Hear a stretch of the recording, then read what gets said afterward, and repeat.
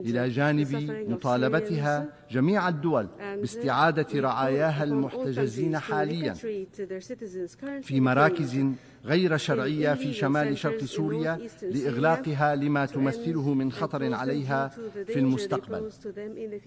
ثانيا، اتباع مسار المصالحات الوطنية والتسويات المحلية، حيث أصدرت 23 مرسوم عفو، مما أسهم في تسهيل إعادة إدماج من ضلوا الطريق في مجتمعهم بشكل سليم، وكان آخرها المرسوم التشريعي رقم 27 الذي صدر في 22 أيلول الجاري. ثالثا، دعم الوصول الإنساني من خلال جملة أمور، من بينها منح أذون متعددة للأمم المتحدة لاستخدام 3 معابر حدودية لإيصال المساعدات الإنسانية إلى مستحقيها من المدنيين السوريين في شمال غرب سوريا، إلى جانب منح الموافقات اللازمة لإيصال تلك المساعدات من الداخل، على الرغم من عرقلة التنظيمات الإرهابية لهذا الوصول الإنساني ونهبها للمساعدات وحرفها عن وجهتها.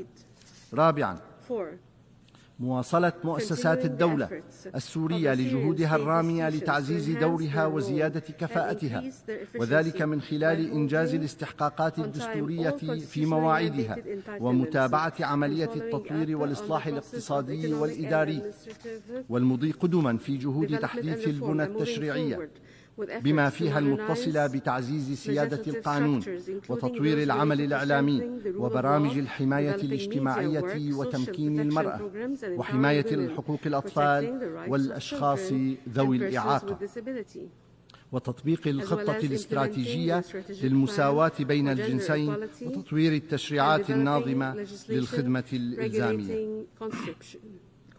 خامسا، بذل جهود قصوى لدعم عودة كريمة للاجئين والمهجرين السوريين إلى مناطقهم، حيث تم التفاهم مع مفوضية الأمم المتحدة لشؤون اللاجئين على جملة من الإجراءات يجري تنفيذها بدقة، كما يتم إجراء مناقشات مع بعض دول الجوار لإطلاق مشاريع ريادية يمكن أن تمثل نموذجا تساعد على تسهيل وتسريع العودة.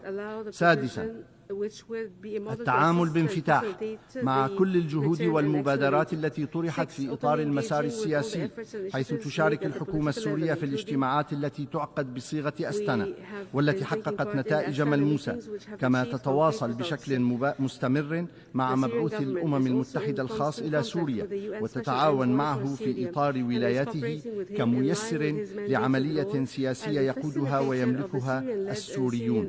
سابعا، الالتزام بالحوار والدبلوماسية كأساس لمسار تصحيح علاقات الدول الأخرى مع سوريا، حيث حرصت الحكومة السورية على التعامل بإيجابية مع مختلف المبادرات التي طرحت في هذا المجال، وذلك انطلاقا من قناعتها الراسخة بأن بناء علاقات سليمة مستندة لمبادئ محددة وأسس واضحة تضمن الوصول للنتائج المرجوة، وفي مقدمة ذلك الاحترام المتبادل للسيادة ووحدة الأراضي والتعاون المشترك لمواجهة كل ما يهدد الأمن والاستقرار، والعمل من أجل خدمة المصالح المشتركة بعيدا عن التدخل في الشؤون الداخلية. السيدات والسادة، إن سوريا إذ تداوي جراح ما تعرضت له فإنها تتطلع نحو المستقبل بكل أمل وتفاؤل، إلا أن نجاح جهودها يستلزم بالضرورة كف الغرب الجماعي عن تسييس العمل الإنساني وربطه بالمشروطية السياسية ووفاء المانحين بتعهداتهم في التمويل الإنساني وتوفير حلول مستدامة لسبل العيش ودعم الصمود، بما في ذلك من خلال تعزيز مشاريع التعافي المبكر وزيادتها كما ونوعا والرفع الفوري والكامل وغير المشروط للتدابير القسرية الانفرادية.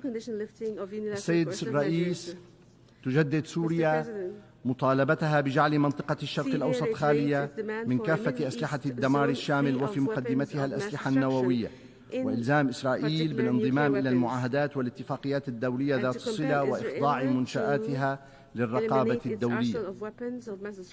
تعرف سوريا عن دعمها وتضامنها مع الأشقاء في الدول العربية، لا سيما تلك التي تواجه ظروفا صعبة فرضتها التدخلات الأجنبية في شؤونها أو ظروفا طبيعية أو تغيرات مناخية. تعيد سوريا تأييدها لحق الاتحاد الروسي في الدفاع عن نفسه وحماية أمنه القومي، ردا على السياسات الغربية العدوانية ورفضا لمنطق الهيمنة والأحادية القطبية، وتدين في هذا السياق محاولات الاستيلاء على الأصول المالية الروسية. تؤكد سوريا مجددا تأييدها الكامل لحق جمهورية إيران الإسلامية في الاستخدام السلمي للطاقة النووية، وتشيد بالنهج البناء والمسؤول الذي تتبعه إيران في هذا المجال. تجدد سوريا دعمها لمبدأ الصين الواحدة وتأييدها لمواقف جمهورية الصين الشعبية في مواجهة محاولات التدخل الخارجي في شؤونها الداخلية، واتخاذ ما تقرره من إجراءات للدفاع عن سيادتها. تدين سوريا الحصار الاقتصادي الأمريكي المفروض على كوبا منذ عقود، وترفض إصدار الإدارة الأمريكية لما تسميه زورا قائمة الدول الراعية للإرهاب، وتدعو سوريا إلى وقف المناورات والتدريبات العسكرية التي تجريها الولايات المتحدة في شبه الجزيرة الكورية، التي تؤدي إلى تصعيد للتوتر في تلك المنطقة. كما تجدد بلادي تضامنها مع فنزويلا في مواجهة التدخلات السافرة في شؤونها الداخلية والسياسات العدائية ضدها. تطالب بلادي بالرفع الفوري لجميع الإجراءات القسرية أحادية الجانب التي تفرضها الدول الغربية على روسيا وإيران وفنزويلا وبيلاروس وكوبا ونيكاراغوا وكوريا الديمقراطية وإريتريا وغيرها، وضد بلاد سوريا. السيد الرئيس، في ختام كلمتي أود أن أدعو دول العالم للتحلي بالشجاعة واتخاذ القرار الصائب الذي يضمن حاضرا ومستقبلا أفضل لنا وللأجيال القادمة، وينقذ البشرية من ويلات حروب كبرى تلوح في الأفق، وذلك من خلال إصلاح المؤسسات الدولية السياسية والمالية بما يبعدها عن الهيمنة والأحادية القطبية، ويردع محاولات تقويض ميثاق الأمم المتحدة والاستعاضة عنه بما يسمى بالنظام القائم على القواعد. إن الجمهورية العربية السورية إذ تتطلع إلى أن تكون الدورة الحالية للجمعية العامة تحت قيادتكم قادرة على الوفاء بشعارها، فإنها تشدد على أن النجاح في ترجمة هذا الشعار إلى واقع عملي يتطلب التخلي عن سياسات الهيمنة والإقصاء والحصار والعقاب الجماعي للشعوب، والالتزام بميثاق منظمتنا واحترام القانون الدولي والدبلوماسية متعددة الأطراف، ومنح الدول النامية فرصا متساوية للنهوض بمجتمعاتها وتحقيق الرفاه والازدهار والتنمية المستدامة لشعوبها. شكرا السيد الرئيس.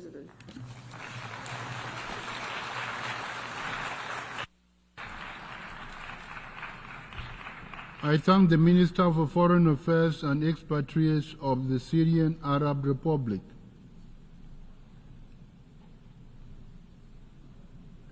I now give the floor to His Excellency Ludwig Gentke Wataka, Minister of Foreign Affairs of Nicaragua.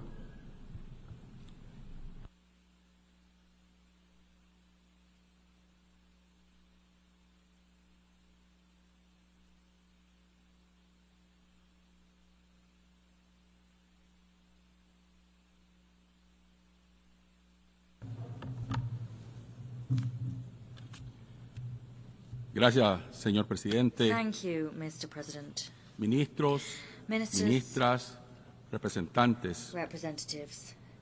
Después de escuchar tantos After hearing análisis, so much analysis, la descripción de tantas the desgracias y description of so calamidades, much misfortune, so many el detalle de los calamities, holocaustos and que nos after afligen como hearing familia detailed humana, descriptions of the Holocaust that afflict us as a después de human ver family, y observar el brillo de after tanta watching inteligencia, so much intelligence sparkle nos before queda el our eyes, silencio, we are left in el vacío, silence, contemplating porque entre the void, tanto que sabemos because o que whilst creemos we saber, have knowledge, or whilst no we think we have encontramos, knowledge, we do no not percibimos find, respuestas we cannot comunes a las detect fragilidades y common dolores de nuestras responses to the sociedades, weaknesses and pains a los that abusos beset y our aberraciones, society. There are a no las agresiones de responses las being found potencias to the y al abuses, injusto aberrations, orden the mundial aggressions que of en global todos los powers, aspectos más to bien the parece ir unjust global order asfixiándonos that más from every y angle más, seems to a pesar increasingly suffocate de nuestro us. conocimiento, And that is happening in experiencia spite of y el espíritu que como knowledge, seres our humanos experience, and debemos nutrir spirit that para we have as iluminarnos human mejor. beings, the spirit that we must nourish Las to better catástrofes light de la our way injusticia, forward, the tragedies la of pretensión de injustice, supremacía, supremacist ambitions, los apetitos the perversos de perverse dominio, appetites for sometimiento y domination, barbarie, subjugation and barbarism, como en los más terribles tiempos were those de los que seen in llamaron the worst times colonización that were o known as conquistas, periods of parece colonization or empeorar, conquest. perennizando These la phenomena esclavitud seem to de be la humanidad worsening,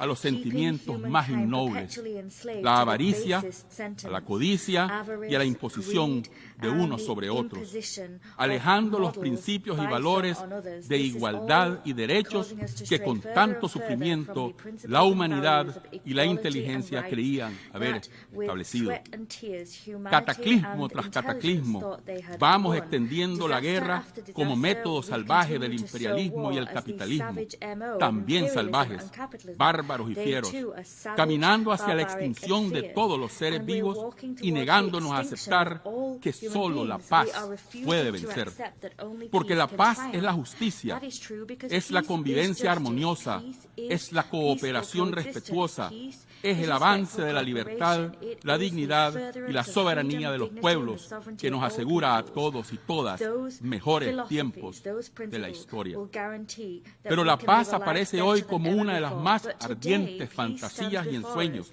as one No of the vivimos most caminos de distant paz illusions. We're y por not supuesto on a journey tampoco to conocemos peace. esa paz justa y And duradera que incidentally, pueda verse we're como el not camino hacia acquainting un mundo ourselves de with this hermandad, just and lasting alegría peace y that solidaridad. could place us on a path Cada towards a mañana world of amanecemos brotherhood, happiness, en and tantas solidarity. partes de Every nuestro morning, planeta in so ante many corners muertos of y our más planet, we muertos, wake up to sacrificados death en las and more hogueras death. de la We wake insulsa up to people superioridad being de unos, sacrificed on the bonfires muertos y of más the muertos insipid que supposed pesan superiority o of deben some pesar en la over others. conciencia de los We guerreristas, wake up comerciantes before y killings traficantes de guerras apocalípticas, and massacres, which impuestas should por quienes a mark the sangre y consciences fuego, of warlords, arrasando seres, magnates, culturas, and those that tierras, traffic in apocalyptic esclavizando, worlds. These walls are crucificando, imposed on some pretenden people and que la vida by some people sea and others, and a they su lay gusto, waste to beings, antojo y cultures, conveniencia. lands. They En esta crucify, masacre and they do all cotidiana, of this to ensure ¿cuántos that life pierden meets o their perdemos? tastes, whims, and Y interests. particularmente In en these la daily esfera de los massacres, how much sentimientos do y we emociones lose, más particularly when it humanas y comes profundas, to the most desde el deeply amor, rooted human la emotions fraternidad that we have, y la esperanza love, que los brotherhood, seres and hope. humanos These parecemos are values estar that human abandonando. beings seem to be casting Esos aside. valores son These indudablemente values are undoubtedly víctimas del victims infierno of que nos the venden hell como that paraíso they sell to y de us las as a satánicas heaven. majestades que, Victims of these desconociendo satanic las tragedias que kings that imponen, dismiss se olvidan the del tragedies they principio visit elemental upon us, y and in básico so de la doing, they forget civilización, the core que debería principle of ser civilization, el which poder should de be todos y todas power por el bien de todos enjoyed y by todas. all for the good of Perdemos all el of us. alma cada día, Every day we lose y no porque la heart. We vendamos lose al our demonio o a soul, los not diablos, because we sell sino it to porque the devil nuestras and his generaciones, satanic underlings, que but deberían haber rather aprendido because our tanto de los generations millones that de should have seres learned so humanos much from the sacrificados millions of a human lo beings largo that de la have sacrificed historia throughout en las hogueras de history vanidades on y the ambiciones, bonfires of vanity and ambitions. de egoísmos fatales y de fracasos no These interiorizados. people are Los enemigos de la paz pretenden victims of y deadly parecen ir selfishness, lográndolo, lessons that they fail to learn convertirnos en el más We árido forget de all los of that, desiertos and instead, en enemies of términos peace de esa espiritualidad try que to no vemos, convert the que world desconocemos into the most y de las arid of fortalezas deserts, de la conciencia spiritually humana arid. que And no aplicamos. we ignore all of this, Entre and we todas las fail to agresiones, harness barbaries, our human ataques, strength. We're crímenes, faced with so much entre aggression, todas las barbarism, arremetidas attacks, satánicas crimes, infernales, entre satanic todas las assaults are evidencias being del mal waged venciendo al on all bien, of us. Sí, nos queda a los pueblos que sabemos luchar, nuestra cultura y experiencia espiritual, de dignidad y decoro nacional. Esa es nuestra grandeza. Ese es nuestro patrimonio más preciado. Ese es el reino de Dios en la tierra. Ese es el inicio, la alborada de un mundo nuevo que va naciendo entre angustias, sufrimientos y dolores, forzados e impuestos por esas mentes enfermas que no ven, no quieren ver este otro mundo e intentan seguir habitando para su provecho, con siglos de atraso, el viejo y sangriento mundo. ¿Cuántos dolores, cuántas batallas, cuántas cadenas, cuánta esclavitud, y todas forjando el acero de nuestra condición humana, que va caminando de verdad en verdad, de despertar en despertar, de coraje en coraje, de arrojo en arrojo, cada día acumulando paradójicamente más gloria y más victorias de la verdad verdadera y del espíritu humano que debemos entre todas y todas hacer prevalecer. Nadie puede arrebatarnos la certeza de un mundo nuevo. Nadie puede arrebatarnos la realidad de un mundo fraternal, de comprensión, solidaridad y cooperación respetuosa en el presente y para el porvenir de todos y todas. En el viejo mundo, diseñado por los conquistadores, quedarán frustrados ellos, tristes y solos, con la condena y el repudio de los que hemos aprendido a reverenciar el amor, a desterrar las grotescas imposiciones del odio, a enterrar las humillaciones, las degradaciones, indignidades y sobre todo, a desconocer el terror, el miedo con el que nos asusan y quieren intimidar los condenables de la tierra.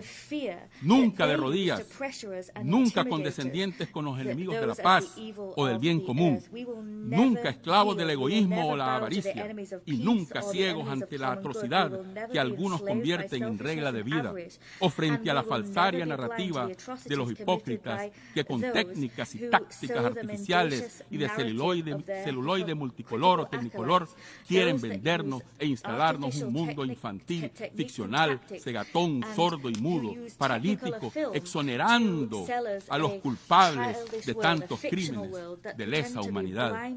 No nos callamos ni nos callaremos. Denunciamos y condenamos el genocidio que el gobierno de Israel y sus aliados en el primer mundo han cometido, cometen y siguen cometiendo contra el glorioso pueblo palestino, contra el valiente pueblo del Líbano y contra tantos otros pueblos valientes, bravos y dignos que no se subordinan a la brutalidad. No nos callamos ni nos callaremos. Denunciamos y condenamos las agresiones contra Siria, Irán y tantos otros grandiosos y batalladores hermanos en todos los continentes. No nos callamos ni nos callaremos. Denunciamos y condenamos la ocupación y usurpación de derechos de pueblos y países como Haití. No nos callamos ni nos callaremos. Denunciamos y condenamos la sistemática política de exterminio de culturas y derechos que las potencias coloniales e imperialistas mantienen contra pueblos, gobiernos, países que como Cuba, Venezuela, Bolivia, Nicaragua, integramos la Alianza Bolivariana para los pueblos de nuestra América, el ALBA, en una estratégica unidad de defensa de nuestras soberanías, independencias y legítimos caminos y modelos propios de institucionalidad, protagonismo y democracia participativa y directa que ejercemos.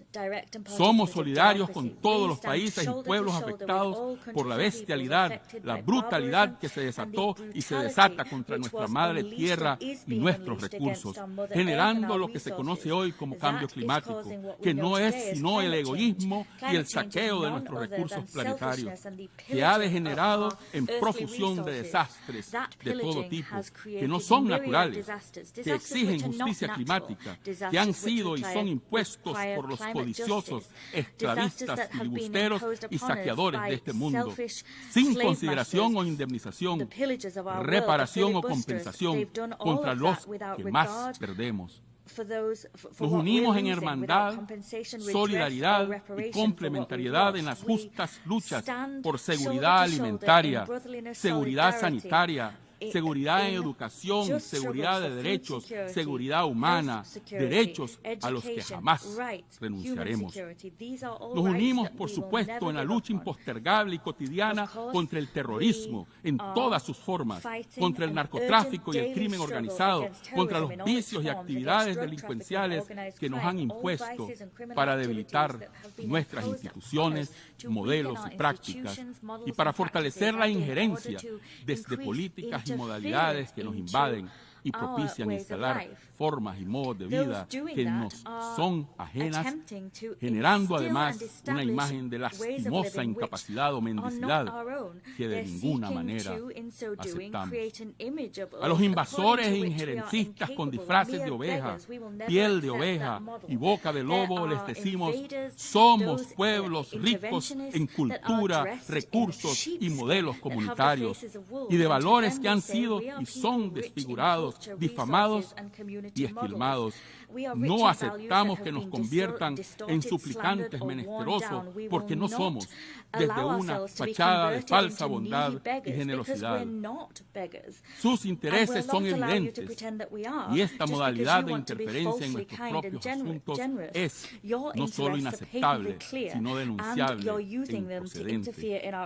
Tenemos derecho a todas nuestras libertades y a la dignidad suprema del espíritu y la cultura, de la conciencia y el convencimiento, del aprendizaje y la congruente, permanente y humilde peregrinación que nos lleva a aprender de todos y todas, a incorporar todo lo bueno y a desechar y repudiar todo lo que busca convertirnos en conglomerados serviles, divididos por las estrategias de los imperialistas de la tierra. Defendemos nuestro supremo sueño con Bolívar, Martí, Sandino, Morazán y tantos grandes seres que nos antecedieron y nos anticiparon el deber de luchar para vencer y vencer.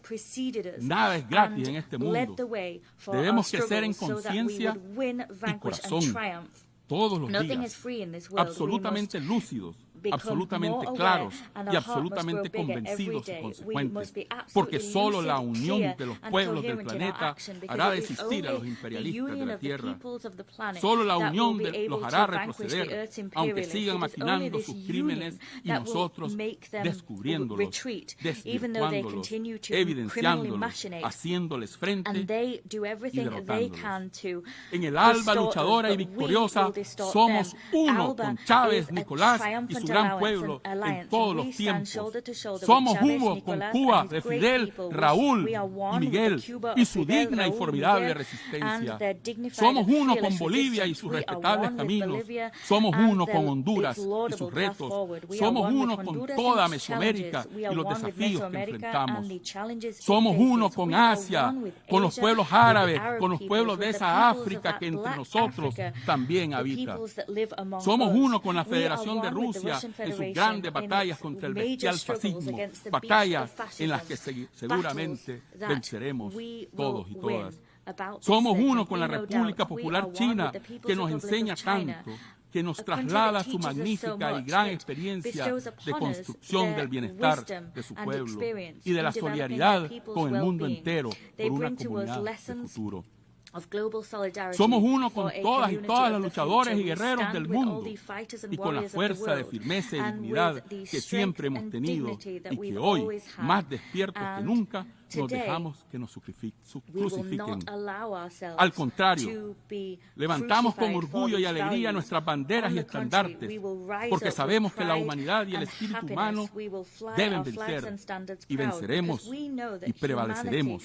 Solo así preservamos y acrecentamos los más altos ideales y valores de esa humanidad que somos todos y todas. Desde nuestra Nicaragua bendita, digna, siempre soberana, cristiana, socialista y solidaria, nuestro abrazo a todas y todos los que en el mundo queremos paz, cariño, respeto, derecho y bienestar. Con todos y todas unidos siempre.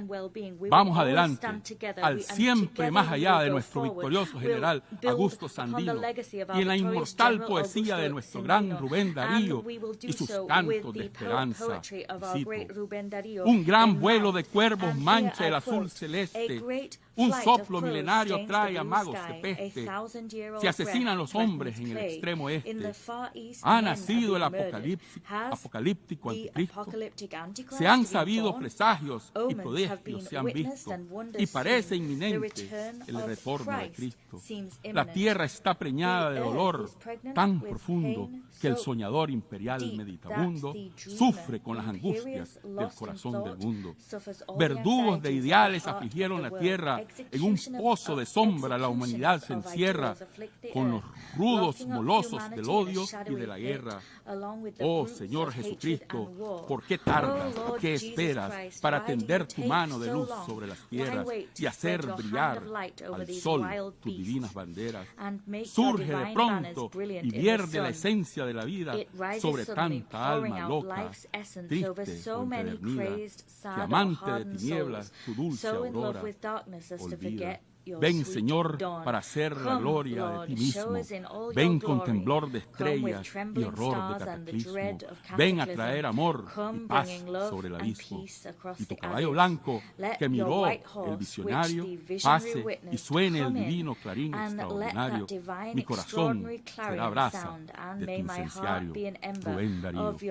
Hoy recordamos al nicaragüense, padre, sacerdote, canciller de la dignidad y decoro de nuestros pueblos, Miguel de Escoto Brockman, quien luchó y nos heredó la responsabilidad de batallar por la refundación de las Naciones Unidas, para que sirvan al debate y al combate por la justicia, el derecho a la armonía y la felicidad de los pueblos.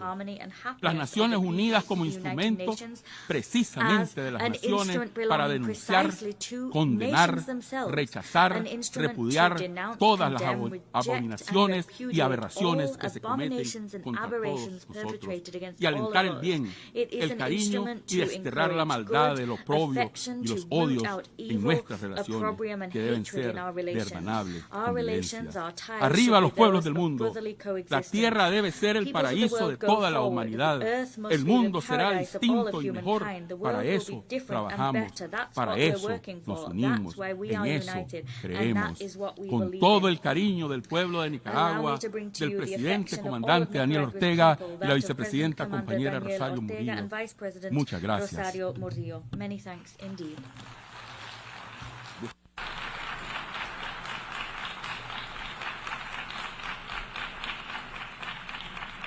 I thank the Minister for Foreign Affairs of Nicaragua. I now give the floor to His Excellency Osman Saleh Mohammed, Minister for Foreign Affairs of Eritrea.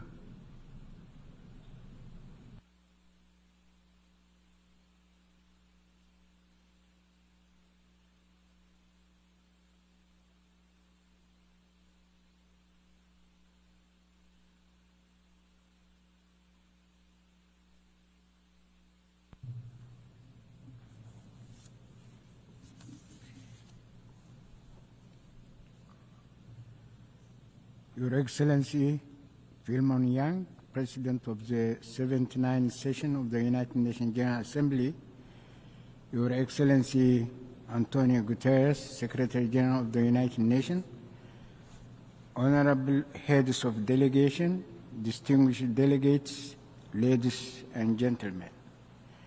Mr. President, allow me to join previous speakers to congratulate Your Excellency for your election to the presidency of the 79th session of the United Nations General Assembly. The current session is taking place at a crucial juncture of transition in the architecture of global governance. Before delving into the main subject, allow me to digress a bit and dwell on some historical perspectives. As it will be recalled, maintenance of global peace was indeed the overarching mantra and proclaimed objective when the League of Nations was established 1 century ago in January 1920 in the immediate aftermath of the First World War. But in spite of the lofty pronounced objectives, the League of Nations could not fully measure up to the noble task and deter the eruption of the Second World War. 25 years later, in October 1945, the United Nations was solemnly established to prevent another world war and guarantee durable global peace, but our global community was plunged into the era of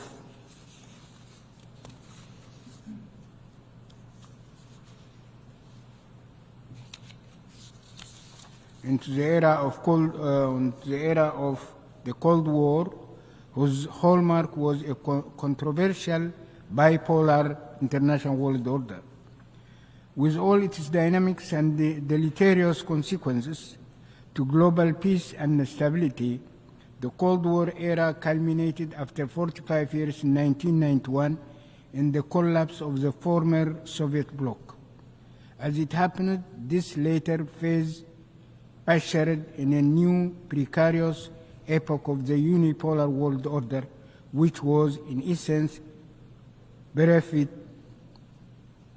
of any new ideology. As a matter of fact, the new dispensation represented a retrograde relapse to and revival of centuries-old colonialism and slavery.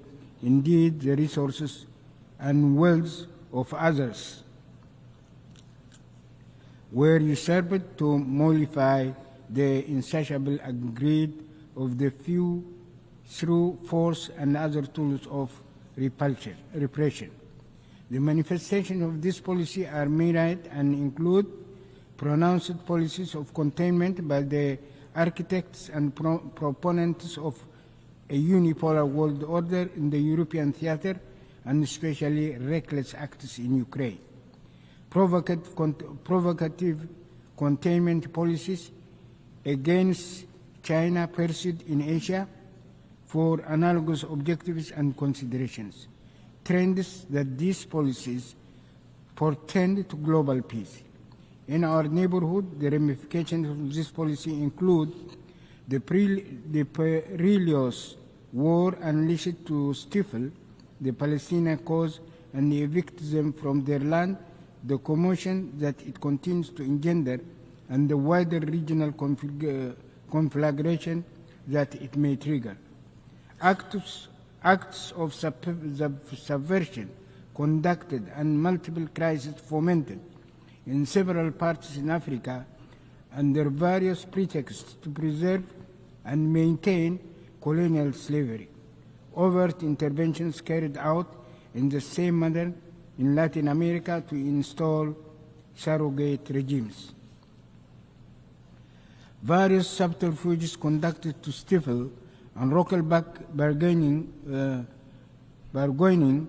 public protests in Europe and the United States against the backdrop of fragmentation of traditional coalitions.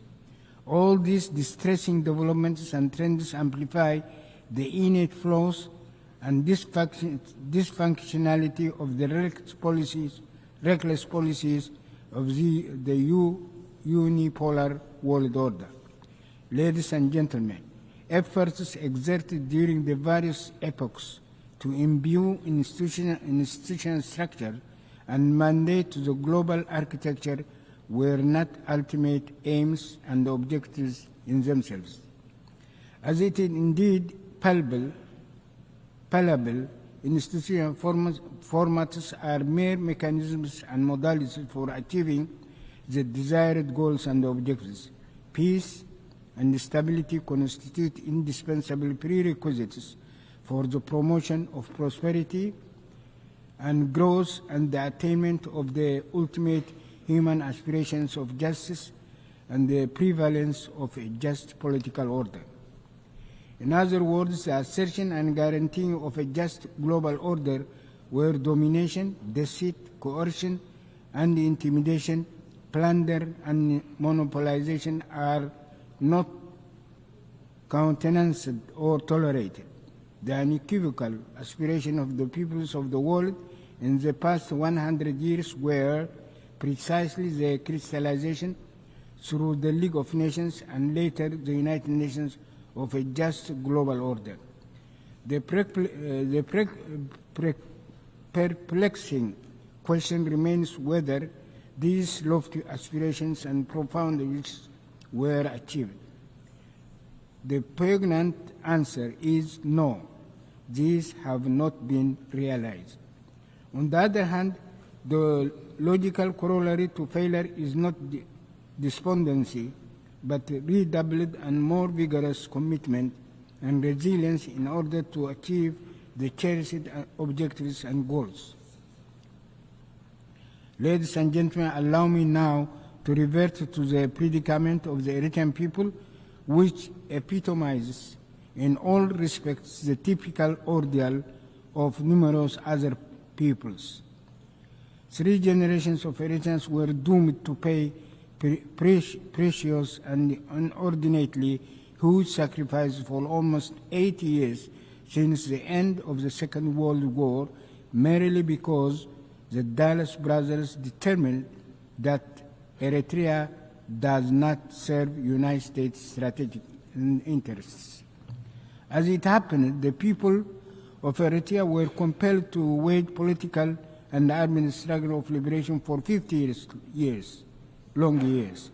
And even when they achieved their hard-won independence in 1991, they were denied respite and the opportunity to funnel their energies for nation building.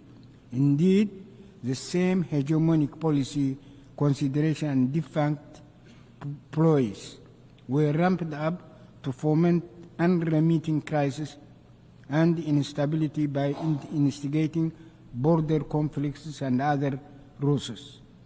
The suffering and the economic damage that was inculcated, the opportunity loss incurred, have been enormous by any standards. Still, and in the face of unwarranted onslaught, the resilience of the Eritrean people was not dampened, and yet the spiral of mindless hostility continued to intensify without let up. In 2009, Eritrea was subjected to sanctions on the basis of unsubstantiated and trumped up charges.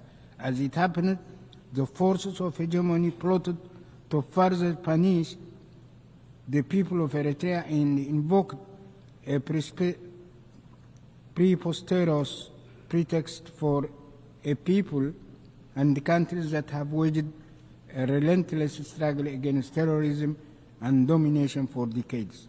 The sanctions were ultimately lifted in 2018, but the question remains, why was it imposed in the first place? Furthermore, it must be borne in mind that illicit unilateral sanctions, futile demonization campaigns, as well as subversive acts to instigate conflicts in the region still continue unabated. Ladies and gentlemen, the ordeals meted out to the people of Eritrea is only the tip of the iceberg.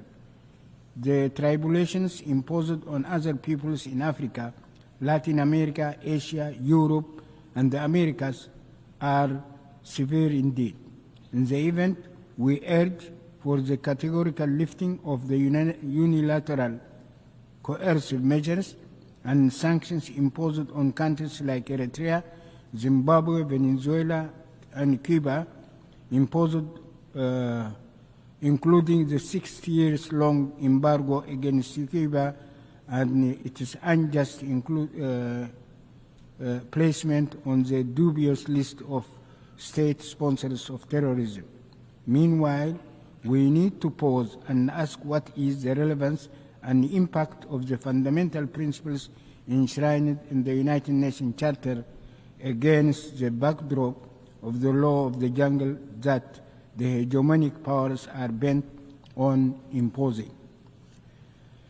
This precarious reality amplifies the imperative and the urgency for the peoples of the world to strive with higher vigor, fortitude, and enhanced solidarity than what has transpired for 100 years, to install a global order that guarantees peace and stability.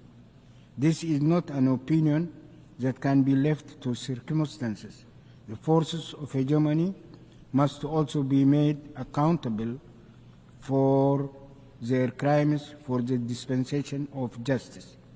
Let me conclude my brief address by reiterating our best wishes for success in our current endeavors.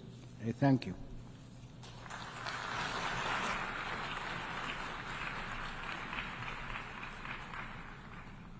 I thank the Minister of Foreign Affairs of Eritrea. I now give the floor to His Excellency Bakari Yau Sangare, Minister of Foreign Affairs, Cooperation, and Nigerian abroad of the Niger.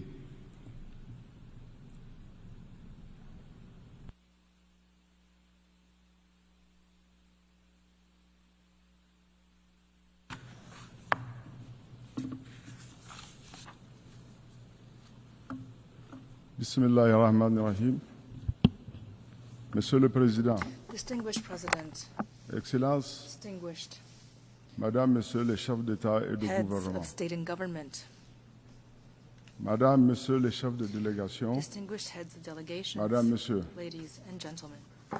je voudrais tout d'abord At the outset, adresser mes vives I would like to félicitations à warmly Monsieur Philemon congratulate Yang Mr. Philemon pour Yang son élection on his election à la présidence as de la President of the 79e 79th session session de l'Assemblée générale of des the Nations UN Unies. General Assembly. Je souhaiterais par la même I occasion also exprimer à son would like prédécesseur, to express to his predecessor, Monsieur Denis Mr. Francis, Dennis Francis de Trinité of Trinidad et Tobago, and Tobago. mes chaleureux remerciements pour le My travail sincere remarquable thanks for accompli durant his son mandat, outstanding work malgré un contexte during his mondial mandate, plein de despite bouleversements. the turbulent global Hélas, context. Mes félicitations, je n'irai pas plus loin dans mes félicitations et vous comprendrez I pourquoi. will not go any further in my congratulations. Madame, Monsieur, you'll understand why. Il y a un an Ladies exactement, and gentlemen, exactly dans 1 cette year même ago, salle, in this same face à hall, sur cette même tribune, from this very mon same pays, le Niger, podium, my country, Niger, a été de façon was injuste unjustly et injustifiée and unjustifiably privé de deprived parole. of its right to speak. Ce n'est pas ça le plus grave. That wasn't the worst On of it. peut, le débat sur le bien fondé de cette décision, This nous l'avons decision eu à son temps. was debated Mais le at plus the grave, time. c'est qu'au même But the moment, worst was that at the les same représentants time, d'autres pays representatives from other qui countries, sont dans la même same situation que le situation mien as we ont were, été autorisés were authorized à prendre to la speak. parole et mieux, And they were even ils ont été reçus received avec les with honneurs honors par by the le Secretary secrétaire général General des Nations of the Unies. United Nations. Vous comprendrez très aisément avec moi, vous You can conviendrez très easily aisément avec moi understand qu'il y a and agree with me 2 poids, 2 that we're mesures. looking at Il y a un double standard qui est de nature à entamer double la standards crédibilité de that notre tarnish the organisation credibility commune. of our common Mon organization. pays a pris cette décision My avec country dignité et accepted il a s'est decision senti with dignity, laissé pour compte. but we did feel C'est pourquoi left behind. Mon intervention That sera is why essentiellement axée My remarks today sur les laissés pour compte will focus on those left et behind la dignité humaine. and on human dignity. La dignité humaine, mesdames et messieurs, Ladies and gentlemen, cadre parfaitement avec perfectly in les idéaux keeping with the de la ideals refondation qui est en cours au Niger. behind our transformation in Les laissés Niger. pour compte, par contre, Those résultent des conflits, left behind, des on violences the other hand, result from conflict, multiples, des inégalités, violence in many du forms, déficit inequality, de solidarité, and the lack ainsi of que de la solidarity, as well as marginalisation the d'une grande partie de marginalization la of a large population portion of the de notre population planète qui of our pourtant planet, aspire people à un who monde meilleur. aspire for a better world. Avant de continuer, je voudrais For continuing, saluer la I would participation like à cette to session welcome de la into Palestine. this session the presence of Laissez pour Palestine, compte. which has Nous been fondons left l'espoir behind. que sa We présence hope tant that méritée its parmi nous presence, so richly constitue deserved une étape among us, décisive vers l'avènement d'un État palestinien libre, indépendant, souverain, vivant en paix avec ses voisins dans ses frontières de 1967. Le Niger réaffirme son soutien à la cause palestinienne et estime que seule une solution à deux États pourrait mettre fin au cycle de violence et garantir la paix et la sécurité dans la région. Mon pays déplore également la situation au Liban et appelle à un arrêt immédiat des hostilités. Mesdames et Messieurs, chaque année, nous nous adonnons au rituel de complainte sur la situation des pays pauvres et de plaidoyer pour un monde plus équitable. Mais force est de constater que nous nous réunissons trop, nous agissons peu, en un mot, nous faisons du surplace. Au moment où les pays pauvres lisent-leur, comme disent les jeunes, pour ne pas dire qu'ils s'enfoncent dans la galère, les riches s'en mettent plein les poches avec nos ressources. Continuent de soutenir des régimes corrompus et inféodés qui truquent les élections et plongent leur peuple dans la misère totale.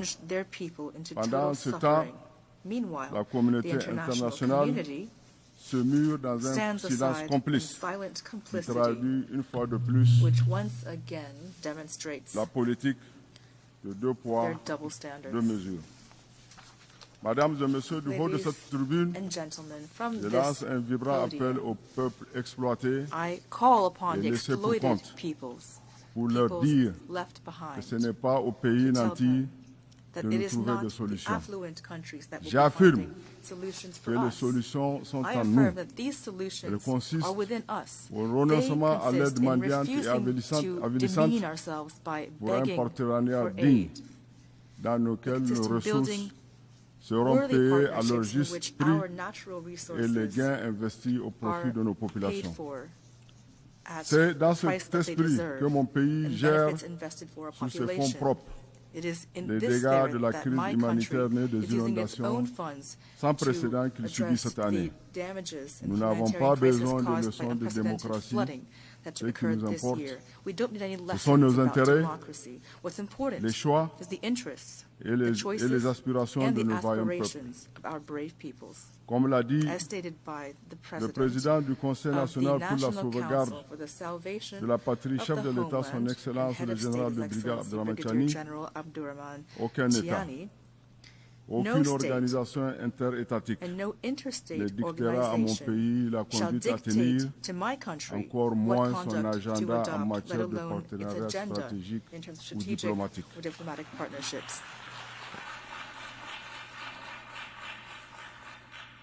Mesdames et Messieurs, comme vous le savez, la région du Sahel est en proie depuis plus d'une décennie à une grave crise sécuritaire qui menace l'existence même de ces États et constitue une atteinte notoire à la paix et à la sécurité internationale. Dans le souci de faire face aux défis communs qui les assaillent, notamment sécuritaires, les trois pays sous le leadership de leurs excellences le capitaine Ibrahim Traoré, président du Faso, le colonel Assimi Goïta, président de la transition du Mali, chef de l'État du Mali, le général de brigade Abdurrahman Chani, président du Conseil national pour la sauvegarde de la patrie, chef de l'État du Niger, ils ont signé le 16 septembre 2023 la charte de Liptako-Gourma instituant l'Alliance des États du Sahel. Aujourd'hui, force est de constater la forte adhésion des populations ainsi que le succès militaire engagé sur le terrain par les forces de défense et de sécurité dans la lutte contre le terrorisme et la criminalité. C'est l'occasion de saluer la création des forces unifiées de l'AES of et la the bonne unified coordination force entre of the les unités mises en AES and place. the excellent Je coordination rends un the vibrant units hommage have demonstrated. à toutes les I victimes pay a civiles sincere et tribute militaires de la to violence all au of the Sahel. civilian and military Mesdames et victims Messieurs, à of the l'occasion violence du in the sommet Sahel. historique des Ladies and chefs de gentlemen, l'État at the historic de summit of the l'AES heads of state of the tenu à AES Niamey le held 6 in juillet Niamey 2024, on July 6, l'Alliance s'est 2024, transformée the en une alliance confédération became a qui confederation, repose sur trois piliers, based on three les pillars, 3D, à savoir la défense et la defense and sécurité, security, la diplomatie diplomacy, et le développement. and development. Ce nouveau cadre stratégique new d'intégration strategic destiné à framework for devenir à terme une integration fédération has the ultimate goal of dispose d'un becoming a fort federation. potentiel de ressources It boasts a naturelles wealth of natural pour atteindre resources ses objectifs. to attain Ce its goals. potentiel This wealth fait l'objet de has caught convoitises de the certaines covetous puissances eye of occidentales certain Western powers financent, which are financing arment and arming les groupes terrorist terroristes groups afin in de order to déstabiliser nos pays. destabilize our countries. Le Niger reaffirms réitère sa ferme its condamnation à strong ces actes hostiles condemnation et of rejette these hostile toute forme acts d'appui and rejects au all terrorisme, forms of support notamment for le terrorism, soutien actif et publiquement especially revendiqué par the l'Ukraine active and public à la support of coalition Ukraine terroriste qui a for the lâchement terrorist attaqué coalition that la perpetrated localité a de cowardly Tinzaouaten attack au Mali. on Tinzaouaten C'est in également, Mali.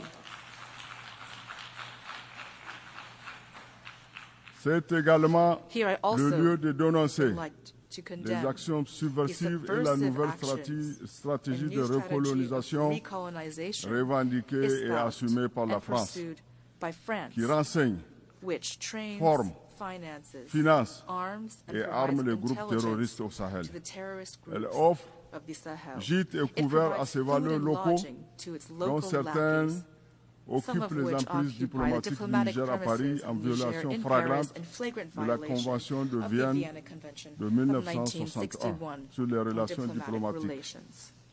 Loin de So briser far la from halting dynamique the en cours au momentum Sahel, underway in the Sahel, ces these tentatives de attempts at déstabilisation destabilization ne font are que only renforcer la strengthening détermination our de nos country's pays resolve à aller to de forge l'avant dans la ahead poursuite des objectifs as we fixés. pursue our goals. En dépit de toutes ces In spite of adversités, all these adversities, la caravane de l'AES the passe. AES caravan Monsieur goes le on. Président, Mr. President,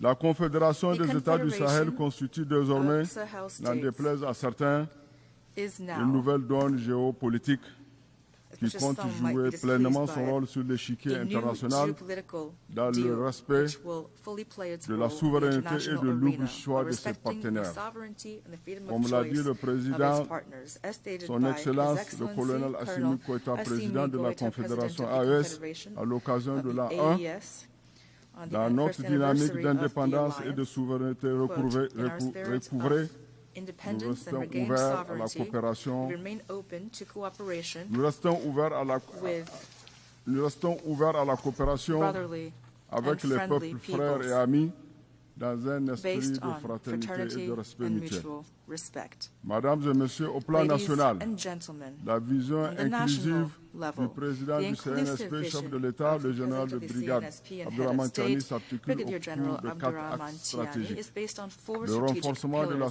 sécurité et de la follows: cohésion sociale, bolstering la security and promotion social de la bonne cohesion, gouvernance, promoting good governance, le développement developing de des production bases de bases, production et l'accélération and des réformes sociales. accelerating social reforms. Ces bases, ces axes These pillars visent à assurer la aim to souveraineté ensure sécuritaire, the security, politique et political, and socio-économique de notre pays. socio-economic sovereignty À cet of égard, our countries. il constitue le cadre de référence They de toutes les inform interventions de all l'État et de ses of partenaires the pour créer les actions of the conditions state and its partners de la transformation to pave the way structurelle de for a l'économie structural nigérienne transformation of et de the la Nigerian rémunération du bien-être economy des and to populations. improve the population's Pour accompagner well-being. cette transformation, To guide notamment this dans le secteur transformation, minier et especially in the pétrolier, mining and oil mon sectors, pays est my disposé à country conclure des is willing to partenariats sign avec les partnership investisseurs agreements with foreign étrangers investors sur la based base on du the principe principle of gagnant-gagnant win-win cooperation et du respect de and la while dignité respecting de the nos dignity populations of jusque-là our laissées pour peoples, compte. which have until now been left L'objectif behind. The goal est de faire du is to Sahel make the Sahel une zone de a paix region of peace et de and prospérité, comme l'a prosperity, affirmé as affirmed le président by Tiani. President Tiani.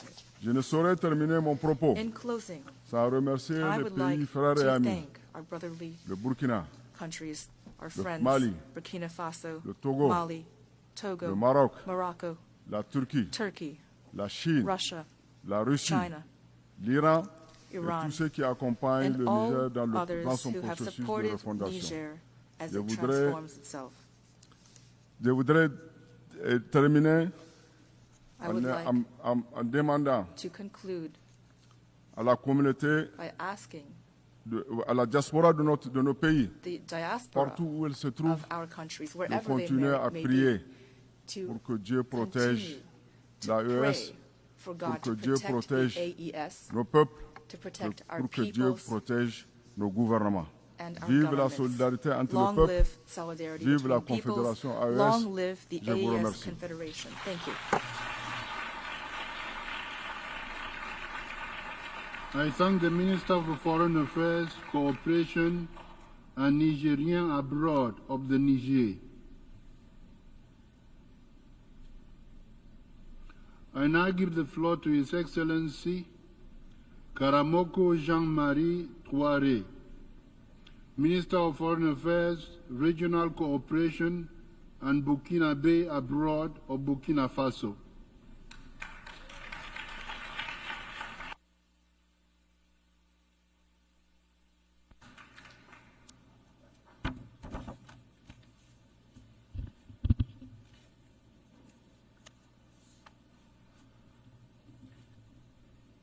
Monsieur le Président, Mr. President, Monsieur le Secrétaire général des Nations Secretary Unies, General of the United Nations, distingués délégués, distinguished delegates, j'ai le grand privilège I have the great et privilege l'immense honneur de and vous transmettre, the honor au nom of de Son conveying Excellence to le you, capitaine on Ibrahim behalf Traoré, of His Excellency président du Captain Faso, Ibrahim chef de l'État, Traoré, President of Burkina le Faso, salut Head of State, fraternel the brotherly et amical and du friendly vaillant peuple de greetings Burkina of Faso, the valiant people of qui, Burkina malgré Faso, toutes les the adversités, people who, in the face notamment of l'ignominie adversity, des agresseurs namely the et ennemis de la heinous paix, acts of aggressors les manipulations and enemies of et les peace, ingérences de toute machinations nature, and a interference su développer une in résilience its many forms, a pour people that, in poursuivre spite sa of all marche of the radieuse above, vers un have développement developed a économique, resilience social, to continue inclusif. its glorious journey Il me towards plaît inclusive également social and de vous economic traduire development. au nom du I'm gouvernement also et du peuple delighted burkinabé to bring to you, on mes behalf of chaleureuses the people and government félicitations of Burkina pour votre Faso, brillante my élection à la warm présidence de cette congratulations, Mr. 79e President, on your session brilliant ordinaire. election to steer this À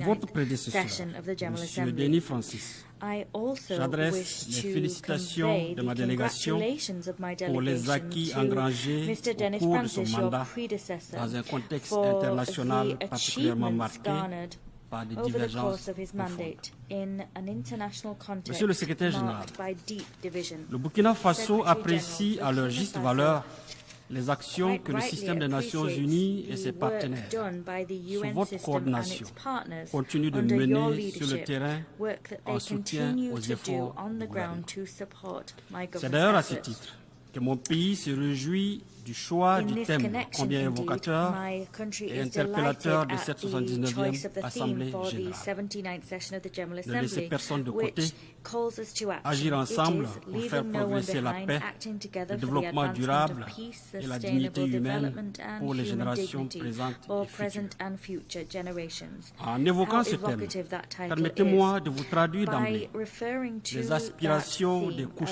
allow sociales me sahéliennes en général first of all, to et du convey Burkina to Faso you en the particulier. aspirations of all strata of Je suis un paysan society qui in veille et general perpétue and les the traditions et aspirations of coutumes. Burkina Faso's people Je in particular. cultive avec ardeur One ma account terre qui m'a été reads léguée as par mes follows. ancêtres I am a pour nourrir ma peasant from Burkina famille et Faso. assurer I mon look to bien-être. protect traditions and customs. Je veux pouvoir I vivre passionately libre, farm digne my et land fier. that's been bequeathed to Je suis me une by femme, ancestors to une feed mère, my family and une guarantee digne their well-being. descendante des I want princesses to live free, Nyenega, proud and Gimbi in Ouattara. dignity. À Another l'image account d'autres reads, braves I femmes am a woman, a sahéliennes, mother, a dotées d'une dignified force de descendant of caractère à nul autre Nyenega pareil. Gwimbi Ouattara Je princesses. donnerai ma vie Like pour other assurer la brave survie et Sahelian l'épanouissement women, de mes enfants, I have mes frères an et sœurs, unparalleled strength of mes character. compatriotes, I would give my dans life une to société guarantee de that paix my et children, my d'amour. brothers and sisters, and my Je veux pouvoir compatriots can vivre survive and libre, thrive in a digne society et of fier. peace and love. I Je wish to suis un live jeune free, Burkinabé, proud, and dignity. cultivateur, Another éleveur, account commerçant, reads, I am a fonctionnaire, young artiste, artisan et étudiant, Burkina Faso citizen. jeune I de am toute a région farmer, a et de tous livestock horizons, rearer, a issu d'une trader, a jeunesse civil brave et servant, an combattante, artist, a craftsman, a engagé student. à apporter ma I pierre am au développement du a Burkina young Faso. person. I am one of the young Je veux people pouvoir from many vivre regions libre, with many digne different et fier. backgrounds. I come from a brave and Je suis un a enfant brave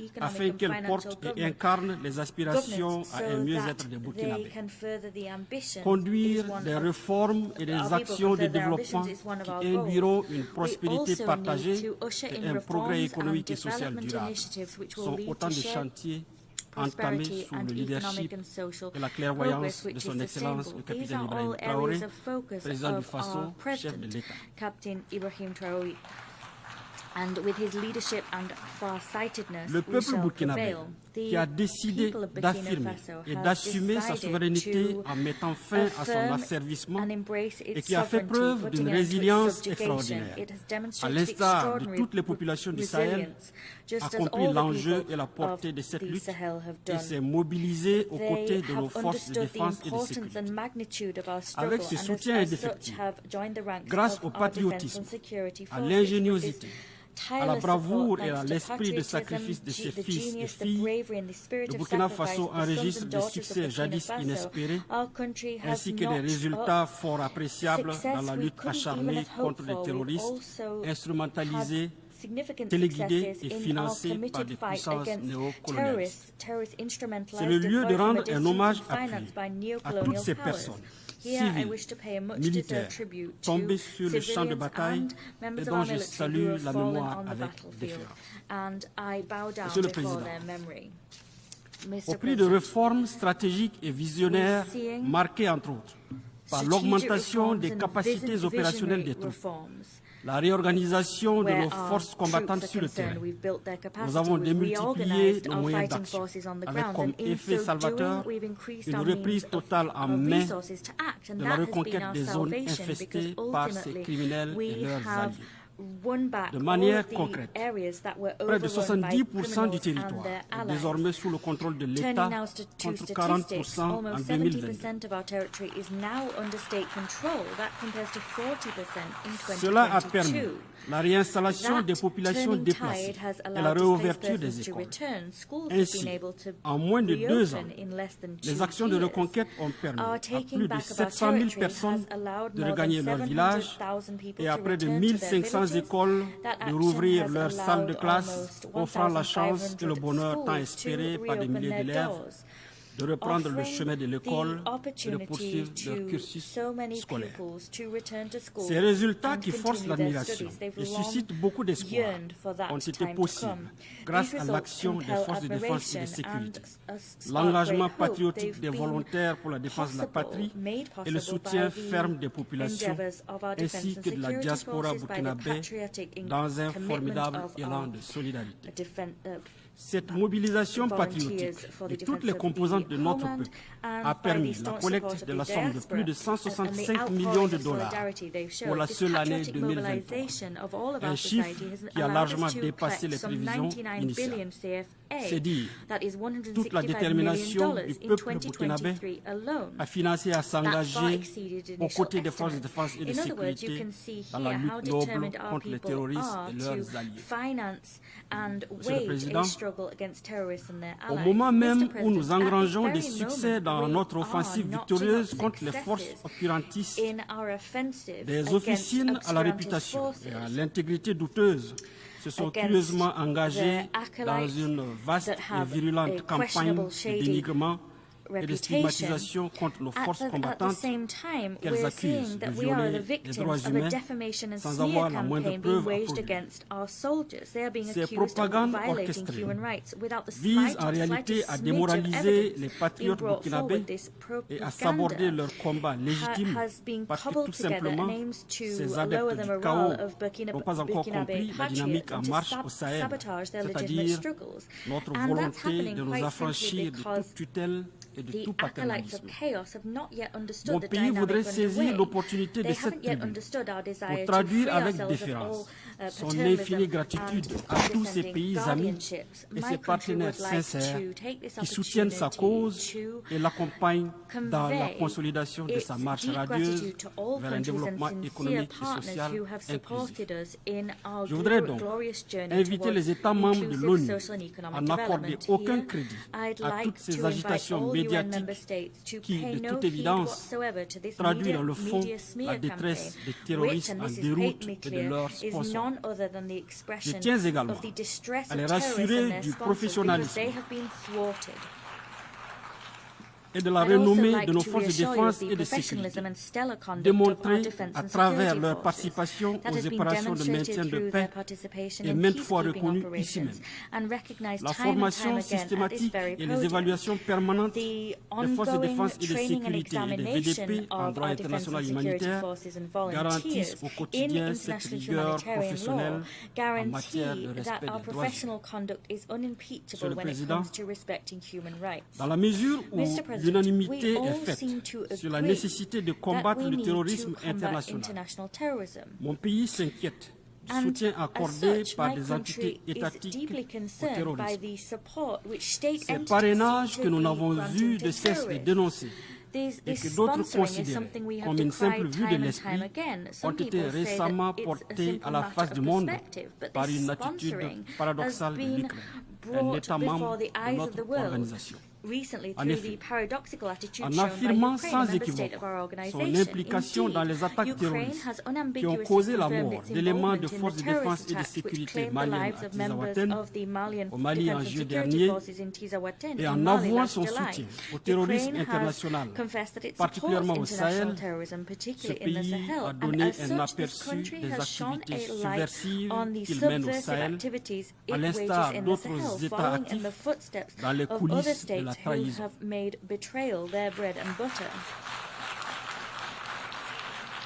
Nous réitérons notre condamnation ferme de ces actes d'agression et d'apologie du terrorisme qui violent la Charte des Nations Unies et les conventions internationales y relatives. Ces faits particulièrement graves sont révélateurs des velléités qui ont constamment jalonné l'histoire de notre continent, à savoir la balkanisation, les assassinats de leaders, l'ingérence dans la politique intérieure des États et la prédation comme but final. Les moyens pour y parvenir vont de la manipulation des élites nationales et des organisations régionales et sous-régionales à la perpétration de guerres par procuration, comme c'est le cas au Sahel, où l'Ukraine et d'autres pays financent et arment impunément les terroristes. Cette lecture, qui du reste trouve sa pertinence dans l'inquiétante prolifération des bases militaires dans notre sous-région, explique aussi la détention par les bandes criminelles d'armes sophistiquées et de dernière génération. Face à ce terrorisme de type nouveau, la stabilité et les fondements de nos États et de notre organisation sont compromis. Il urge donc d'engager des actions vigoureuses. Pour leur part, et s'agissant du cas de l'agression ukrainienne, les pays de la Confédération des États du Sahel en ont déjà saisi le Conseil de sécurité le 20 août dernier et nous attendons des réponses fermes à ce titre. Monsieur le Président, face aux impératifs sécuritaires du Sahel, le Burkina Faso, le Mali et le Niger ont décidé en toute souveraineté le 16 septembre 2023 à travers la charte du Liptako-Gourma de la création de l'Alliance des États du Sahel. Il s'agit d'une alliance militaire. Il s'agit d'une alliance militaire de défense collective et d'assistance mutuelle pour lutter contre le terrorisme et la criminalité en bande organisée sur leur territoire. Pour apporter également des réponses idoines aux défis complexes de développement, les pays de l'AES ont décidé d'étendre le champ de leur coopération aux autres domaines prioritaires de leur espace. Et c'est dans cet esprit que s'est tenu le 6 juillet 2024 à Niamey au Niger, le premier sommet des chefs d'État de l'AES. À l'issue de ce sommet historique, leurs excellences, le capitaine Ibrahim Traoré, président du Faso, chef de l'État, le colonel Assimi Goïta, président de la transition, chef de l'État du Mali, et le général de brigade Abdraman Tiani, président du Conseil national pour la sauvegarde de la patrie, chef de l'État du Niger, ont adopté le traité portant création de la Confédération des États du Sahel.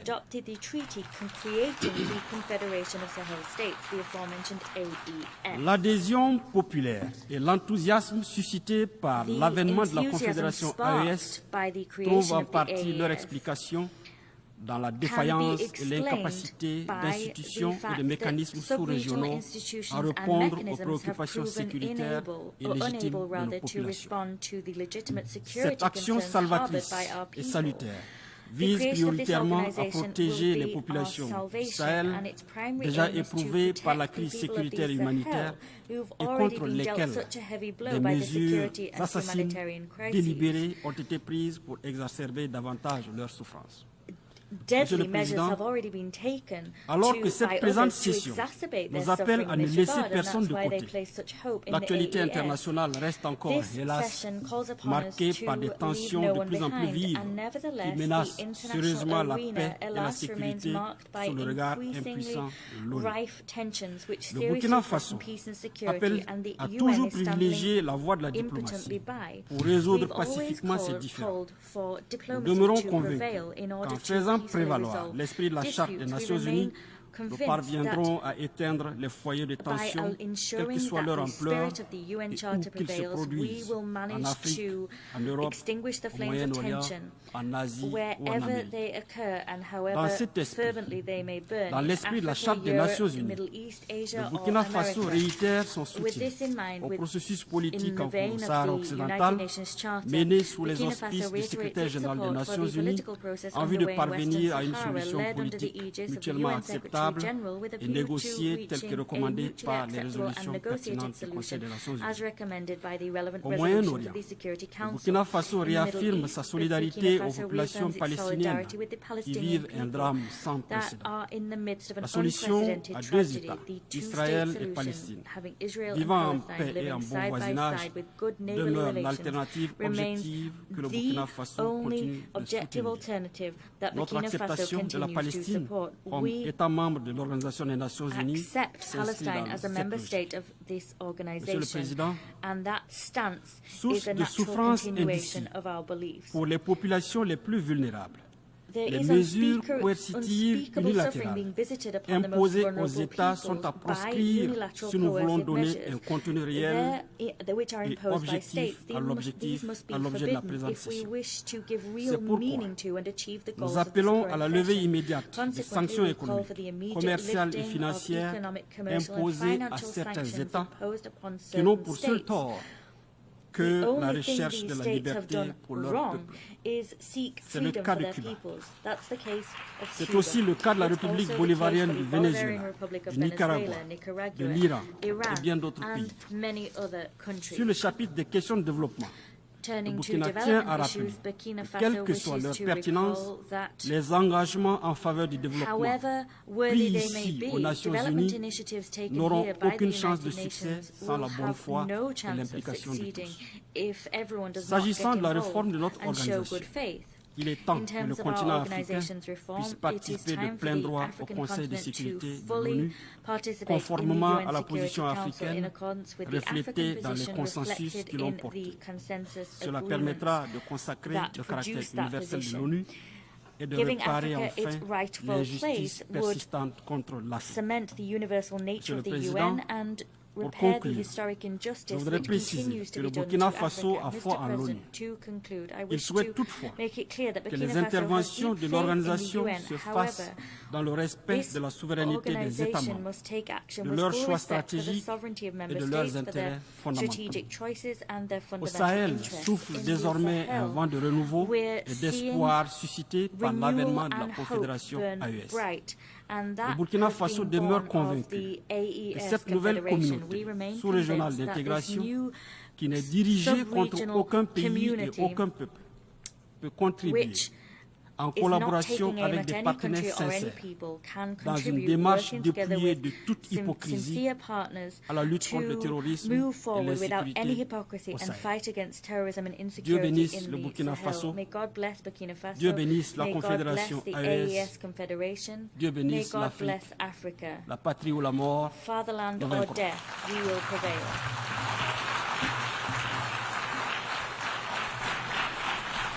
I thank the Minister of Foreign Affairs, Regional Cooperation and Burkinabe Abroad of Burkina Faso.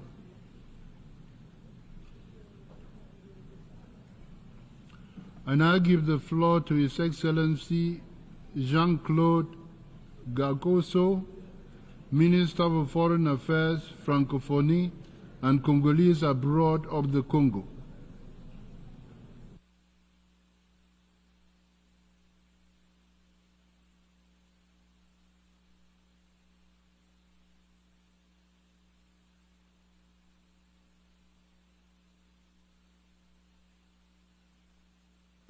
Monsieur le Président de l'Assemblée générale, Monsieur le Secrétaire général des Nations Unies, Mesdames et Messieurs les chefs d'État et de gouvernement, Mesdames et Messieurs les ministres, Mesdames et Messieurs les ambassadeurs, chers amis, je voudrais, avant tout propos, exprimer ma grande admiration pour M. Philémon Yang, personnalité de grande renommée sur le continent africain, brillamment élu à la présidence de notre Assemblée et que nous avons vu diriger notre débat avec dextérité. Monsieur le Président, notre monde, la plupart des orateurs l'ont dit à cette tribune, notre monde est effectivement à la croisée des chemins. Il est confronté à une sorte de spirale funeste de crises imbriquées et de conflits dangereux que l'on croirait presque irréconciliables. En effet, les situations de guerre ou de violence armée de tous ordres en Ukraine, en Palestine, au Liban, au Soudan, dans le Sahel, dans la Corne de l'Afrique, dans l'Est de la République démocratique du Congo, situation dont la liste n'est malheureusement pas exhaustive et auquel il faut bien ajouter la crise climatique, le fardeau insoutenable de la dette et bien sûr le spectre apocalyptique d'une guerre nucléaire sont autant de défis existentiels, Monsieur le Président, qui interpellent aujourd'hui ce qui reste de la sagesse humaine et qui interrogent sur ce qui nous reste de la conscience du bien et du mal. Toutes ces situations, chacun de nous dans cette salle le sait, sont largement révélatrices, en même temps qu'elles sont tributaires de la vanité humaine. Elles sont le reflet fidèle de la propension irrépressible de certains d'entre nous à dominer absolument, à posséder absolument. Un vice pernicieux qui plonge ses racines certainement dans la genèse de l'humanité, mais que nous ne sommes toujours pas parvenus à éradiquer. Du haut de cette tribune, au nom de la paix, j'en appelle au ressaisissement de la part de tous ceux qui exercent le pouvoir politique de par le monde. Au nom de la paix, j'en appelle à la sagesse collective, cette vertu cardinale que prodiguaient inlassablement les anciens dans toutes nos sociétés, en Afrique, en Asie, en Europe, dans les Amériques, dans le Pacifique. Au nom de la paix, j'en appelle à la pleine conscience de ce que nous ne sommes qu'une race humaine, embarqués dans le même navire, liés par une communauté de destin, tenus par des obligations réciproques et des devoirs partagés. J'en appelle tout simplement à la fraternité humaine, cette utopie généreuse, sublimée au temps des Lumières et qui a nourri en 1948 la Déclaration universelle des droits de l'homme, devenue le credo de tous les humanistes. Monsieur le Président, notre monde a vitalement besoin de renouer avec la paix. Sinon, il court droit à sa perte. La paix n'est pas une option. Elle ne peut pas être une alternative. La paix est un impératif. Et cet impératif doit s'imposer à tous, partout et en tout lieu. C'est précisément cet impératif de paix, Monsieur le Président, qui porte aujourd'hui les efforts de médiation de l'Union africaine en Libye, pays où le président Denis Sassou Nguesso, au nom de qui je prends la parole, où le président Denis Sassou Nguesso s'investit sans compter depuis des années pour un apaisement général, pour une réconciliation inclusive. À force de persévérance et d'opiniâtreté, le comité de haut niveau de l'Union africaine sur la Libye, qu'il préside, est parvenu à faire asseoir autour de la même table les frères ennemis d'hier.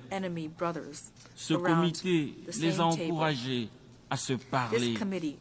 Il les a incités à se pardonner et il les a persuadés de donner la prépondérance à la justice, soubassement de l'état de droit auquel aspire cette Libye qui renaît aujourd'hui de ses cendres comme l'invincible phénix. Cet apaisement recherché obstinément et cultivé patiemment des années durant devrait bientôt se matérialiser par la signature solennelle par toutes les parties à Addis Abeba d'une charte de la réconciliation. Ainsi, le chemin devant mener aux élections générales, libres et démocratiques tant attendues serait largement balisé. Monsieur le Président, le renouveau du multilatéralisme sous-jacent au pacte de l'avenir que nous venons d'adopter passe bien évidemment par l'affirmation d'un monde multipolaire, parangon de la diversité des expressions culturelles. Il passe par un monde juste, stable et équitable, où cohabitent tous les peuples du monde, sans distinction aucune, ni de race entre guillemets, ni de tradition, ni de religion. D'où l'impérieuse nécessité de réformer les institutions internationales issues de la Seconde Guerre mondiale, à commencer par le Conseil de sécurité des Nations Unies, qui doit épouser le visage cosmopolite de notre monde par une représentation plus juste des peuples. C'est ici le lieu de rappeler le plaidoyer légitime de l'Afrique pour 2 sièges de membres permanents avec droit de veto au sein de ce Conseil. À ce propos, mon pays réaffirme la centralité et la pérennité de la position commune africaine telle qu'elle a été consignée dans le consensus de Zulwini et la déclaration de Sirte. Le moment est venu, Monsieur le Président, Mesdames et Messieurs, pour que l'Afrique prenne toute sa place dans le concert des nations. À nous donc, représentants des nations alliées ici présents, de faire le choix de l'honneur. À nous d'entrer dans l'histoire par la grande porte, en nous éloignant à tout jamais des préjugés moyenâgeux et des stéréotypes abscons sur l'Afrique. À nous de consolider et d'amplifier nos convergences généreuses. C'est la même qui trace les vrais chemins de l'histoire des hommes. Monsieur le Président, il n'y aura aucun développement durable sur aucun continent si notre planète n'est pas protégée des facteurs destructeurs de l'environnement. Le changement climatique est aujourd'hui une menace existentielle. Cette menace, nous le savons, est multidimensionnelle la montée des températures, la fonte des glaciers, les inondations catastrophiques, la désertification déferlante, la démolition de la biodiversité, l'irruption des épidémies et l'exode des populations que tout cela entraîne sont la parfaite illustration de la fragilité qui caractérise désormais notre belle planète bleue. La communauté des nations n'a guère plus d'autre choix que d'agir. Agir ici et maintenant. Agir sans hésitation, avec rigueur et responsabilité, afin d'épargner à notre monde un bouleversement cataclysmique irréparable. L'un des axes de cette action, c'est bien évidemment une afforestation intelligente et le reboisement généralisé de la planète. Chacun devant apporter en quelque sorte sa pierre à l'édifice. Eh bien, la République du Congo et l'Union africaine sont venus à cette 79e Assemblée générale avec une stratégie bien élaborée que ma délégation a déjà inscrite au rôle des prochains travaux en commission en tant que projet de résolution. Cette stratégie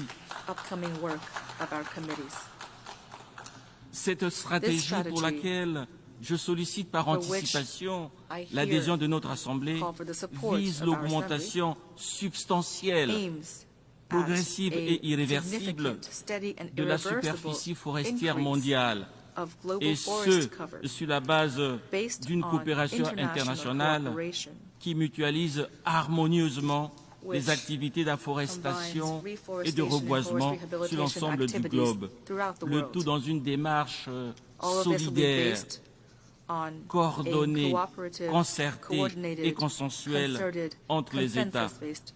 Monsieur le Président, je ne saurais quitter cette tribune sans revenir sur une situation qui interpelle notre conscience, une situation devant laquelle, moralement, nous ne pouvons baisser les bras. Il s'agit de ce sempiternel blocus infligé à Cuba, un blocus dont la durée tend petit à petit vers un siècle, un blocus qui cause d'indicibles souffrances aux populations innocentes de ce pays. Il y a bien longtemps, Monsieur le Président, que ce blocus, que d'ailleurs beaucoup d'Américains eux-mêmes trouvent anachronique, il y a bien longtemps que ce blocus aurait dû être tout simplement aboli.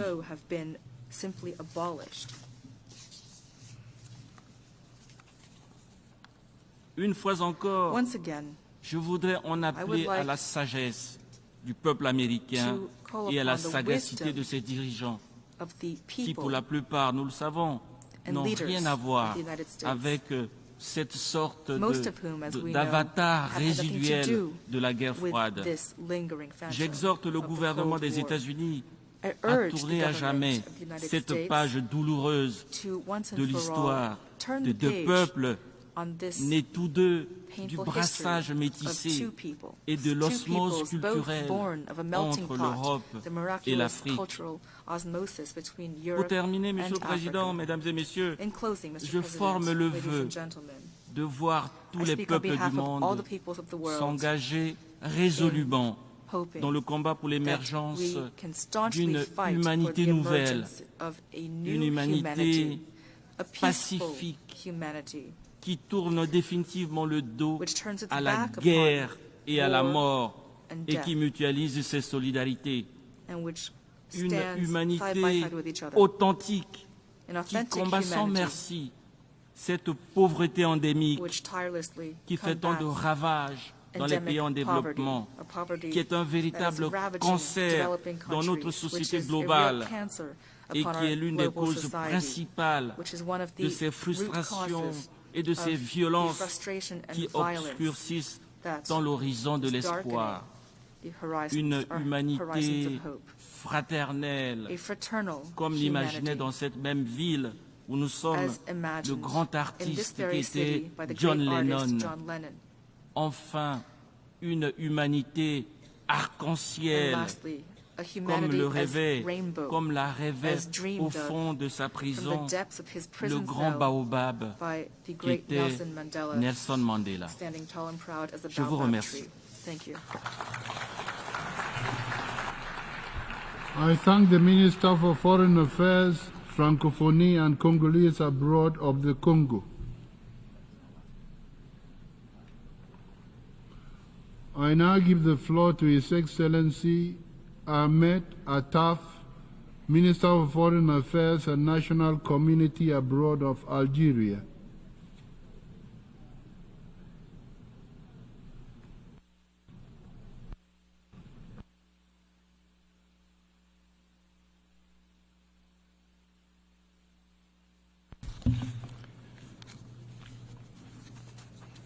شكرا سيد الرئيس. Thank you, Mr. President. نجتمع مجددا في رحاب منظمتنا الأممية وعالمنا يمر بمنعطف بالغ الدقة والحساسية والخطورة، منعطف يسومه تراكم النزاعات والأزمات والحروب واتساع هوة الفوارق التنموية بين الشمال والجنوب وتفاقم حدة التغيرات المناخية والمخاطر البيئية بكافة أنواعها وأشكالها، ومنعطف يكشف عن حجم العجز الذي أصاب منظومة الأمن الجماعي في ظل النزعة إلى حل الخلافات بالقوة واللجوء المفرط والانتقائي للإجراءات العقابية أحادية الجانب والتراخي في الوفاء بالالتزامات المعقودة والاستخفاف بالشرعية الدولية، وكذا استفحال ظاهرة الاستقطاب وما صاحبها من تغييب دور مجلس الأمن ومن اضمحلال ليطال العمل الدولي متعدد الأطراف برمته. وأخيرا وليس آخرا، منعطف يضع على المحك منظومة العلاقات الدولية بأسرها بما تقوم عليه من قواعد ومبادئ وضوابط قننها ميثاق الأمم المتحدة وبما تستند إليه من آليات وهياكل ومؤسسات تم وضعها في خدمة ما يربط بلداننا من تطلعات وطموحات ومقاصد. من هذا المنظور فإن استشراف العقد الثامن من عمر منظمة الأمم المتحدة يجب أن يكون فرصة لتجديد تمسكنا بما يجمعنا من منظومة دولية تقوم على سيادة القانون لا سيادة القوة، وعلى قوة القانون لا قانون القوة، وعلى قوة المنطق لا منطق القوة. إننا أحوج ما نكون اليوم لإعادة التزامنا واحتكامنا إلى ميثاق الأمم المتحدة وإلى قواعد القانون الدولي التي نتساوى جميعا أمامها وفي واجب احترامها والتقيد بها.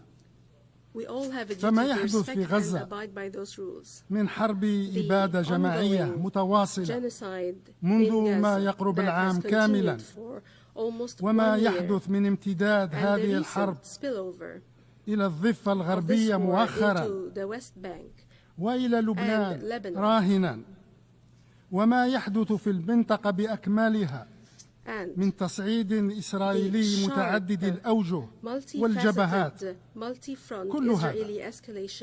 كل هذا ما كان ليكون لو أن المجموعة الدولية اتخذت في حينه موقفا حازما يفرض على الاحتلال الإسرائيلي الاستيطاني ما فرض على غيره من إجراءات عقابية وتدابير ردعية قننها ميثاق منظمتنا هذه في الفصل السابع من ميثاقه. فالأحرى بالمجموعة الدولية اليوم أن تسارع لوضع حد للجحيم المسلط على الشعبين الفلسطيني واللبناني، وأن تكبح جماح المحتل الإسرائيلي ورغبته في إدخال منطقة الشرق الأوسط في دوامة من الأزمات والصراعات والحروب الدائمة واللامتناهية.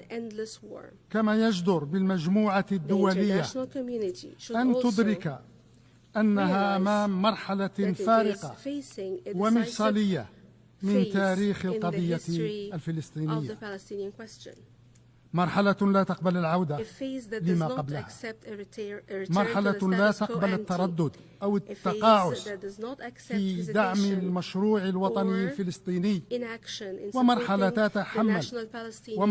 لا تتحمل التماطل أو التسويف في دعم التوجه نحو إقامة الدولة الفلسطينية المستقلة والسيدة كحل عادل ودائم ونهائي للصراع الإسرائيلي الفلسطيني. من هذا المنبر وفي دورتها السابقة ناشد رئيس الجمهورية السيد عبد المجيد تبون جمعيتنا هاته بالتعجيل في قبول العضوية الكاملة لدولة فلسطين، وقد كان ذلك في ظروف أقل اضطرابا وتأزما ومأساوية في الأراضي الفلسطينية المحتلة وفي سائر الجوار الفلسطيني. أما اليوم والقضية الفلسطينية تمر بأحلك مراحلها التاريخية على الإطلاق، فقد أصبح هذا التوجه يفرض نفسه بكل حتمية وبكل إلحاح وبكل استعجال. إن العضوية الكاملة لدولة فلسطين بمنظمتنا هاته تظل خطوة حاسمة نحو الحفاظ على حل الدولتين ونحو التصدي لما يعد له الاحتلال الإسرائيلي من عدة لإفشاله بل لإجهاضه، ونحو صون ثوابت حل الصراع العربي الإسرائيلي ومقومات الأمن والاستقرار في المنطقة. أما فيما يتعلق بتطورات الأوضاع في جوارنا الإقليمي، فإن قناعة الجزائر تبقى راسخة من أن مقارعة التحديات المتشعبة التي تواجهها دول وشعوب المنطقة تتطلب دعما دوليا والتفافا عالميا لرفع مختلف الرهانات التي ترمي بثقلها في عموم فضاء انتمائنا الإفريقي. وفي ذات الفضاء تتطلع بلادي إلى تصفية الاستعمار، تصفية نهائية، وذلك عبر طي آخر صفحة من صفحاته التي لا تزال وللأسف ماثلة أمامنا على أرض الصحراء الغربية. فللأمين العام للأمم المتحدة ولمبعوثه الشخصي كل الدعم والسند منا نظير جهودهم الرامية لتمكين طرفي النزاع المملكة المغربية وجبهة البوليزاريو من استئناف مسار المفاوضات المباشرة بهدف الوصول إلى حل سياسي يضمن للشعب الصحراوي ممارسة حقه غير القابل للتصرف أو التقادم في تقرير مصيره. ولمن يراهن على تكريس الأمر الواقع الاستعماري بربح الوقت وتزييف المعطيات الدامغة وتكثيف المناورات اليائسة لصرف الأنظار عما هو ثابت وجلي، فإننا نؤكد أن ظاهرة الاستعمار مآلها الزوال طال الزمن أم قصر، وبأن الحقوق والمشروعة للشعب الصحراوي ستجد طريقها للنفاذ عاجلا أم آجلا. أما فيما يخص الجارة ليبيا، فإن الجزائر تؤكد على حتمية الإسراع في معالجة آفة التدخلات الخارجية التي تنهك مقدرات هذا البلد الشقيق وتغذي الانشقاقات والصراعات بين أبنائه.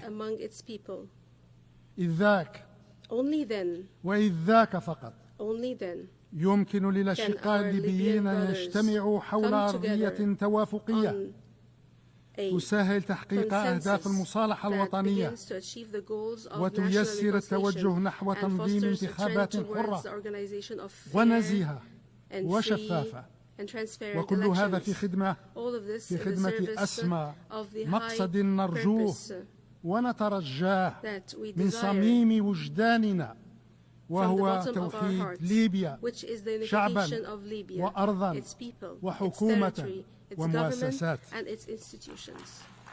وعلى الصعيد القاري تواصل الجزائر جهودها ومساعيها الرامية لتقديم مساهمة نوعية في العمل الإفريقي الجامع، وذلك على ضوء الأولويات التي حددتها الأجندة القارية بشكل حاسم وقاطع.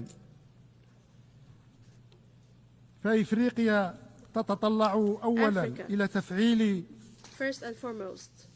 حلول إفريقية المنشأ والتطوير والتنفيذ لإخماد فتائل الصراعات وحل مختلف الأزمات والنزاعات التي تكابدها دول وشعوب القارة. وإفريقيا تتطلع ثانيا إلى كسب رهانات التنمية الاقتصادية والالتحاق بركب الثورات المشهودة راهنة في مجالات الذكاء الاصطناعي والرقمنة والطاقات المتجددة. وإفريقيا تتطلع ثالثا إلى الدفع بأولويات الاستراتيجية التي تصب في صميم إصلاح المؤسسات المالية والنقدية والمصرافية الدولية لتحسين التمثيل الإفريقي فيها والمعالجة الهيكلية للمديونية العالمية، وكذا التمويل الدولي الكافي واللائق بمقتضيات التنمية على المستوى القاري. وإفريقيا تتطلع رابعا وأخيرا إلى تصحيح الظلم التاريخي المفروض عليها في مجلس الأمن وتمكينها من شغل مكانتها الحقة بهذه الهيئة الأممية المركزية امتدادا لانضمامها مؤخرا كعضو دائم في مجموعة العشرين. وبذات القدر من الالتزام الذي يحظوها على الصعيد القاري تواصل الجزائر مساعيها وجهودها الرامية لإقامة شراكة متوازنة ونافعة وهادفة في منطقة الساحل الصحراوي التي تعيش أوضاعا هشة من جراء ما تعانيه دول هذا الفضاء من تفاقم من تفاقم الاضطرابات السياسية ومن تعاظم الأخطار الإرهابية ومن استشراء حدة الفقر وغياب آفاق التنمية المستدامة، فضلا عن استفحال ظاهرة التغيرات المناخية. وأمام هذه الأوضاع فإن الجزائر تجدد تضامنها المطلق مع كافة دول وشعوب منطقة الساحل الصحراوي، مؤكدة على قناعتها الراسخة أن أمنها واستقرارها ورفاهها جزء لا يتجزأ من أمن واستقرار ورفاه جوارها وفضاء انتمائها الإفريقي.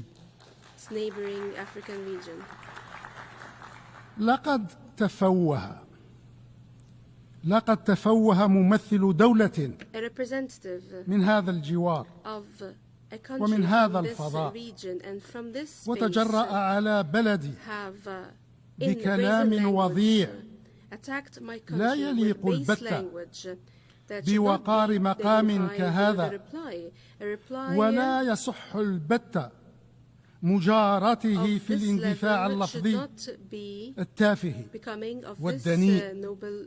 إن مثل هذه اللغة المنحطة قليلة الأدب لن يرد عليها بلدي إلا بلغة مؤدبة راقية، وهي اللغة التي تعكس بصدق وفاءه وإخلاصه لما يجمعه بدول وشعوب المنطقة من روابط متجذرة لا تتأثر ولا تهتز بالعوامل الظرفية العابرة في سوءها وعلى رداءة من يقفون وراء إذكائها.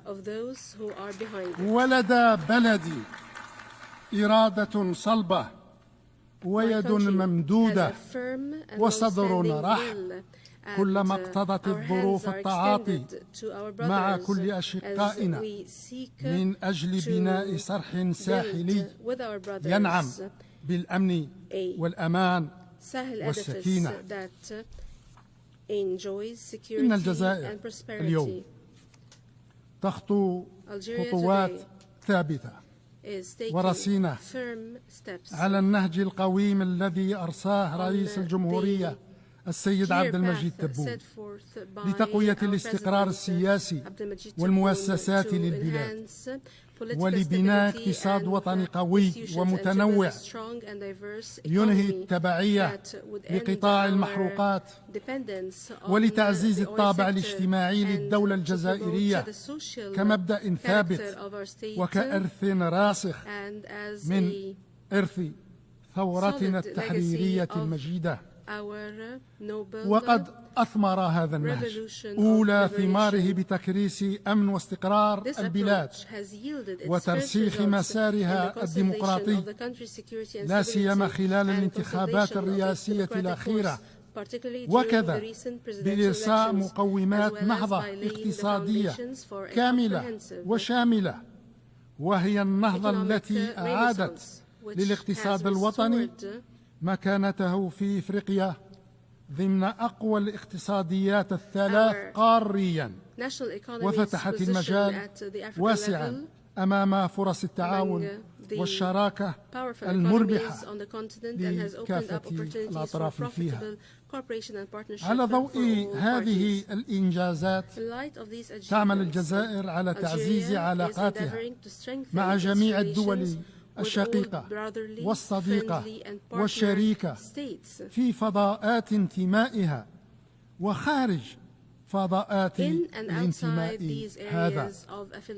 كما يرنو بلدي لمواصلة العمل بشكل وثيق مع كافة الدول الأعضاء في منظمتنا الأممية التي تقاسمنا نفس الالتزام وتشاطرنا ذات الحرص على إعلاء المبادئ والقيم المكرسة في ميثاق الأمم المتحدة.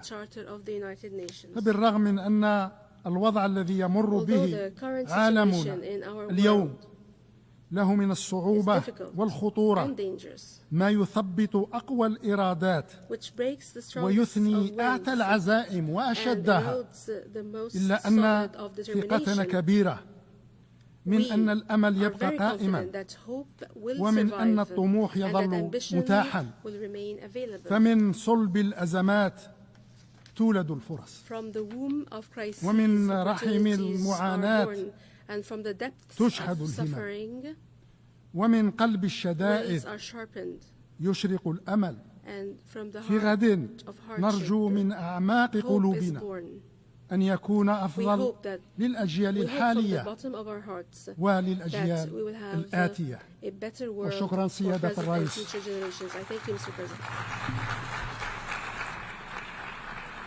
I thank the Minister for Foreign Affairs and National Community Abroad of Algeria.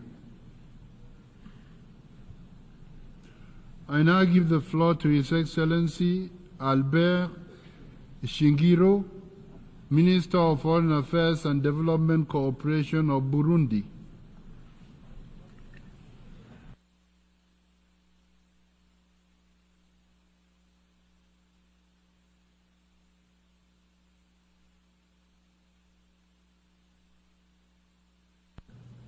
Monsieur le Président, Mr. President, Excellences, Mesdames, Messieurs, les chefs d'État et de gouvernement, Excellences, Mesdames, Messieurs les ministres, chers collègues, Monsieur Antonio Guterres, Secrétaire général des Nations Unies, distingués invités, Mesdames, Messieurs, tout protocole observé.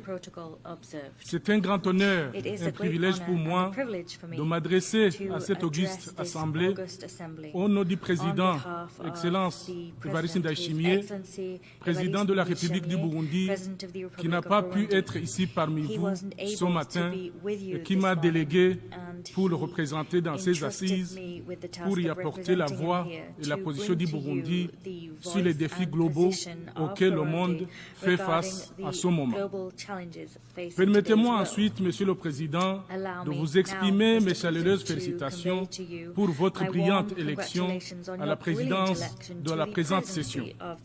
Votre sagesse, Monsieur le Président, votre longue et riche expérience politique et diplomatique, votre sens élevé d'écoute et vos qualités de négociateur chevronné sont pour nous les gages de succès de ces assises. Vous pouvez toujours compter sur le plein soutien et l'entière coopération du Burundi tout au long de votre mandat, Monsieur le Président. Monsieur le Président, votre prédécesseur, l'ambassadeur Denis Francis, mérite autant d'admiration et de reconnaissance pour s'être remarquablement investi dans l'accomplissement de sa mission avec brio durant la session que nous venons de clôturer.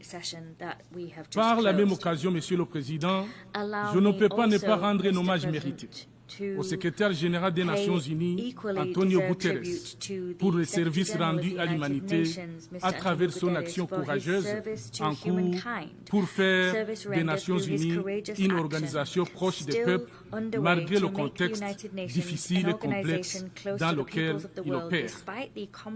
Monsieur le Président, le thème choisi pour cette session, à savoir l'unité dans la diversité pour avancer la paix, le développement et la dignité humaine partout et pour tous, est d'autant plus opportun que le monde que nous vivons aujourd'hui s'achemine à grands pas vers la désunion et la remise en cause des valeurs de paix, de solidarité et de compréhension mutuelle. Une désunion doublée des radicalismes de type nouveau qui éloigne les États membres de s'accorder sur la manière de s'attaquer aux défis mondiaux dans l'esprit de compromis et de confiance mutuelle. En effet, Monsieur le Président, aujourd'hui plus que jamais, la plupart d'entre nous agissons comme si nous étions seuls au monde, comme si les autres n'existaient pas ou ne comptaient pas. La solidarité est devenue une denrée rare au moment où nous en avons le plus besoin. La rupture des valeurs positives dans tous les coins du monde est devenue une monnaie courante. Or, nous savons que tous les conflits, qu'il soit direct ou de proxy, que le monde a connu procède de cette même logique. La négation de l'autre, de ses intérêts, que celle-ci soit culturelle, religieuse, civilisationnelle, bref, la perte de la confiance, les tensions autour des positionnements géostratégiques, la désinformation délibérée polarise les pays et paralyse les sociétés dans un monde de plus en plus et dans une situation de plus en plus inquiétante.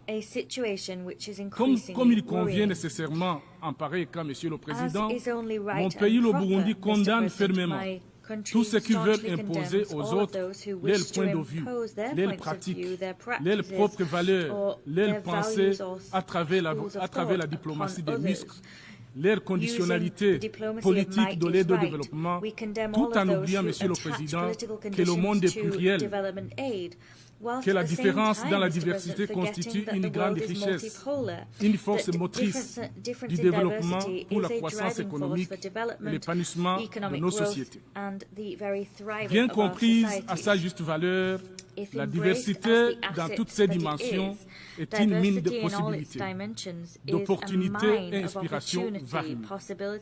La richesse des points de vue, des expériences, des leçons apprises apporte une variété d'idées, de perspectives, des connaissances, de la compréhension et de l'acceptation de l'autre qui peuvent améliorer de manière significative la capacité d'une société à prospérer, à comprendre les différentes perspectives du monde contemporain dans lequel nous vivons et vivre ainsi en paix, en harmonie avec l'environnement immédiat et lointain. Comme vous le savez, Monsieur le Président, la diversité culturelle, les valeurs constitue un puissant levier pour tisser des liens au-delà des différences. Elle fédère les populations, soutient ainsi la cohésion sociale, la paix, la sécurité et la coexistence pacifique. Malgré cette fonction unificatrice, les 20 dernières années ont été marquées par l'instrumentalisation croissante de la culture, des valeurs, à des fins de division et de tensions. Du fait de sa signification et de son lien intrinsèque avec les populations, la diversité culturelle et les valeurs auxquelles nous tenons ont été de manière croissante placées en première ligne des conflits et utilisées comme un outil de division, voire même une arme de guerre. Et par-dessus tout, Monsieur le Président, dominer les sociétés affaiblies, particulièrement dans les régions les plus fragiles du monde. Cette exploitation égocentrique de la culture et des valeurs a non seulement contribué au prolongement des crises et des conflits, mais également à la privation de l'exercice des droits de l'homme, notamment les droits économiques, sociaux et culturels. Aujourd'hui, plus qu'hier, Monsieur le Président, combler ce fossé entre les cultures et les valeurs des civilisations est urgent et nécessaire pour asseoir la paix, la stabilité, la solidarité et le développement inclusif qui ne laisse personne pour compte.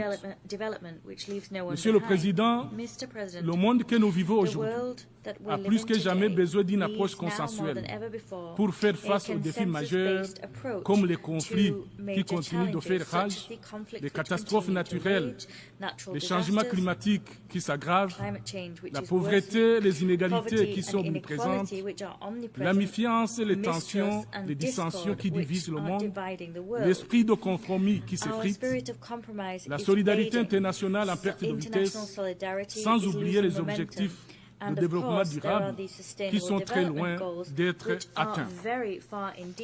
S'agissant de son rôle dans la construction d'un avenir meilleur et d'un ordre mondial fondé sur la règle du droit, un monde pacifique, équitable, prospère et solidaire, le Burundi, mon pays, poursuit son ambition de consolider les relations d'amitié et de coopération fondées sur le principe d'égalité souveraine et le principe de la confiance mutuelle pour faire du Burundi un pays ami de tous et ennemi de personne.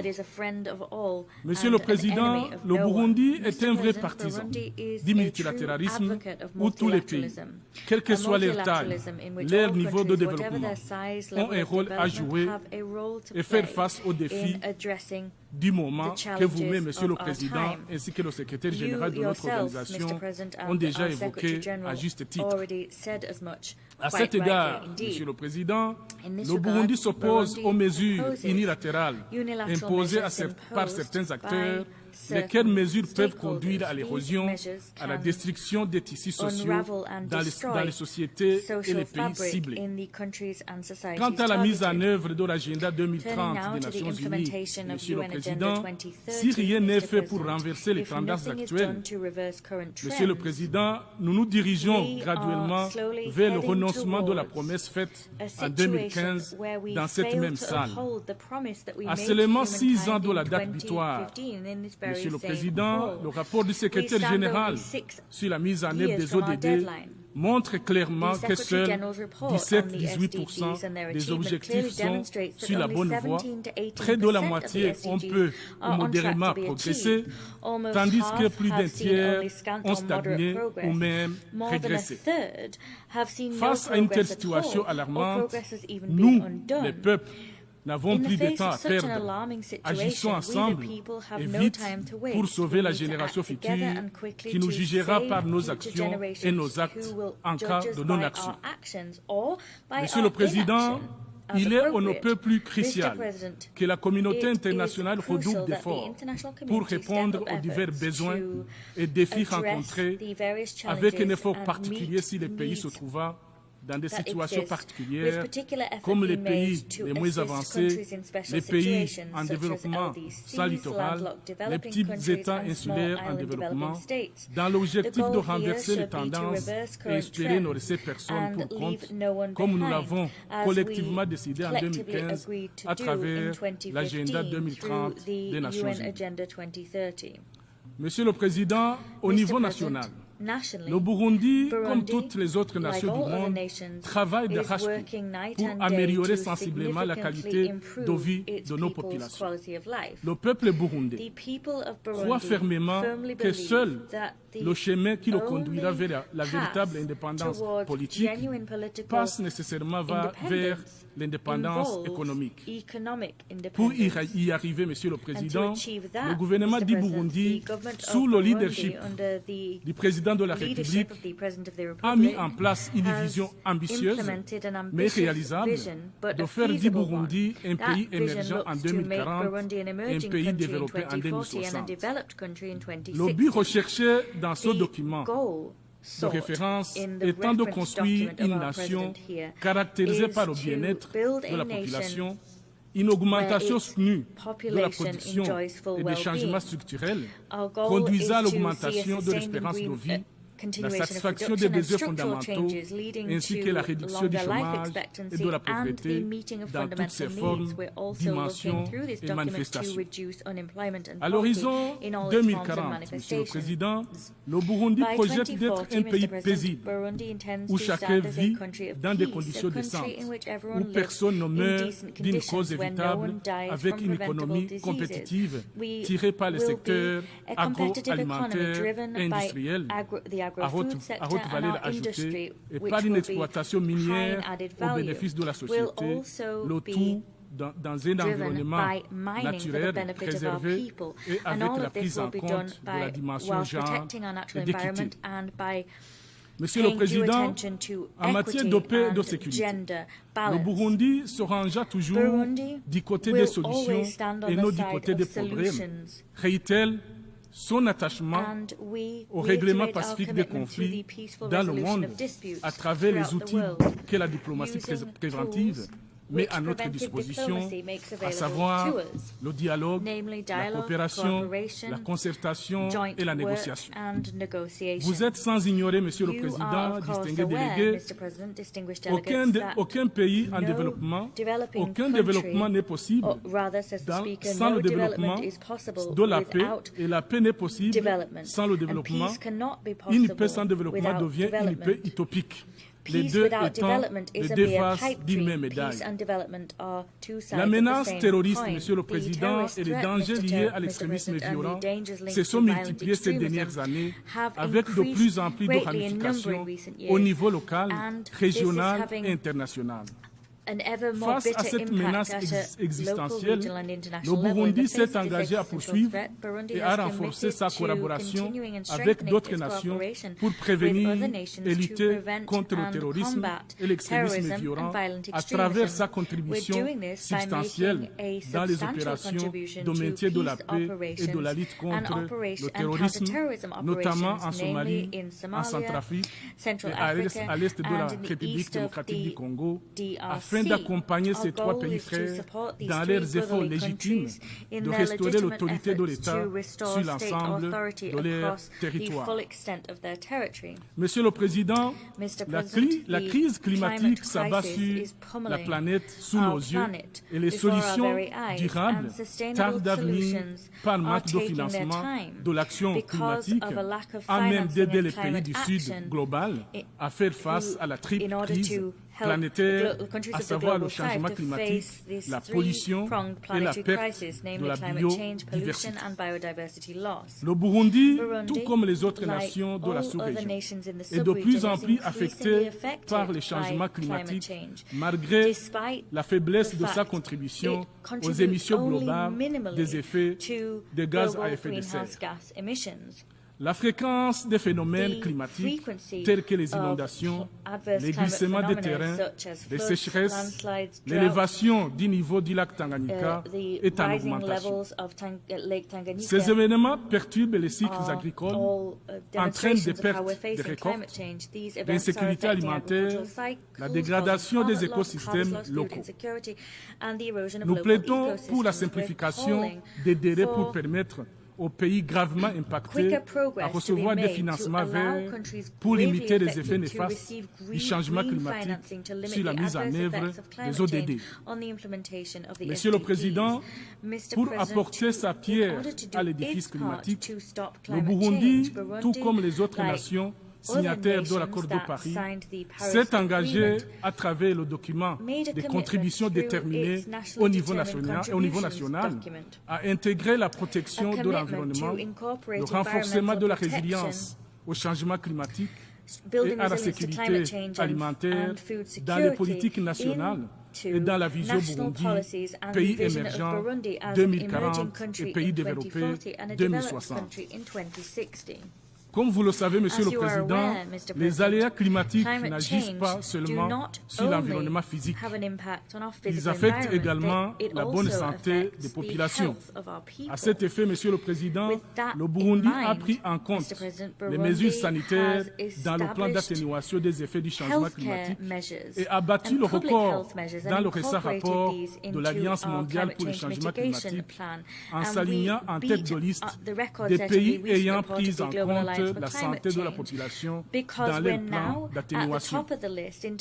Bien plus, Monsieur le Président, plusieurs initiatives de protection et de restauration des paysages ont été prises, notamment un vaste programme national de reboisement dénommé Ewe Burundi Rambaye, le Burundi vert en français, la promotion de l'agroforesterie, le traçage des coupes de niveau avec l'implication de toutes les couches de la population.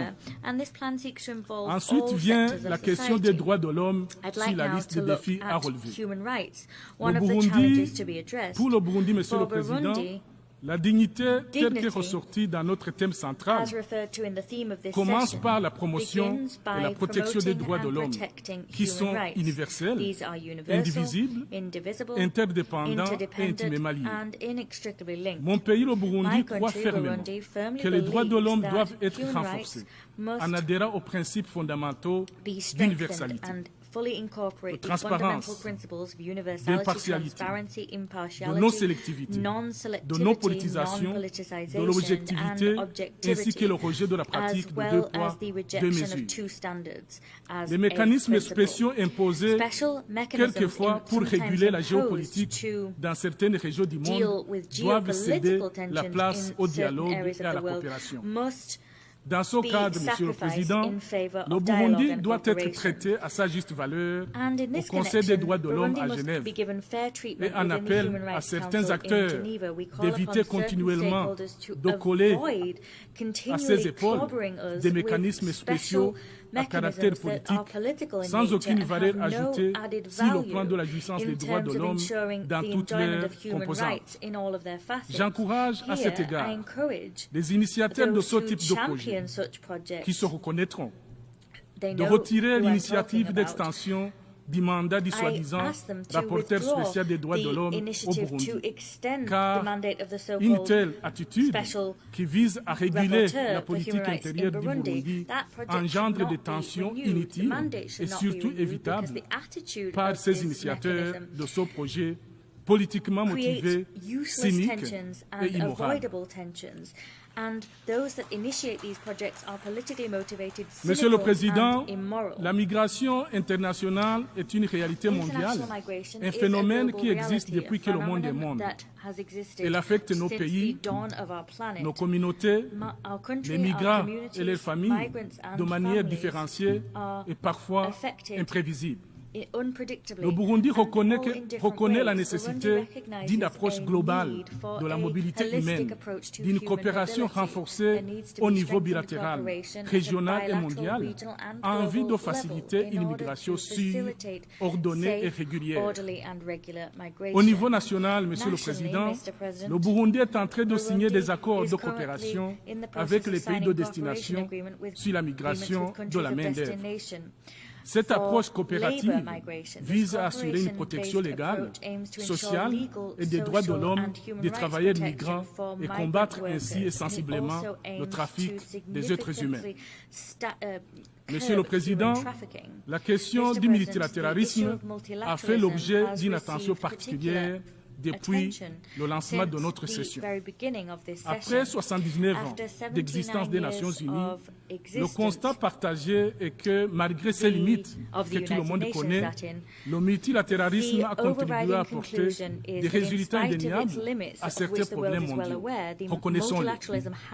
L'exemple le plus récent, Monsieur le Président, qui montre que le multilatéralisme n'est pas mort et enterré, et l'adoption par consensus dans cette même salle le 22 septembre courant de notre pacte pour l'avenir et ses annexes, un document concis et orienté vers l'action. Toutefois, Monsieur le Président, malgré ce résultat encourageant, il y a des signes précurseurs de l'affaiblissement progressif de l'esprit de compromis et l'indifférence à l'égard des règles collectives. Dans un monde de plus en plus globalisé, où l'interdépendance est élevée, aucun pays au monde, si puissant soit-il, ne peut espérer résoudre tous ces défis auxquels il fait face seul. Les États doivent réserver et renforcer l'engagement mutuel, adopter une approche coordonnée, fondée sur des règles de jeu pour éviter des actions unilatérales qui se manifestent, comme vous le savez, sous forme des ingérences manifestes dans les affaires intérieures d'autres pays, en violation des principes et des valeurs véhiculées par la Charte des Nations Unies. Monsieur le Président, s'agissant de la réforme du Conseil de sécurité, dont les négociations sans fin sont devenus élastiques, mon pays, le Burundi, par ma voix, réaffirme son attachement à la position commune africaine reflétée dans le consensus des Ilouni. On ne le dira jamais assez, Monsieur le Président, le système multilatéral actuel affiche des limites pour assurer avec efficacité la gouvernance mondiale. L'injustice notoire contre l'Afrique, l'injustice inouïe contre l'Afrique, seul continent absent au Conseil de sécurité dans la catégorie des membres permanents et moins représenté dans la catégorie des membres non permanents, doit cesser immédiatement. Vouloir, Monsieur le Président, pérenniser l'exclusion de plus d'1,2 milliard habitants sur la table où se prennent les grandes décisions les concernant est une attitude tout simplement inacceptable. Monsieur le Président, l'accès à l'information de manière universelle équitable et financièrement abordable, ainsi que les instruments y donnant accès, est également un des défis majeurs du temps moderne. L'Internet se veut être un rapport de rapprochement entre les espaces et les peuples. Toutefois, Monsieur le Président, la toile d'araignée, comme on l'appelle, privilégie les pays riches quand les pays en développement sont encore faiblement connectés, en particulier en Afrique.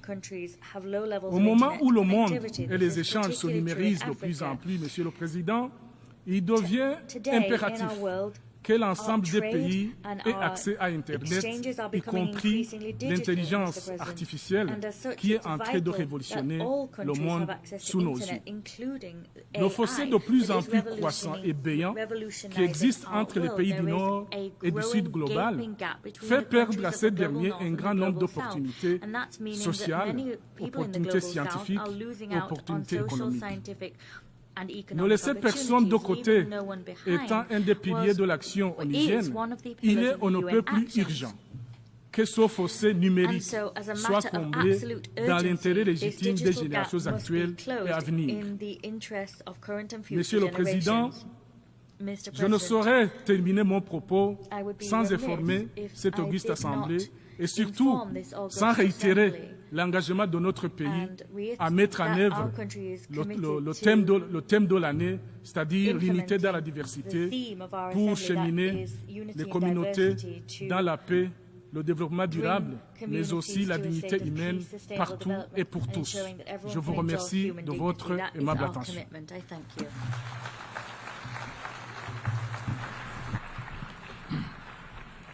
Muchas gracias al ministro.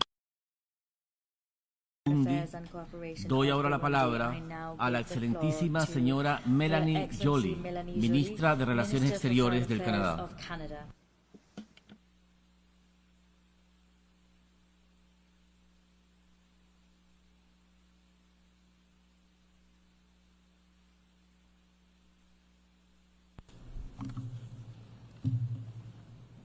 Monsieur le vice-président, chers collègues, c'est un honneur pour moi de prendre la parole aujourd'hui devant vous au nom de mon pays, le Canada, et au nom des Canadiens.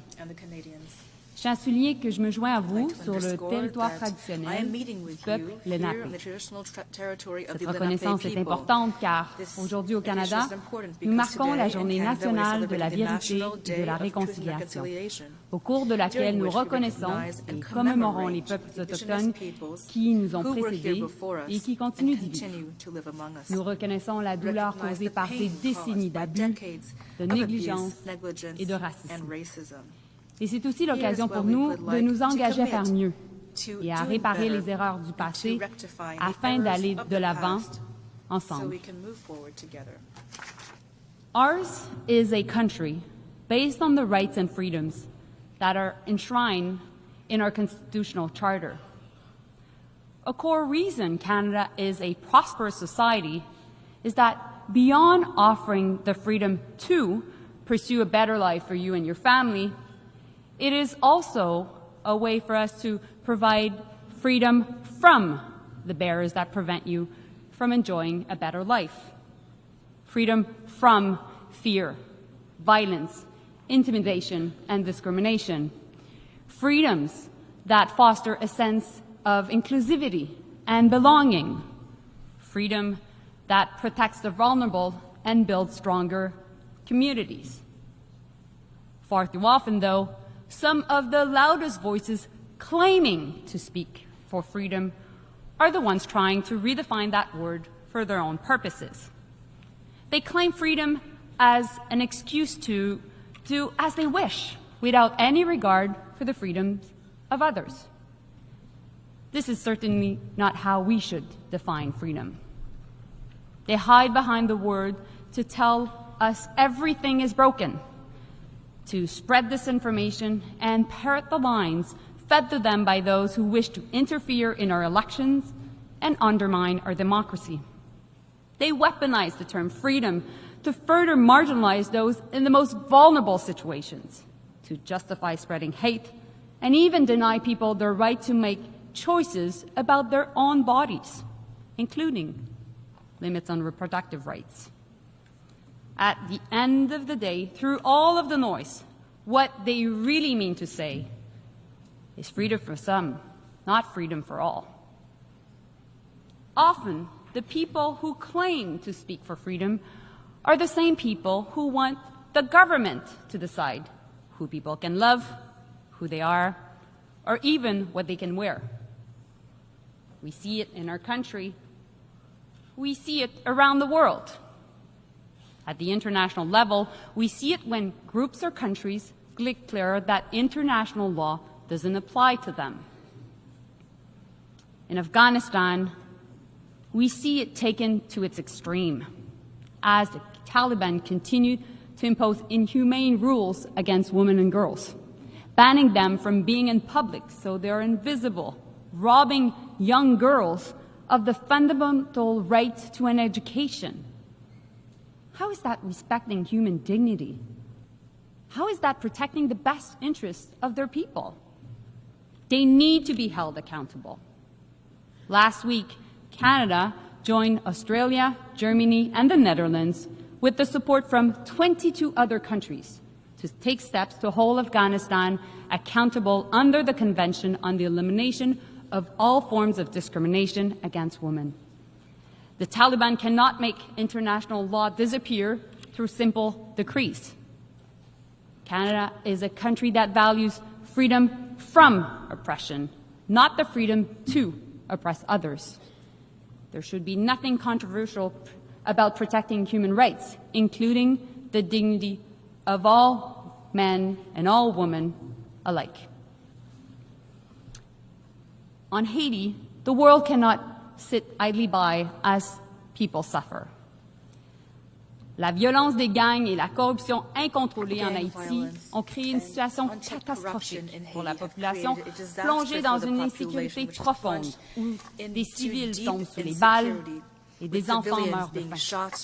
Le Canada maintient depuis toujours que la crise doit être solutionnée par et pour les Haïtiens. À ce titre, le Conseil présidentiel de transition et le gouvernement de transition s'efforcent à rétablir l'ordre, mais ils ne peuvent y arriver seuls. Le peuple haïtien a besoin d'une mission multinationale de soutien à la sécurité qui travaille conjointement avec la police nationale d'Haïti, non seulement pour aider celle-ci à rétablir l'ordre, mais également pour subvenir aux besoins de la population. Voilà pourquoi le Canada a investi plus de 200 millions de dollars pour la soutenir, donc le Canada fait sa part. Nous devons démontrer au peuple haïtien que nous n'allons pas les abandonner. Le Conseil de sécurité des Nations Unies doit être clair à cet effet et je le remercie pour sa décision plus tôt aujourd'hui. Je tiens ici à remercier la CARICOM et le Kenya pour le rôle essentiel qu'ils jouent dans la réponse à cette crise. Ensemble, nous pouvons parvenir à une paix et à une stabilité durable en Haïti. Mr. President, what is happening in the Middle East is an unspeakable tragedy. Thousands have been killed in Israel, in Gaza, and in Lebanon, including many Canadians. This is a senseless war that goes against the dignity of human beings. The suffering on all sides must end. What the world continues to witness is a repeated cycle of violence where civilians pay the heaviest price. Canada is joining those urging Israel and Hezbollah to accept an immediate ceasefire. We need to create space for peace talks and save lives. There cannot be war in Lebanon. Full stop. UN Security Council resolutions must be respected. Families in southern Lebanon and families in northern Israel must be able to safely return to their homes. We have, and always will, insist that civilians be protected wherever they're from. Next week marks 1 year since the terrorist attacks by Hamas against Israel. And last March, I visited Kibbutz Kfar Aza, one of the communities attacked on October 7. I met Ayelet, a mother grieving her son who was brutally murdered in the attack. and he died protecting his fiancée. Ayelet recounted the terror of that day, the search for loved ones in burned homes. As she spoke about the horrors of October 7th, we heard the bombs as they landed in Gaza nearby and felt the ground shudder. In that moment, the duality of the tragedy befalling the Israeli and Palestinian people was profound, and it is a moment I will never forget. The situation in Gaza is inhumane. The level of suffering is unacceptable, and it must stop. Innocent Palestinians, women and children cannot pay the price of defeating Hamas. It must end. And a ceasefire is needed immediately. Hostages must be released. This requires both sides making real efforts. Mr. President, for a lasting peace, Canada has long advocated for a two-state solution. We believe both Israelis and Palestinians have the right to exist. We all know a negotiated agreement is the best chance for Israelis and Palestinians to live side by side in peace and security. Unfortunately, Hamas, a terrorist organization, continues to operate in Gaza, refuses to release hostages, and refuses to lay down its weapons. And meanwhile, the government of Israel is against the creation of a Palestinian state. Violence against Palestinians by extremist settlers and expansion of settlements by Israel in the West Bank continue unabated. And this is unacceptable. Canada supports the creation of a Palestinian state. That is why we are providing security and development support to Palestinians themselves. We will officially recognize the state of Palestine at the right time, when it is the most conducive to building a lasting peace, and not necessarily as the last step of a negotiated process. More than anything, this conflict has led to unspeakable pain.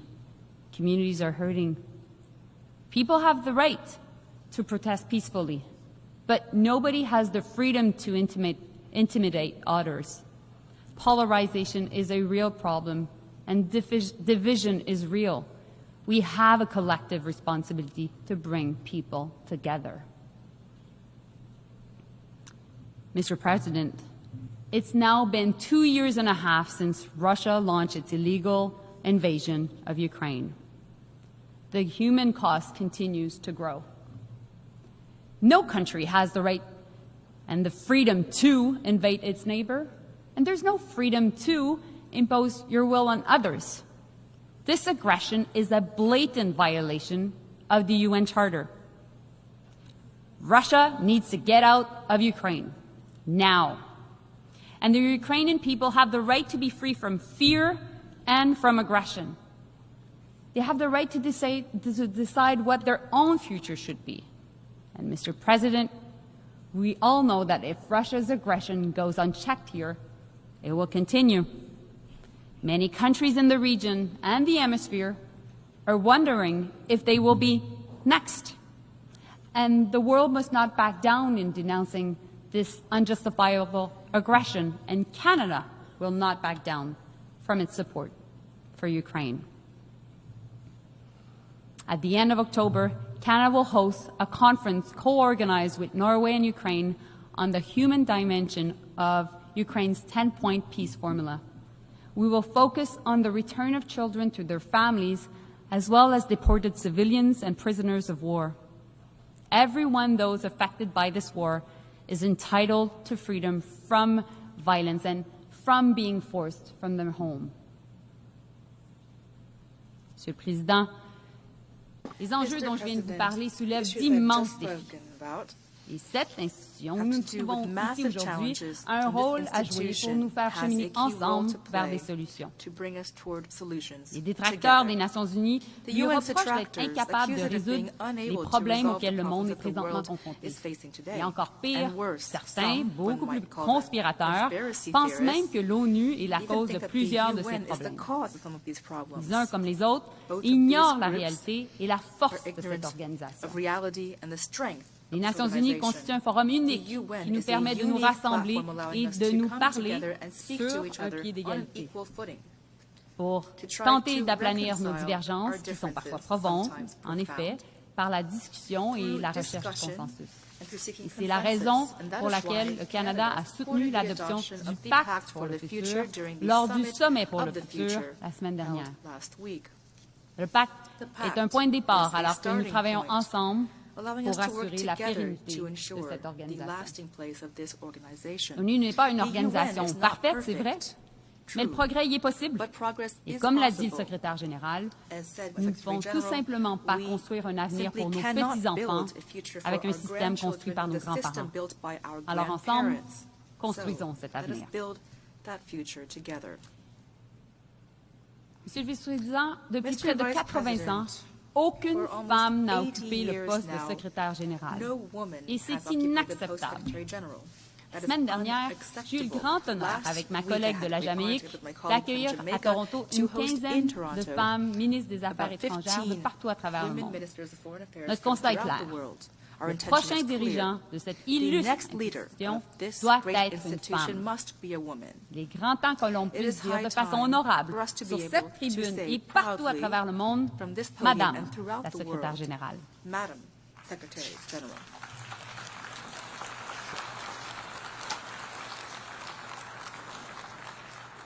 Et je dirais la même chose pour le poste de l'Assemblée générale. Monsieur le vice-président, avec tout le respect que vous m'inspirez et que m'inspire le président également, j'espère que l'année prochaine, les délégués s'adresseront à Madame la présidente. Et je sais que nous sommes nombreux et nombreuses ici, aujourd'hui, à partager ce souhait.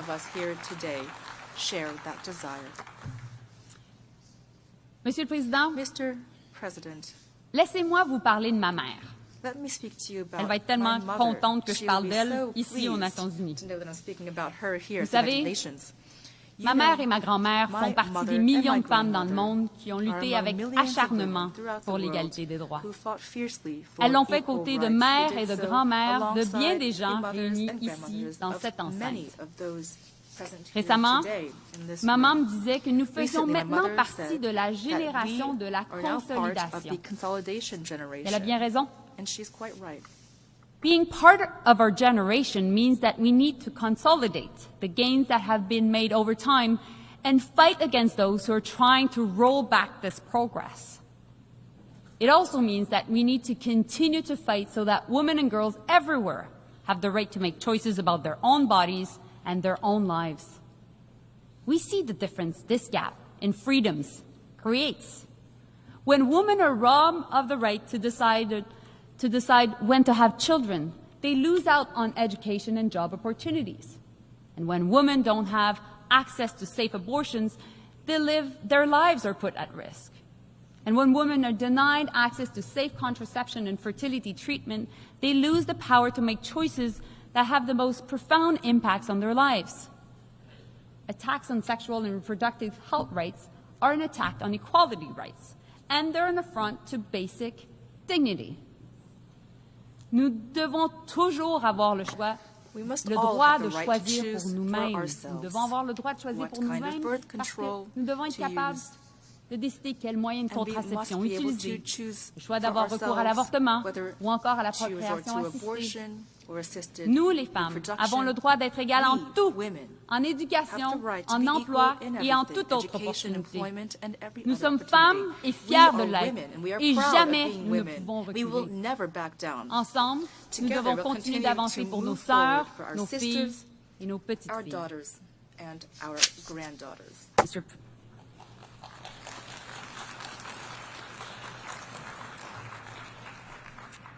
Mr. President, 2 years ago, I stood here and said countries around the world were faced with a choice.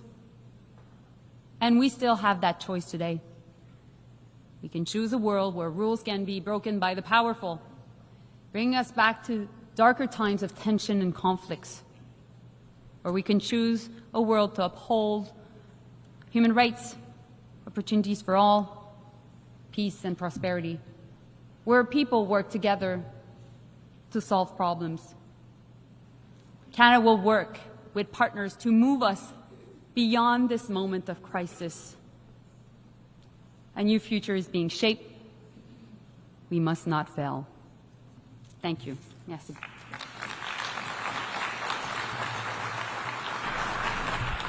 Muchas gracias a la ministra de Relaciones Exteriores del Canadá. Y ofrezco ahora la palabra a Su Excelencia Sean Fleming, Ministro de Estado de Irlanda. Sean Fleming, you have the floor.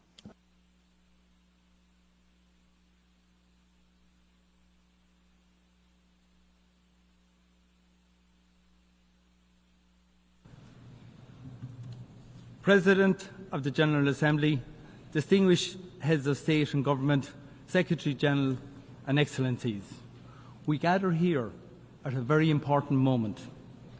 World leaders have agreed a pact for the future, which charts a way forward to meet the challenges facing us as a global community. To do so, we must honour existing commitments, including the Sustainable Development Goals and the 2030 Agenda, and be ready to adapt to new and emerging challenges.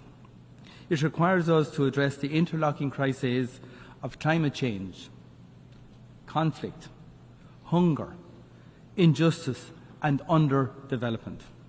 And it requires us to protect the means to achieve progress. For generations, the multilateral system, with the UN Charter at its heart, has driven our best advances. I believe we have a shared responsibility to bring about a world in which each of us can thrive in safety, dignity and peace. We are accountable to those who will follow us, and accountable to each other to uphold the UN Charter, to stand up for international law, to ensure the peaceful settlement of disputes, to defend the universal and indivisible nature of human rights, and to pass on to the next generation a functioning multilateral system. Mr. President, the rules-based international order and the international human rights system are our greatest assets in achieving and sustaining peace. Human rights provide a common binding framework. We believe every state has a duty to support and strengthen the international human rights regime and to defend it where it is challenged. That is why Ireland is seeking membership of the Human Rights Council for the period 2027 to 2029. We are doing so because we deeply are committed to human rights. We wish to further contribute to the UN human rights system and the valuable work of the Human Rights Council. We hope that we can count on the support of many of you in this room here today who share our belief in the values and principles we have collectively established. We also have a duty to uphold international law and international legal order. Ireland is fully committed to supporting the essential work of the International Court of Justice and calls on all states to abide by its rulings. Ireland is also wholly committed to the international criminal justice system. The International Criminal Court is a cornerstone of that system and must be allowed to pursue its mandate without fear or favour. We strongly condemn all attempts to intimidate or threaten the ICC, its officials or those cooperating with the court. There can be no impunity for the most serious crimes of international concern. Mr. President, we're seeing a global backlash against the human rights of women and girls. The gender persecution in Afghanistan stands out for its cruelty and must be denounced. In too many parts of our world, we see hard-won progress threatened and even reversed. We cannot accept this. Our commitment to gender equality must be non-negotiable. We must also address the unacceptable rise in attacks on the right to life, liberty and security of LGBTQI people in all corners of the world. And we must unequivocally condemn all forms of racism, intolerance and hatred, including anti-Semitism, anti-Muslim hatred and the persecution of Christians. Mr. President, we are already seeing the destructive impact of climate change.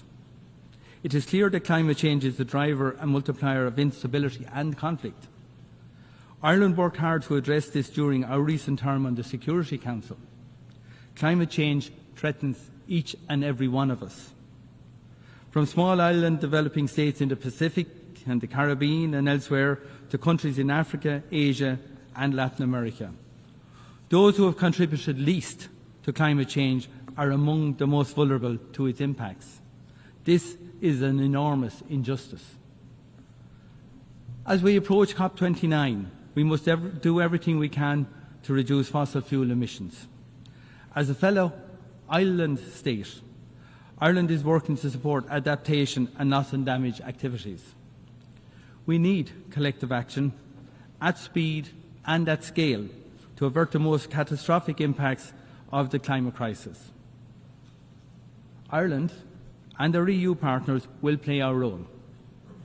At the UN last year and again at the Pact for the Future, we have recommitted to the Sustainable Development Goals. Now we need to act with urgency as progress on these targets falters. Ireland's international development budget is at record levels and per capita. We are one of the strongest providers of humanitarian assistance on this planet. We are firmly committed to global solidarity and to reaching the furthest behind first. We will maintain our focus on action to end hunger and malnutrition, and especially the needless global scandal of child wasting and stunting. We will remain champions of gender equality and the empowerment of women and girls. Mr. President, we face the very real prospect of a regional war in the Middle East.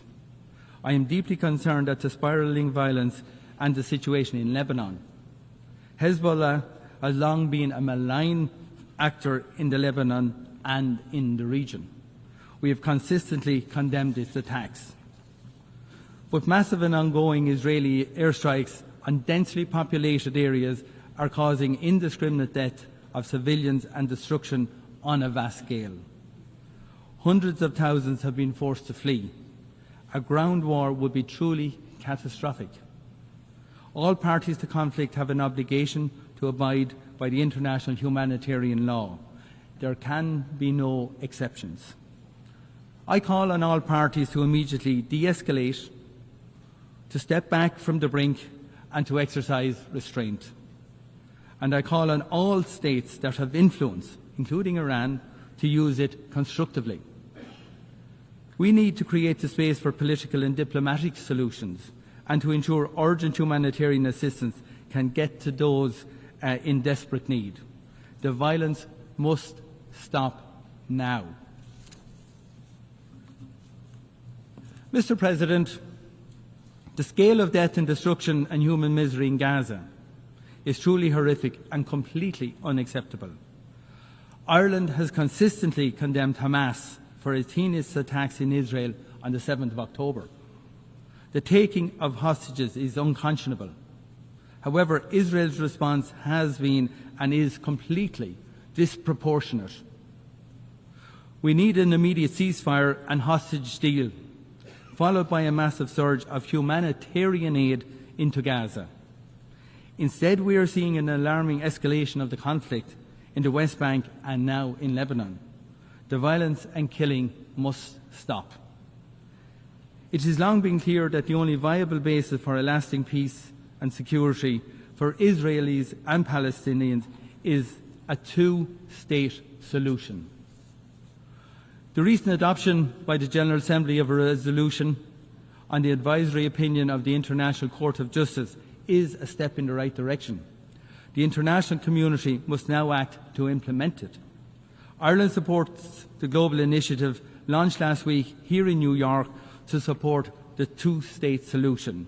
I encourage states to join in this shared effort. Mr. President, Russia's unjustifiable war of aggression against Ukraine represents a severe threat to the global multilateral system. A challenge to the norm that borders cannot be changed by force should concern us all very deeply. We should all be deeply concerned by defiance of the UN Charter by a permanent member of the Security Council. Undermining the rules-based order on which each of our security depends should concern us all. The transfer of ballistic missiles by Iran to North Korea to Russia for use in Ukraine is totally unacceptable. These transfers are unlawful and threaten international peace and security, and they must stop. This is not just a European security concern. This is a war with global impacts on food security and on energy and commodity prices. Too often, it is those who are least able to respond who suffer the most. And it is a colonial war about annexing the territory and destroying the identity of a United Nations member state. That is why Ireland is committed to holding Russia accountable for its actions and to bringing about a comprehensive, just and lasting peace in Ukraine. As the global community reaffirmed at the first summit on peace in Ukraine, the UN Charter can and must serve as the basis to achieve that peace. It is shocking that Russia has threatened the use of nuclear power in this conflict. The mere possession of nuclear weapons brings the risk of human and environmental disaster. That is why Ireland will propose a resolution to this General Assembly to further our collective scientific understanding of the dangers of these weapons. I urge all countries to join in this resolution. We cannot allow a new nuclear arms race. We must also act to prevent another arms race for weapons beyond human control, and to do so urgently, given the pace of technological development. Ireland supports the Secretary-General's call to conclude a treaty on autonomous weapon systems by the end of 2026. Mr. President, the Horn of Africa and the Sahel region are beset by multiple overlapping crises, from food insecurity, drought and flooding to actual conflict. Addressing them means working for sustainable development and human rights. The situation in Sudan is appalling. 12 million people forced from their homes. Widespread reports of abuse against civilians, particularly against women and girls.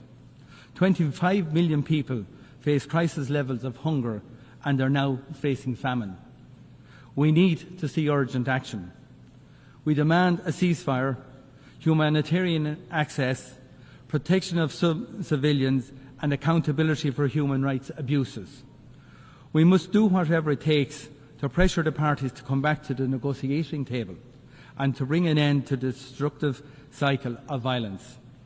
And we need to see accountability for those who have committed these atrocities. Mr. President, as we witness these harrowing conflicts, we must not accept this situation. The world as it is now is not the world as it should be.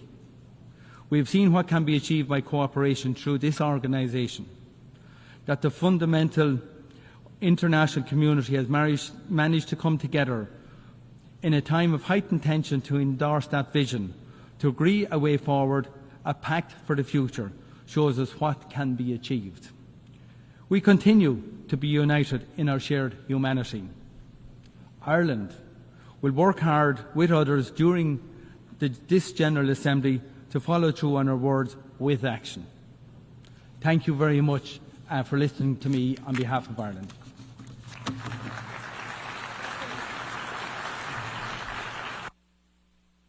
Muchas gracias al ministro de Estado de Irlanda. I thank His Excellency the Minister of State of Ireland, and I now give the floor to His Excellency Mr. Manuel José Gonçalves, Deputy Minister for Foreign Affairs and Cooperation of Mozambique.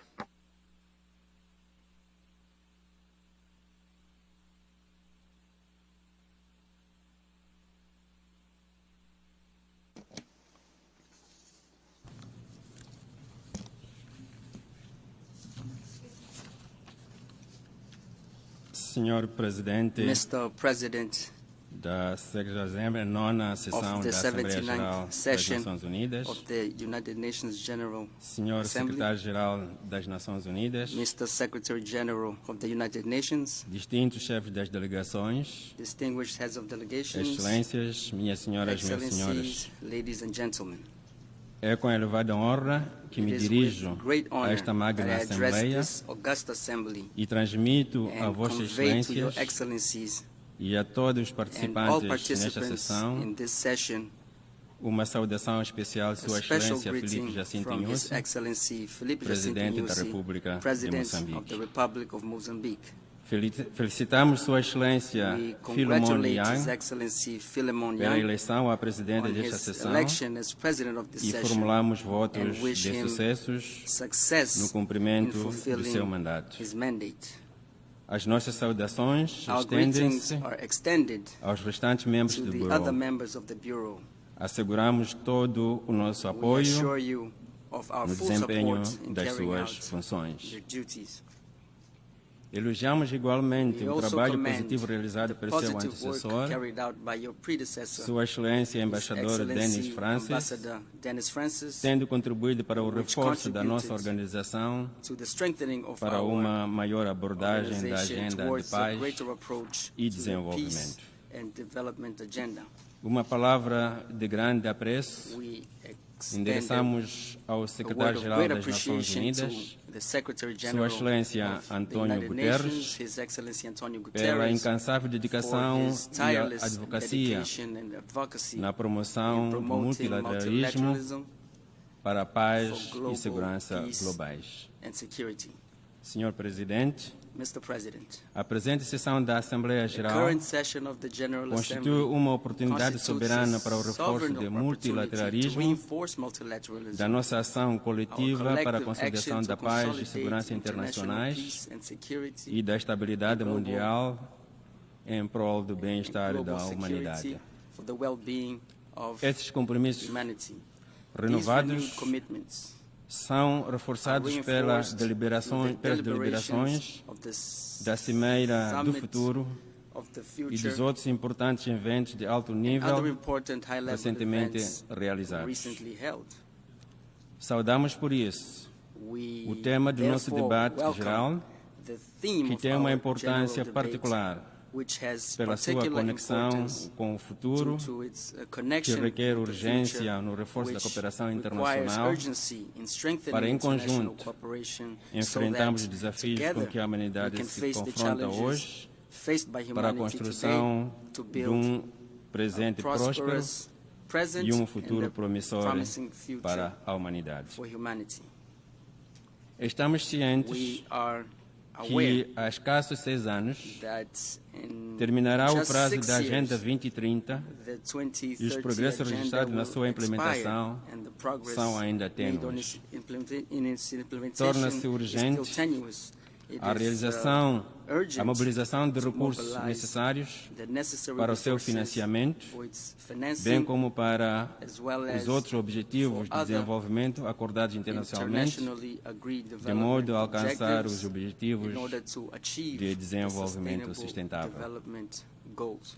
Por isso, Therefore, encorajamos a todos os Estados-membros encourage all member a states acelerarem a to materialização dos accelerate compromissos the assumidos, materialization incluindo o of the reforço da commitments cooperação made, mutuamente including the vantajosa, reinforcement of mutually para beneficial responder aos cooperation desafios to prevalecentes, respond to prevailing entre os challenges, quais including o combate à the pobreza, fight against poverty, conflitos, conflicts, terrorismo e mudanças terrorism, climáticas. and climate change. Senhor Presidente, Mr. Excelências, President, Excellencies, manifestamos o nosso otimismo we sobre o nosso express futuro our coletivo optimism onde reine ambiente de paz e de segurança. O funcionamento das nossas instituições globais deve acompanhar as dinâmicas atuais que se impõem. Assim, alinhamos-nos às vozes que defendem a urgência da reforma das Nações Unidas, sobretudo ao nível do Conselho de Segurança, para uma maior inclusão, particularmente dando voz permanente ao continente africano, corrigindo desta forma a injustiça histórica a que foi sujeito. Encoraja-nos a contínua colaboração entre as Nações Unidas e a União Africana para a superação dos conflitos no quadro da manutenção da paz e segurança internacionais. A Resolução 2719, adotada pelo Conselho de Segurança das Nações Unidas em 21 de dezembro de 2023, é um marco significativo para as operações de apoio à paz liderada pela União Africana. Ela fortalece a colaboração entre as Nações Unidas e a União Africana, promovendo uma maior apropriação regional e nacional das iniciativas de paz. Esperamos que ela garante efetivamente o acesso ao financiamento adequado, previsível e sustentável necessário para as operações da União Africana. Acreditamos que esta colaboração contribuirá para dar maior robustez aos esforços na prevenção e resolução de conflitos, rumo a uma África próspera e pacífica, a África que queremos, conforme estabelece a Agenda 2063 da União Africana. Senhor Presidente, Excelências, o concerto entre as nações tem sido execuível ao longo destes tempos pela observância coletiva dos objetivos e princípios sacrossantos da Carta das Nações Unidas, incluindo a defesa do direito à autodeterminação dos povos, respeito da soberania e a integridade territorial dos Estados. É profundamente preocupante a escalada de tensões e conflitos em vários quadrantes. Na Ucrânia, lamentavelmente, ainda não existem sinais encorajadores para o fim do conflito. Acreditamos que a via mais segura é o diálogo entre as partes. Compete-nos a todos, como membros das Nações Unidas, persuadir as partes em conflito a terminar as hostilidades e optar por um diálogo rumo à paz entre os dois países. No Médio Oriente, em violação dos princípios de direito internacional e direito humanitário internacional, o conflito continua a ceifar vidas humanas no seio da população civil, particularmente crianças, mulheres e idosos, bem como a destruir infraestruturas civis, provocando a tragédia, infelizmente, testemunhamos. Apelamos para a cessação das hostilidades e para a proteção de civis inocentes do conflito. A visão de existência de dois Estados soberanos, Israel e Palestina, como membros de pleno direito nas Nações Unidas, é a forma mais justa que garantirá a paz e estabilidade sustentáveis nesta região. Em África, inquieta-nos igualmente o conflito no Sudão, vitimando milhares de civis inocentes, incluindo refugiados, causando um desastre humanitário sem precedentes.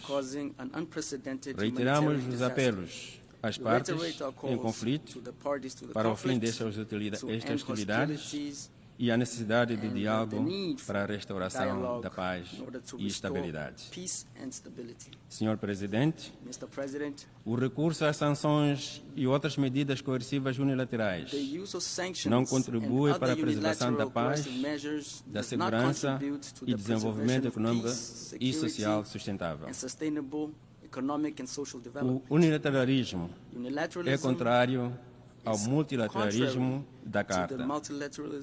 Neste contexto, reiteramos nosso firme apelo pelo levantamento total das medidas coercivas unilaterais impostas ao Zimbábue e a Cuba, pois têm impactos negativos significativos nas populações destes países, prejudicando seus direitos e bem-estar para permitir um desenvolvimento mais justo e equitativo. Senhor Presidente, Excelências, em janeiro de 2023, Moçambique assumiu o mandato bianual 2023-2024 como membro não permanente do Conselho de Segurança das Nações Unidas. Quando faltam 3 meses para o seu fim, gostaríamos de reiterar a honra e privilégio que temos tido em servir naquele órgão das Nações Unidas, responsável pela manutenção da paz e segurança internacionais. Nesses últimos 2 anos, Moçambique deu a sua direta contribuição para a paz e segurança no mundo, colaborando na abordagem de todos os temas da agenda do Conselho de Segurança, entre os quais salientando a paz e segurança em África, o combate ao terrorismo, mulher, paz e segurança e o nexo entre clima, paz e segurança. Presidimos o órgão em março de 2023 e em maio de 2024.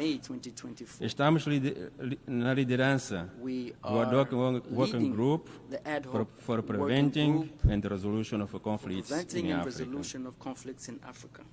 Terminaremos brevemente o nosso mandato. Reafirmamos o nosso compromisso de continuar a colaborar com vista à persecução dos desidratos que norteiam o Conselho de Segurança das Nações Unidas para o reforço da paz e segurança internacionais. Agradecemos por isso a todos os Estados-membros pelo apoio prestado a Moçambique durante o seu mandato e reafirmamos o compromisso com o multilateralismo e com os princípios e objetivos consagrados na Carta das Nações Unidas que guiaram o nosso mandato desde o seu início. Senhor Presidente, Excelências, em Moçambique, continuamos a consolidar a nossa jovem democracia e cidadania, reforçando o diálogo e procurando consensos nos diversos fóruns de representação participativa. Nesse espírito, realizar-se-ão no dia 9 de outubro próximo as 7ª eleições presidenciais e legislativas e para as assembleias provinciais. No combate ao terrorismo na província de Cabo Delgado, a nossa atuação vigorosa contra este fenômeno tem resultado em progressos com o apoio da SADC e do Rwanda e de parceiros de cooperação internacional, não obstante os desafios prevalecentes. A este respeito, queremos reiterar o nosso apreço e gratidão a todos os parceiros bilaterais e multilaterais que não têm medido esforços no apoio que nos têm prestado no combate contra o terrorismo e para o restabelecimento da paz e tranquilidade das populações vítimas e para a reconstrução de infraestruturas econômicas e sociais nas zonas afetadas pelas ações terroristas. Adicionalmente, o nosso país tem enfrentado múltiplos e complexos desafios, que incluem a exposição a riscos associados às mudanças climáticas, tais como ciclones cíclicos, secas, cheias e inundações. Esses fenômenos causam, em média, perdas econômicas de 1,1% do PIB por ano. Senhor Presidente, Excelências, a terminar, reiteramos o compromisso do governo da República de Moçambique para com a paz e segurança internacionais, fatores incontornáveis em prol do bem-estar da humanidade e de um mundo próspero. Muito obrigado.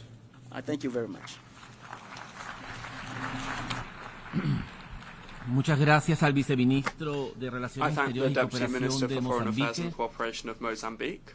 Y doy ahora la palabra al excelentísimo señor Sheikh Shakbut Nayan Al Nayyan, Minister of State for the Minister of Foreign Affairs of the United Arab Emirates.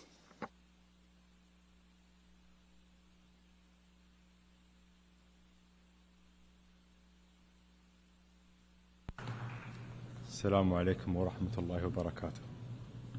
May the peace, mercy, and blessings of God be upon you. Mr. President, at the outset, I would like to thank His Excellency Dennis Francis for his outstanding leadership of the previous session. I also congratulate His Excellency Philemon Yang on assuming the presidency of the 79th session of the General Assembly, and I wish him success in this endeavor. From the podium of this General Assembly, a place that has always embraced our ambitions and agonies, we call upon all of you to join hands and work together to create a better world for our sons and daughters and for future generations. A better world in which they can enjoy a decent, prosperous and stable life. A world in which all political, diplomatic and economic capabilities and the latest technological and scientific advancements are harnessed to preserve life in all its forms. من أجل الحفاظ على الحياة بكل تجلياتها وصورها. وفي دولة الإمارات وضعنا هذه الرؤية صلب أعيننا فأطلقنا العنان لعجلة التقدم في ميادين التنمية والاقتصاد والتعليم والتكنولوجيا والصناعة. ومنذ قيام دولة الإمارات اعتمدت بلادي سياسة خارجية شفافة قائمة على المصداقية وبناء شبكة علاقات متوازنة مع دول العالم ودعم جهود إرساء الاستقرار الإقليمي والدولي وخفض التصعيد والتشجيع على الحوار وبناء الجسور وحل الأزمات بدلاً من الاكتفاء بإدارتها. وفي ظل المنعطفات الخطيرة التي يمر بها العالم اليوم فلا بد من إعادة ضبط بوصلة العمل الدولي نحو جملة من المبادئ الأساسية التي لا يمكن أن نحيد عنها. أهمها توحيد الموقف تجاه جميع القضايا الشائكة ومساندة جميع الشعوب بعيدا عن ازدواجية المعايير وضمان حماية المدنيين وإعلاء سيادة القانون والالتزام بحقوق الإنسان واحترام مبادئ حسن الجوار. وتزداد أهمية العودة لهذه المبادئ مع ما تشهده العديد من النزاعات في منطقتنا والعالم من انتهاكات صارخة عمقت المعاناة الإنسانية وعادتنا عقودا للوراء وتسببت في موجات لجوء ونزوح ضخمة أثقلت كواهل الدول المعنية والدول الجوار. في ظل استمرار الحرب الدموية على قطاع غزة والحروب في السودان وأوكرانيا والأزمات في اليمن وسوريا وليبيا والساحل وأفغانستان وميانمار وهايتي وغيرها. ولا بد هنا من التذكير بأنه حتى للحروب قواعد ويجب على أطرافها احترام القانون الدولي بما في ذلك القانون الدولي الإنساني. ففي غزة يجب تحقيق وقف فوري ودائم لإطلاق النار وإدخال المساعدات بشكل عاجل وكامل دون عوائق وعلى نطاق واسع وإطلاق سراح الرهائن والمحتجزين وتنفيذ قرارات مجلس الأمن ذات الصلة. ويجب توخي الحكمة في معالجة التطورات الإقليمية المتسارعة المنذرة بالخطر في منطقتنا. ويبدو أن ما كنا نحذر منه يتطور الآن بشكل قد يصبح غير قابل للسيطرة. لذا نأسف لرؤية الحرب تمتد إلى لبنان في الوقت الذي كنا نتطلع فيه للإعلان عن التوصل لصفقة تنهي الحرب على غزة. ولا يمكن القبول بتجاهل القرارات والآراء الاستشارية الصادرة عن أعلى هيئة قضائية أممية وهي محكمة العدل الدولية، بما في ذلك تدابيرها المؤقتة والمتصلة بالحرب على غزة.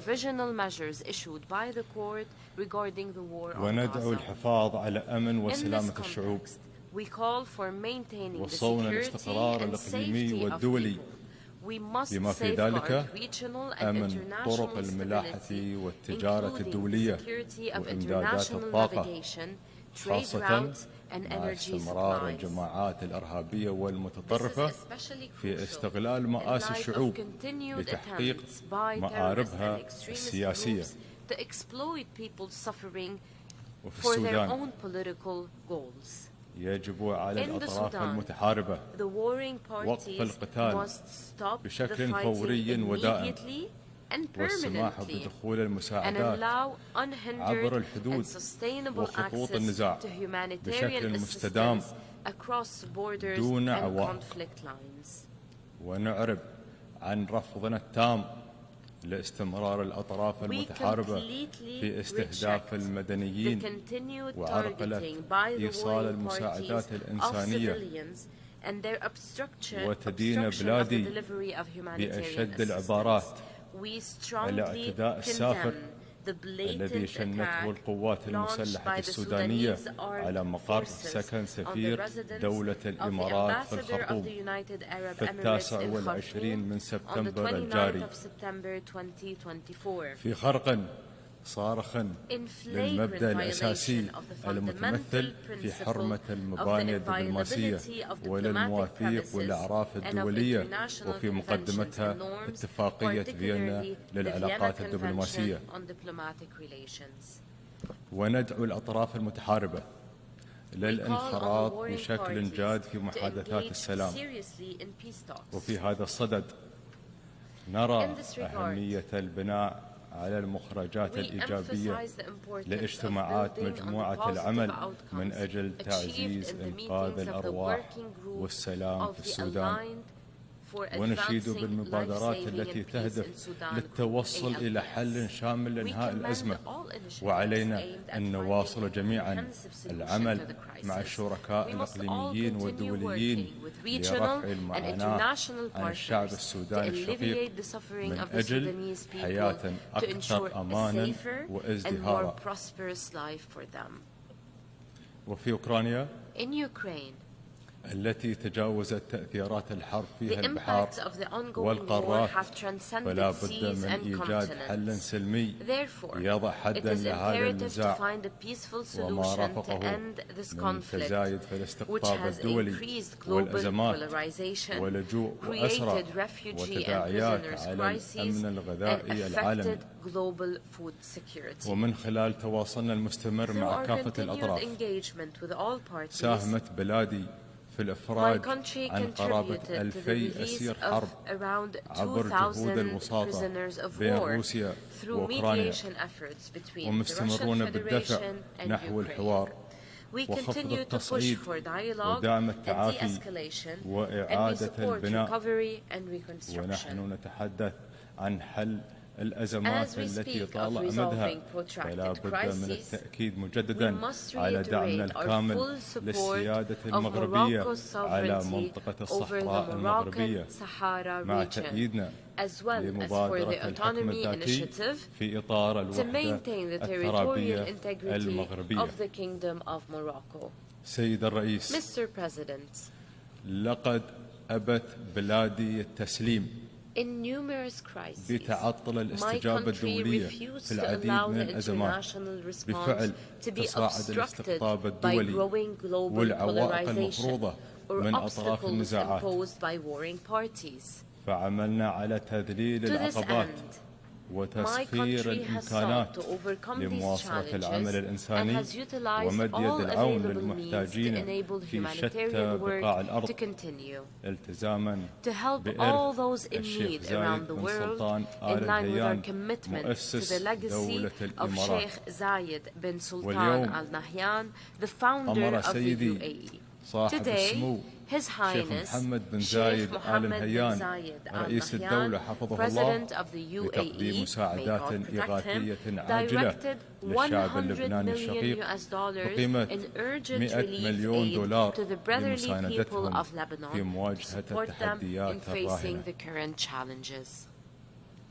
وحين اشتدت ويلات الحرب في السودان لتدفع بالملايين من السكان نحو كارثة إنسانية متعددة الأبعاد، سخرت بلادي جهودها لدعم الشعب السوداني، حيث ساهمنا مؤخرا ب$100 مليون لتعزيز جهود الأمم المتحدة لمعالجة التداعيات الإنسانية لهذا الحرب في الداخل وفي دول الجوار، إلى جانب إنشائنا لمستشفيين ميدانيين في التشاد لتقديم الخدمات الطبية لكل منهم بحاجة إليها، يشمل اللاجئين السودانيين. وبالمثل لم ندخر جهدا في دعم الأبرياء المحاصرين في غزة، حيث عملنا على مدهم بالمساعدات العاجلة عبر البر والجو والبحر، وسعينا لتوفير العلاج لأشقائنا الفلسطينيين من المرضى والمصابين عبر إنشاء مستشفى ميداني في رفح بغزة ومستشفى عائم في العريش. مع استمرارنا في إجلاء الجرحى والمرضى وذويهم من قطاع غزة لتلقي العلاج في مستشفيات دولة الإمارات، وأغلبهم من الأطفال ومرضى السرطان. كما واصلنا دعمنا لوكالة الأنروا في ضوء الدور الحيوي الذي تقوم به في غزة، ونرحب بإطلاقهم مؤخرا لبرامج تمهيدية لاستئناف خدماتها التعليمية في القطاع، محيين كافة الجهود التي يبذلها العاملين في المجال الإنساني والتي تمثل الشعاع المضيء وسط نفق الحرب المظلم. وإن أردنا انتشال القضية الفلسطينية من هذه الحلقة المفرغة التي تدور فيها منذ 7 عقود، فلا بد من اتخاذ خطوات ملموسة لإنشاء دولة فلسطينية مستقلة عاصمتها القدس الشرقية استنادا إلى حل الدولتين، والنظر في تشكيل بعثة دولية مؤقتة في القطاع بدعوة رسمية من الحكومة الفلسطينية لمعالجة الكارثة الإنسانية وإرسال دعائم الأمن وسيادة القانون وإعادة توحيد غزة والضفة الغربية تحت السلطة الفلسطينية بعد إصلاحها، لتكون قادرة على المضي بخطى ثابتة نحو إيجاد حل سياسي شامل وعادل للقضية الفلسطينية. وتؤمن بلادي بأن دولة فلسطين التي تبوأت منذ أيام مقعدها الجديد في هذه القاعة أسوة بسائر الأمم قد استوفت متطلباتها العضوية الكاملة في هذه المنظمة تماما كما استحقت الاعتراف بها من قبل الجميع كدولة كاملة الأهلية تحت الاحتلال. سيد الرئيس، وبالتوازي مع جهودنا في هذه الملفات تستمر بلادي في مطالبتها لإيران بإنهاء احتلالها للجزر الإماراتية الثلاث طنب الكبرى وطنب الصغرى وأبو موسى، والتي تعد جزءا لا يتجزأ من أراضي دولة الإمارات، ونستمر بحثها على الاستجابة لدعواتنا المتكررة لحل القضية عن طريق المفاوضات المباشرة أو اللجوء إلى محكمة العدل الدولية. وفي سائر القضايا ترى دولة الإمارات بأن الدبلوماسية هي خيارنا الأمثل، فلا يمكن أن نطفئ النار بالنار. وحين لا تجدي المناهج التقليدية نفعا فمن واجبنا تجديدها لنتمكن من التحرك في أحلك لحظات التاريخ. سيد الرئيس، إن بناء مستقبل آمن ومزدهر يتطلب تحديث آليات العمل متعدد الأطراف لتمكينها من مواكبة التحديات الجسيمة والتي تحيط بنا والاطلاع بأدوار هامة في حل النزاعات والأزمات، خاصة بعدما عجزت المنظومة الدولية بشكلها الحالي عن منع أخطر الجرائم أو المساءلة عنها.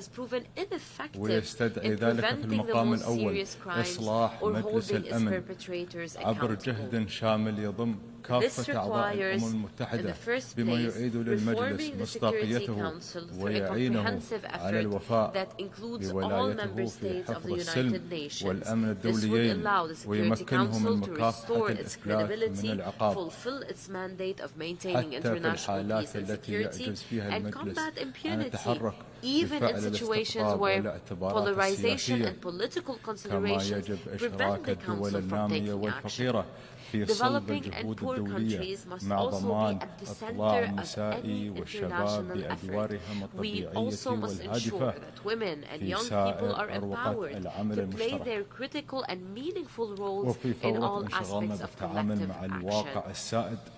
دعونا لا نغفل عن أهمية جهود الوقاية من الأزمات، حيث أن أخطر الحروب التي شهدها التاريخ لم تنشأ في عشية وضحاها، بل كانت امتدادا لأعوام أو عقود من التطرف وخطاب الكراهية والتعصب، ويستدعي ذلك اتخاذ خطوات ملموسة لإعلاء قيم التسامح والتعايش السلمي وتضافر الجهود الإقليمية والدولية لإخماد شرارة النزاعات قبل اشتعالها. بالإضافة لذلك فإن العمل المشترك هو السبيل الوحيد لمواجهة المخاطر التي تهدد مستقبل البشرية والكوكب، بما في ذلك التغير المناخي، حيث أبرزت مخرجات الدورة 28 من مؤتمر الدول الأطراف في اتفاقية الأمم المتحدة الإطارية بشأن التغير المناخي التي استضافتها دولة الإمارات ما يمكن تحقيقه إن عملنا معا، خاصة بعد اعتماد The historic UAE consensus, adopted by 198 countries, embodies a global consensus on developing measures to prevent global warming above 1.5 degrees Celsius and operationalize the loss and damage fund to compensate the countries most affected by climate change. وسنواصل التعاون مع الجميع لدعم العمل المناخي والطاقة المتجددة والنظيفة بما في ذلك من خلال مبادرة ترويكا رئاسات مؤتمرات الأطراف مع أذربيجان والبرازيل لتقديم استجابة ملموسة لتحقيق أهداف اتفاقات المناخ الدولية. كما سنواصل مساعينا للحد من أزمة ندرة المياه لتوفير المياه النظيفة والمستدامة للجميع، وذلك عبر مؤتمر المياه الذي نعتزم استضافته في عام 2026 بالشراكة مع السنغال. ومبادراتنا المتعددة في هذا المجال وأولها مبادرة محمد بن زايد للماء الذي أطلقت هذا العام، وبهذه الروح التي تطلع دوما للأمام تسعى بلادي لاستكشاف الفرص الكامنة في وسائل التكنولوجيا المتقدمة لتكون التكنولوجيا الناشئة ومنها تقنيات الذكاء الاصطناعي أدوات أساسية لابتكار الحلول في عالمنا وفي حياتنا وفي خدماتنا الحكومية. ونؤمن بضرورة توجيه الاهتمام الدولي نحو هذه الوسائل والاستثمار فيها بما يسرع من وتيرة التنمية المستدامة ويحدث تحولات جذرية في التعامل مع التحديات في مختلف الميادين على نحو يسد فجوات التنمية ويدعم تقدم الجميع. سيد الرئيس، دعونا نغتنم هذه الفرصة لتصحيح مسار العمل الدولي المشترك، ملاذنا الجامع في الشدائد، وأن نعمل يدا بيد لصنع مستقبل باهر تفخر به الأجيال القادمة. شكرا سيد الرئيس.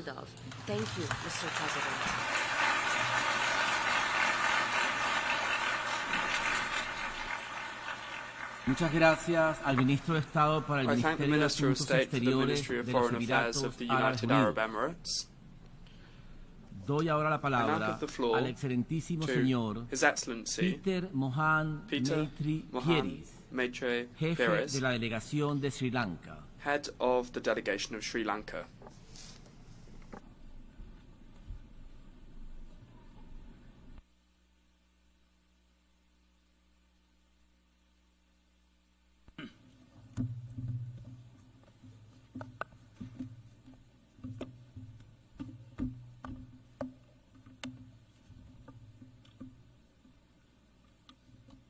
Mr. President, Excellencies, distinguished delegates, ladies and gentlemen. Sri Lanka felicitates His Excellency Philomen Young of Cameroon on his election as the President of the 79th session of the United Nations General Assembly. Mr. President, against the background of global turmoil, setbacks and transformations, the aspirations of this year's Assembly for a better global future resonate with those of the people of Sri Lanka. On the 23rd of September, following a transparent and peaceful electoral process and a dignified transition in keeping with our decades of democratic practice, His Excellency President Anura Kumara Dissanayake was sworn in as the 9th Executive President of Sri Lanka. The people of Sri Lanka have vested in him the mandate to realize the people's aspirations for the future and to build a sustainable foundation for future generations. His Excellency President Dissanayake has outlined to the nation his determination to put in place a united Sri Lanka and a transformed ethical political culture. a political culture echoing the wishes of the people. His future trajectory combines nation building based on public trust in governance and in the political system through accountability, integrity, and the elimination of waste and corruption. In the words of His Excellency President Anurakumara Dissanayake, quote, "We are launching a unified Sri Lankan nation that respects diversity, fully ending an era of division based on race, religion, caste, and class." Close quotes. In order to achieve these objectives, the government has recognized that it is crucial to reinforce stability and confidence in the economy and stimulate growth.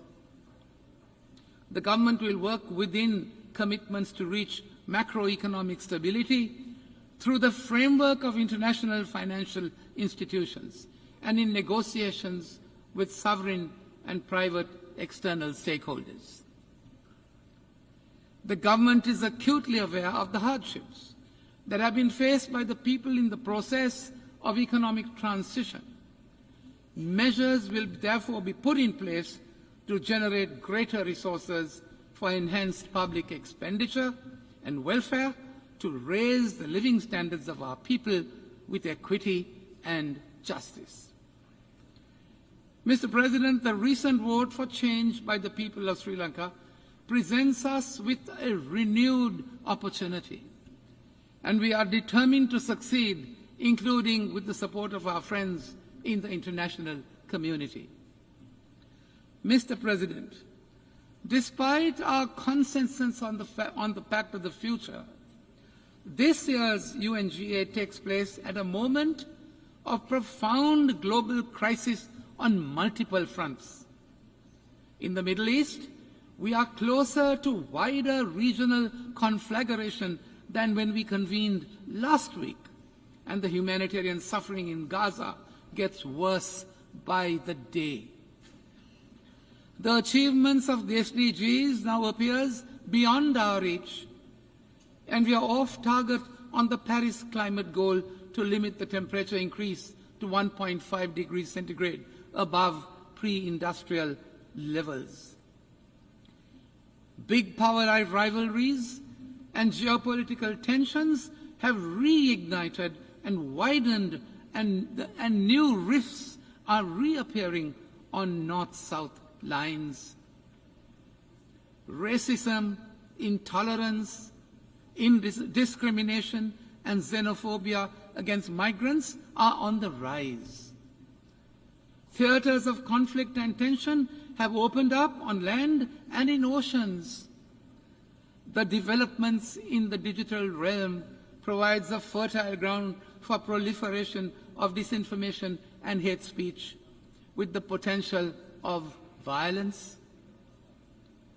Mr. President, the lingering impact of the pandemic have reverberated throughout the global economy, creating profound economic insecurities, threatening free trade and leading to protectionist barriers. We are spending more on weapons than ever before in the past, and regrettably, the use of nuclear weapons is in mainstream discourse. New domains are being weaponized, including outer space and cyberspace, while the use of AI is challenging international humanitarian law in the battlefield.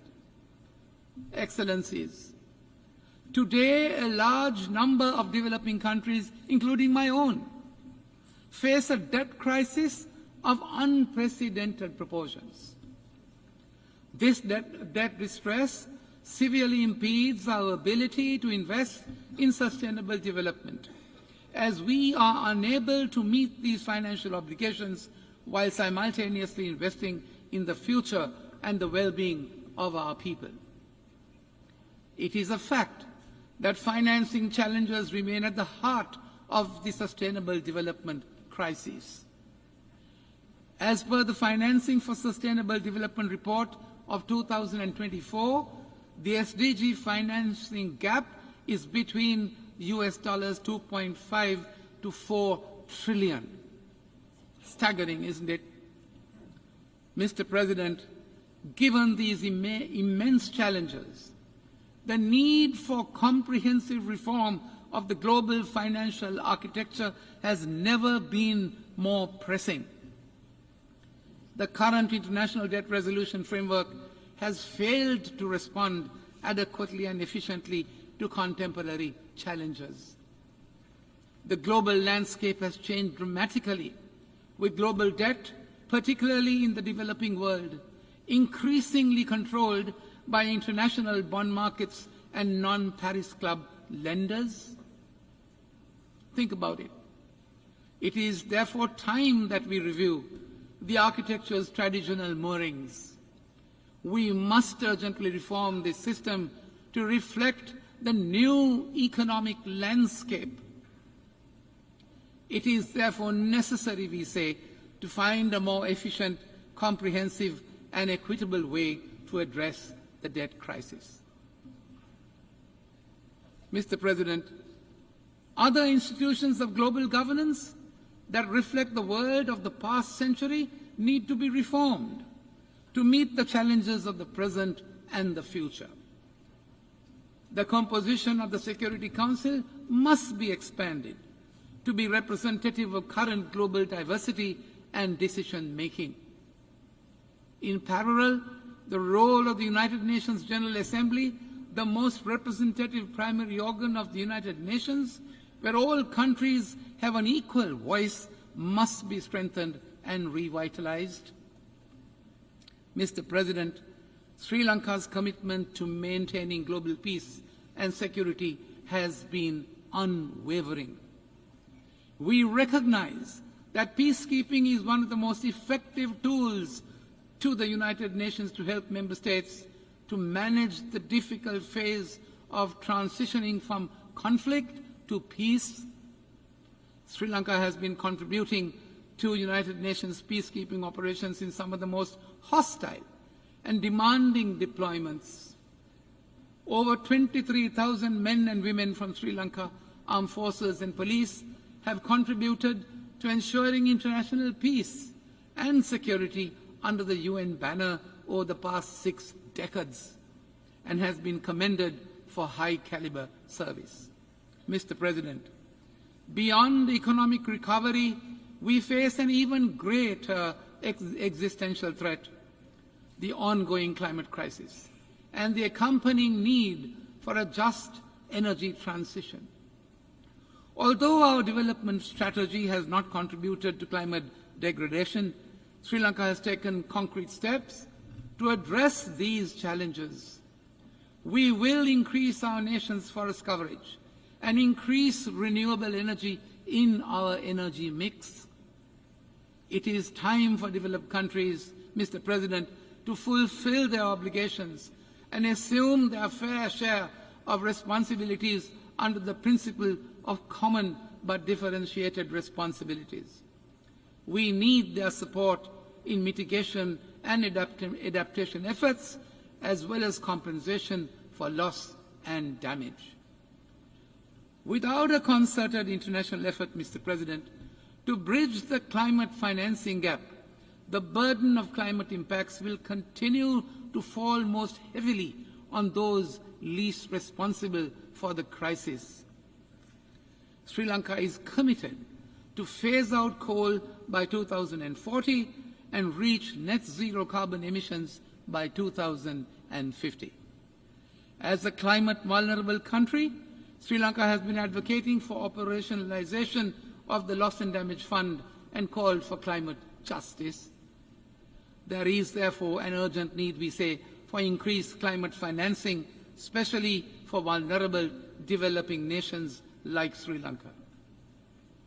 Mr. President, 2 other critical issues which are also relevant to Sri Lanka as an island nation were part of the discourse during this year's high-level week. Sea level rise is an imminent reality affecting millions. While Sri Lanka has taken mitigatory measures nationally as included in the National Adaptation Plan for Climate Change, it is through concerted international action that solutions can be implemented to halt the global warming that is the cause of sea level rise. Sri Lanka initiated the UNGA resolution on declaring 1st of March as the World Seagrass Day to bring international attention and awareness on a small but significant aspect of universal importance of combating climate change. Sri Lanka has further been recognized for its contribution to mangrove regeneration programs as a 2024 World Restoration Flagship by the United Nations under the UN Decade on Ecosystem Restoration. Mr. President, antimicrobial resistance has become a critical public health issue the world over, with bacterial resistance linked to around 5 million deaths worldwide annually. Alarming. AMR, if not contained, has the potential to spiral into a development issue, as well with life expectancies declining worldwide. We welcome the target of mobilizing US $100 million through the Antimicrobial Resistance Multi-Partner Trust Fund to ensure that 60% of countries have funded action plans by 2030. However, international cooperation, Mr. President, and sustainable financing must increase to meet this goal. Mr. President, as we seek solutions to global challenges, we must harness the power of technology and innovation. Digital technologies and artificial intelligence offer unprecedented opportunities to accelerate sustainable development. Sri Lanka aims for sustained growth by innovation and envisages an equitable digital transformation through the establishment of accessible digital public infrastructure.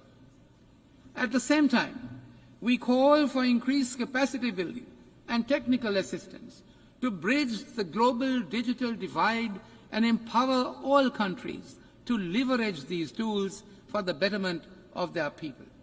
Mr. President, the General Assembly's theme calls on us to leave no one behind and to act together for the advancement of peace, sustainable development, and human dignity for present and future generations. In Sri Lanka, 38% of our total population is youth, which is the most capable and dynamic resource that can contribute to our future development. Sri Lanka advocates for increased youth participation in decision-making processes. After all, the Declaration on Future Generation is theirs. Simultaneously, the new Sri Lanka will realize the aspirations of a just society with greater empowerment for women who make up to 52% of our population. Mr. President, as we look towards the future, we must also address one of the gravest injustices that this Assembly has inherited from the past. Sri Lanka has repeatedly voiced its concern over the dire humanitarian situation in the occupied Palestinian territories. We reiterate our support for the recognition of the legitimate and inalienable right of the Palestinian people to statehood and join the call for a two-state solution based on the 1967 borders in line with all UN resolutions. As a country, Mr. President, that has suffered separatist terrorism for decades, we condemn the terrorist attacks in the Middle East and elsewhere in the world. Sri Lanka calls for complete and unconditional lifting of all unilateral coercive measures imposed against any country, as they hinder free trade, right to development, and have unintended humanitarian consequences. Mr. President, as an island country, we are concerned about the present environmental and geopolitical aspects relating to the oceans. We want our oceans to be free of rivalry, free of conflicts, free of pollution, and to be able to sustainably manage our marine resources. The UNCLOS, with its cohesive and universal nature, provide us with a say in shaping the global maritime system.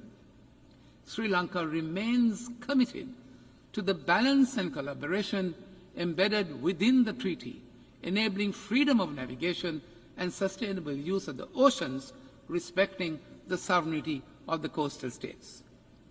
Mr. President, we must recognize that global challenges demand global solutions. In our interconnected world, no country can solve these complex problems in isolation. We must strengthen our international institutions, enhance knowledge sharing, and foster strong relationships. We must work together equitably, ensuring all voices are heard in shaping our shared future. It is encouraging, I say, that several developing countries are on the cusp of becoming the leading economies of tomorrow. We must bolster South-South cooperation to foster economic growth, social progress, and sustainable development among us. However, South-South cooperation is not a substitute, we appreciate, for the responsibilities of the Global North as set out in the Addis Ababa Action Agenda and the Paris Agreement. Mr. President, in conclusion, as Sri Lanka embarks on a path of national unity, ethical governance, and economic recovery, and growth with justice and equity under a new leadership, we reiterate our commitment to multilateral cooperation in pursuit of peace, of prosperity, and of sustainability. We must harness the power of international solidarity, my dear friends, to confront the interconnected challenges before us, as well as to explore durable solutions to the generations to come. I thank you, Mr. President. Muchísimas gracias al jefe de la delegación de Sri Lanka. Doy ahora el derecho de palabra al excelentísimo señor Song Kim, jefe de la delegación de la República Popular Democrática de Corea.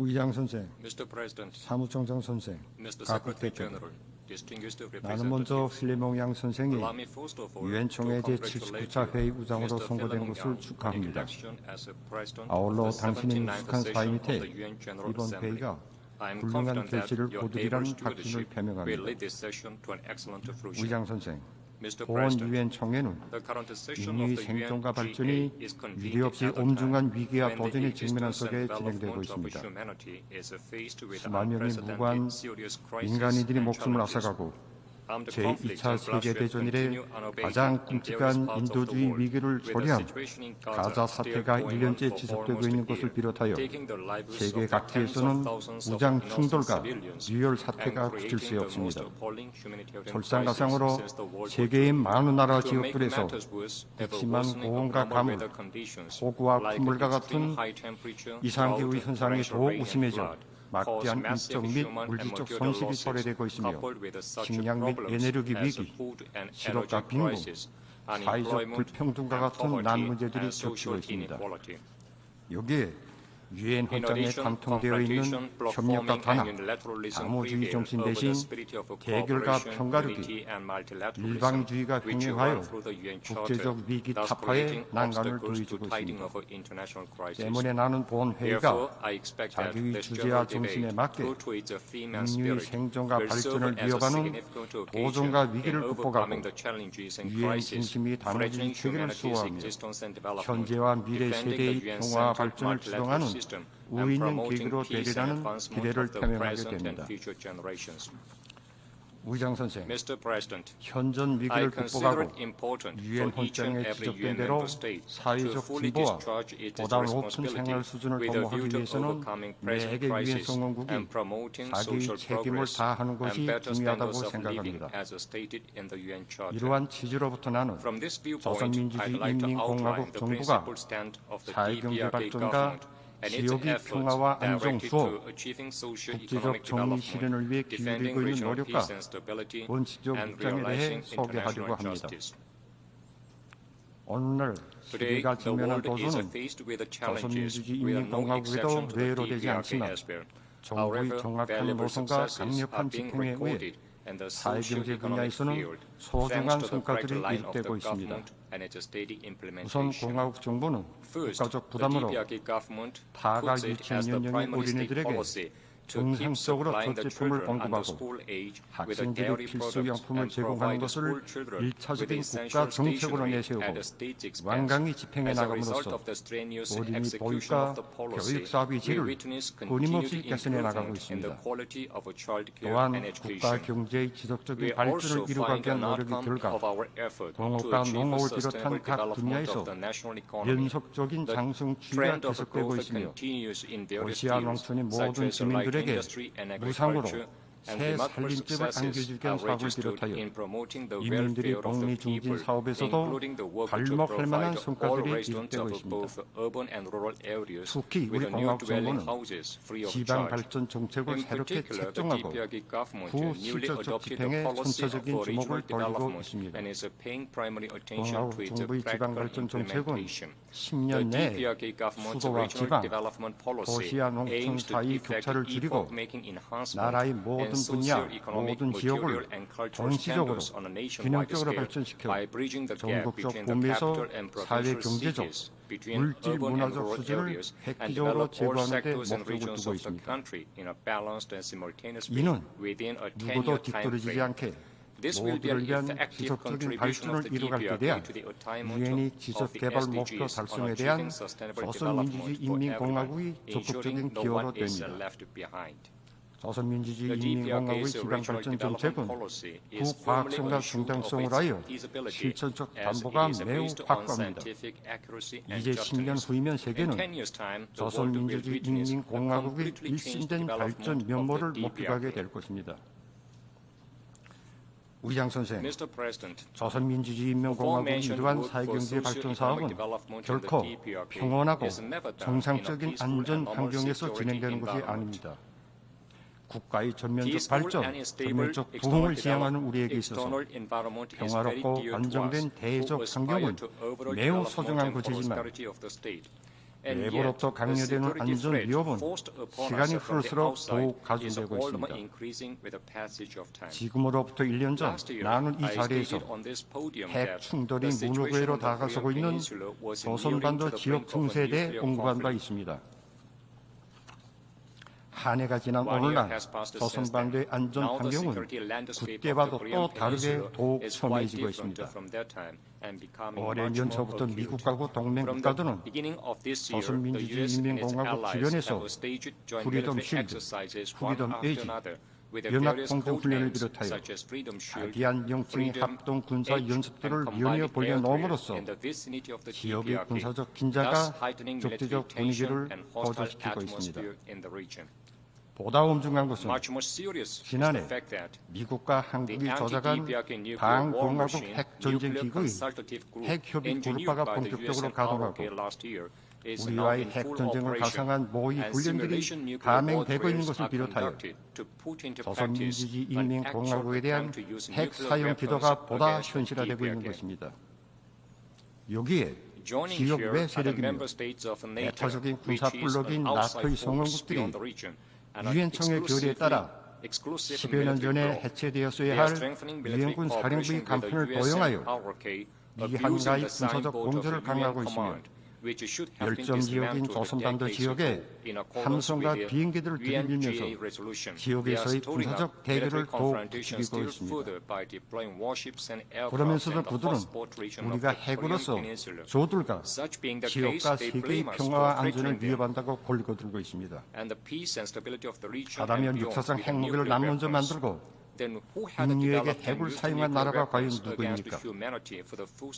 지난 세기부터 조선 반도의 핵무기를 반입하고 세계를 넘어 조선민주주의인민공화국의 핵 위협을 가해온 것이 과연 누구입니까? 오늘날 주권 국가의 종권 종말에 대해 소슴없이 제창하며 조선민주주의인민공화국에 대한 핵 선제 사용을 국책으로 유지하고 있는 것이 과연 누구입니까? 우리가 핵을 가졌기 때문에 미국이 우리를 적대시하는 것이 아니라 바로 미국이 70여 년 전부터 조선민주주의인민공화국을 적대시하면서 핵 위협을 가해왔기 때문에 우리가 부득이 핵 보유라는 역사적인 결심을 하지 않으면 안 되게 된 것입니다. 바로 우리 핵은 우리 스스로를 지키기 위해 만들어지고 존재하는 것이기에 우리 핵 위협에 대해 입에 올리는 것 자체가 우리를 적대시한다는 것을 반증해 줍니다. 미국과 주변 국가들이 애결적이고 침략적인 속성이 스스로 변하지 않는 이상 조선반도의 안전 환경은 우리 세대는 물론 다음 세대에도 우연 복잡 다산하게 되어 있습니다. 이러한 상황에서 국가의 안전 이익을 수호하고 평화적 발전을 담보할 수 있는 강력한 힘을 상시 유지하는 것은 조선민주주의인민공화국에 있어서 필수 불가결의 주권적 권리 행사로 됩니다. 조선반도 정세가 극도로 긴장해지면서도 전쟁으로까지 가닿지 않는 것은 전적으로 우리 국가가 강력한 전쟁 억제력으로 침략 위협을 억제하고 지역에서의 힘의 균형을 보장하고 있기 때문입니다. 하기에 우리는 국가 안전 보장에 대한 의무감뿐만이 아니라 지역과 세계의 평화와 안전 유지에 대한 사명감으로부터 전쟁 억제 능력을 계속 향상시켜 나가고 있습니다. 조선민주주의인민공화국 국무위원장 김정은 동지께서는 대화도 해결도 우리 선택으로 될 수 있지만 우리가 보다 철저히 준비되어 있어야 할 것은 대결이라는 것이 우리가 30여 년간의 조미 관계를 통하여 내린 청하이고 결론이라고 말씀하셨습니다. 우리는 주권 국가의 합법적 권리, 우리 자위권을 놓고 뒤돌아보기도 아득한 과거의 논점으로 되돌아가지 않을 것이며 전체 조선인민이 피어린 투쟁으로 이룩한 우리 국위를 놓고 그 누가도 흥정하지 않을 것입니다. 미국에서 그 누가 집권하든 우리는 일개 행정부가 아니라 미국이라는 국가적 실체 그 자체를 대상할 것이며 마찬가지로 미국이 구원던 정권도 달라진 조선민주주의인민공화국을 상대해야 할 것입니다. 의장 선생, 정의와 평화를 수호하고 진보와 발전을 지향하며 신성과 단결을 도모하는 것은 조선민주주의인민공화국이 변함없는 대중시적 입장이며 유엔 헌장에 관통되어 있는 사상이기도 합니다. 이로부터 공화국 정부는 불법, 무법의 이중 기준으로 국제 정치 모델을 양분하고 저들의 패권적 이익을 우선시하며 평화와 안전을 결란하는 행위를 경결히 반대하고 있습니다. 현재기 유엔이 제시한 지속개발 목표 달성을 저해하는 인자가 한둘이 아니지만 가장 문제로 되는 것은 바로 미국을 비롯한 일부 유엔 성원국들이 강권과 전행 이중 기준입니다. 지난해 10월부터 이스라엘 당국이 무차별적인 살육 만행으로 가자지대에서는 수많은 어린이와 여성들을 포함하여 4만 명이 넘는 무관 팔레스티나 민간인들이 무참히 학살되었으며 한 개 민족이 전멸의 위기에 노출되었습니다. 인류에게 형언할 수 없는 고통을 가져다준 전쟁이 참화를 베풀게 하지 않도록 할 목적으로 유엔이 존재하고 있음에도 불구하고 이러한 반인적 만행이 1년 동안이나 지속되어 온 것은 실로 수치스럽고 개탄스러운 일이 아닐 수 없습니다. 일개 국가가 이토록 끔찍한 대량 학살 만행을 자행하고도 아무런 추궁이나 제재도 받지 않고 있는 것은 전적으로 유엔 안전보장이사회 상임이사국인 미국의 기호가 있기 때문입니다. 미국은 동맹국의 민족 멸살 행위를 멈춰 세우길 바라는 국제사회의 염원을 뒷받고 중동 평화 실현을 위한 유엔 안전보장회의사의 결의안들에 무려 5차례나 거부권을 행사함으로써 유엔의 권위를 훼손시키고 반인인 범죄를 부추겼습니다. 그러한 미국이 그 누구에게도 사소한 피해를 주지 않은 주권 국가의 합법적인 자위권 행사를 위협으로 도발로 매도하고 있습니다. 미국과 소방에 의해 3년 가까이 지속되어 오는 우크라이나 사태를 보더라도 그들은 나토의 동지인가 동맹국에 대한 천문학적 액수의 살인장의 제공으로 사태를 조작하고 지속시키면서도 그 책임을 다른 나라들에 전가하고 있습니다. 미국이 다른 나라들이 정상적인 강대 발전을 그토록 악의사서 비난하는 것도 실상은 동맹국에 대한 무원칙적인 정치군사적 지원을 정당화하고 좋은 지구적인 군사동 조작이 필요한 명분을 붙자는 것입니다. 행위 수행자가 친미 국가인가 사주적인 국가인가에 따라 중미와 부정미가 판별되고 유엔이 개별적 국가의 정치적 목적 이용에 악용되는 현실은 더 이상 묵인되지도 허용되지도 말아야 합니다. 나는 오만 무리한 일개 상기 미사국의 강권과 전쟁에 의하여 세계 도처에서 평화와 안정이 온전히 위협당하고 유엔 헌장의 정신이 모독당하고 있는 데 대하여 다시 한번 강력한 우려를 표시하며 규탄합니다. 또한 이스라엘에 의하여 집단학살된 팔레스타인들과 그 유가족들에게 심심한 애들뜻을 표하며 강전된 혼란을 되찾고 나라의 영토 완전을 수호하게 한 시리아 인민의 투쟁에 변함없는 지지와 연대성을 표시합니다. 의장 선생, 현 국제관리 체제 개혁은 마땅히 공정과 공평, 정의를 실현하는 대로 지향되어야 합니다. 유엔 헌장에 기재된 목적과 원칙에 맞게 모든 활동에서 주권 평등과 내정 불간섭, 공정성과 객관성이 엄격히 준수되고 강권과 전행, 편견적이고 이중 기준적인 반응이 종식될 때라야 유엔은 자기의 신성한 모습을 되찾게 될 것입니다. 의장 선생, 어제도 불허하였지만 오늘도 조선민주주의 인민공화국을 지향하는 것은 공정하고 평화롭고 번영하는 세계입니다. 반제 자절을 일가는 제일 국책으로 내세우고 주권 존중과 내정 불간섭, 평등과 호의에 기초한 국제적 정의를 실현하며 새로운 국제 질서를 수립하기 위해 적극적으로 노력하는 것은 우리 공화국 정부의 일관한 입장입니다. 앞으로도 조선민주주의 인민공화국은 침략과 간섭, 지배와 예속을 반대 대격하고 자주와 정의를 지향하는 모든 나라 민족들과 사상과 제도의 차이에 관계없이 협조할 것이며 우리나라를 존중하고 우호적으로 대하는 나라들과의 다방면적인 교류와 협력을 발전시켜 나갈 것입니다. 감사합니다.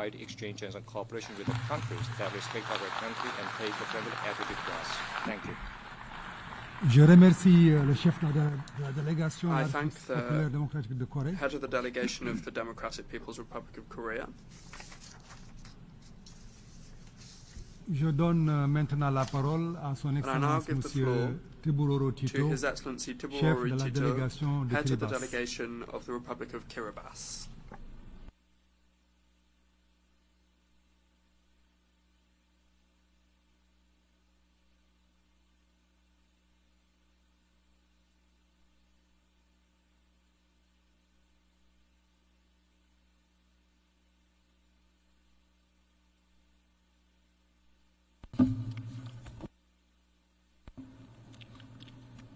President of the General Assembly, Secretary General of the United Nations, Excellencies, ladies and gentlemen, I'm happy to greet you all on behalf of the President, the government, and the people of the Republic of Kiribati.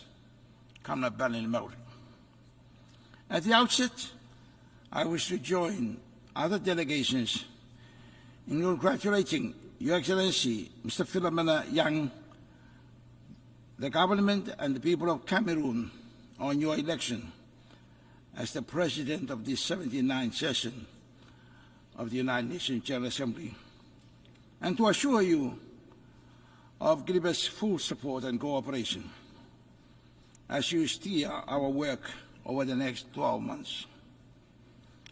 We also acknowledge with gratitude the effort and work of the outgoing President of the 78th session, His Excellency Dennis Francis of Trinidad and Tobago, for his leadership for the past year. It is with immense pride and a deep sense of responsibility that Kiribat stands before this assembly, marking the 25 years of its membership of the United Nations. A quarter of a century ago, on 14 September 1999, Kiribat joined this esteemed body and became the 186th member of this UN family.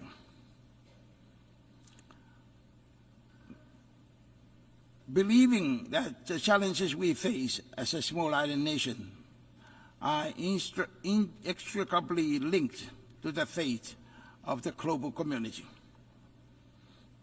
As we celebrate this milestone, we honor the path that we have walked with our global partners, and we reaffirm our commitment to the core principles of the United Nations: peace, justice, human rights, responsibility, and respect, and sustainable development.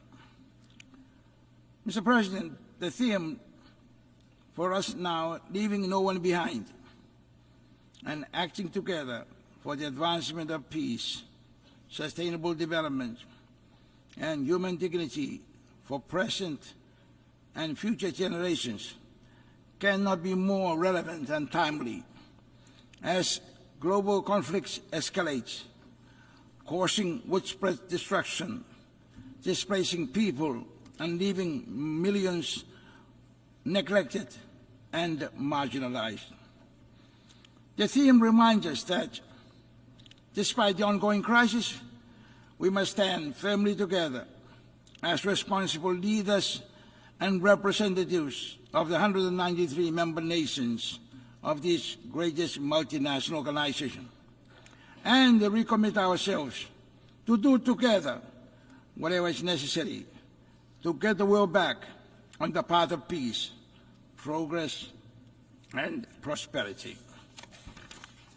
Mr. President, what we witness in the world today and for the past 39 years suggests that the Founding Fathers' inspiration for lasting peace is far from being realized.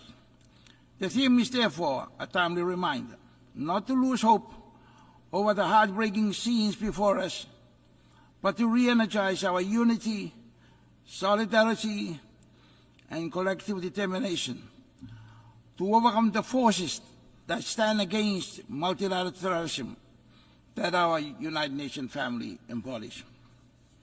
This is why Kiribat reaffirms the critical importance of reinvigorating multilateralism.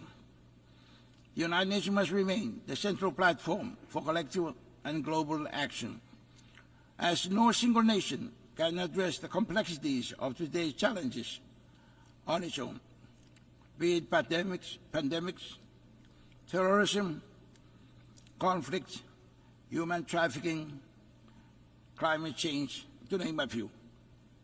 Mr. President, it cannot be disputed that the UN that was created in 1945 by 51 founding members to restore and maintain world peace and security out of the ash and devastation of World War II has now become the largest international organization on earth that deals with all aspects of human livelihood and well-being to such an extent that its core function of maintaining world peace and improving living standards has been greatly thwarted.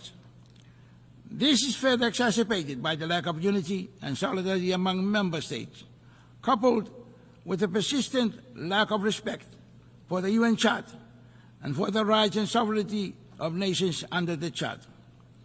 The apparent lack of unity and solidarity within the membership of this family is very much evident in the inability of members to stand united on issues of common concern, the increasing polarization of global issues, and the proliferation of exclusive groupings which tend to breed more disunity and distrust among members.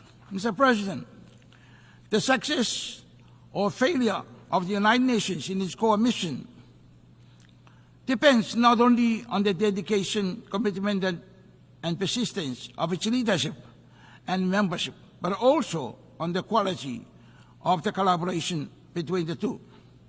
The theme is a reminder of the need to gauge the performance of the United Nations against its core mission of maintaining world peace, improving living standards, and the promotion of human rights and freedoms.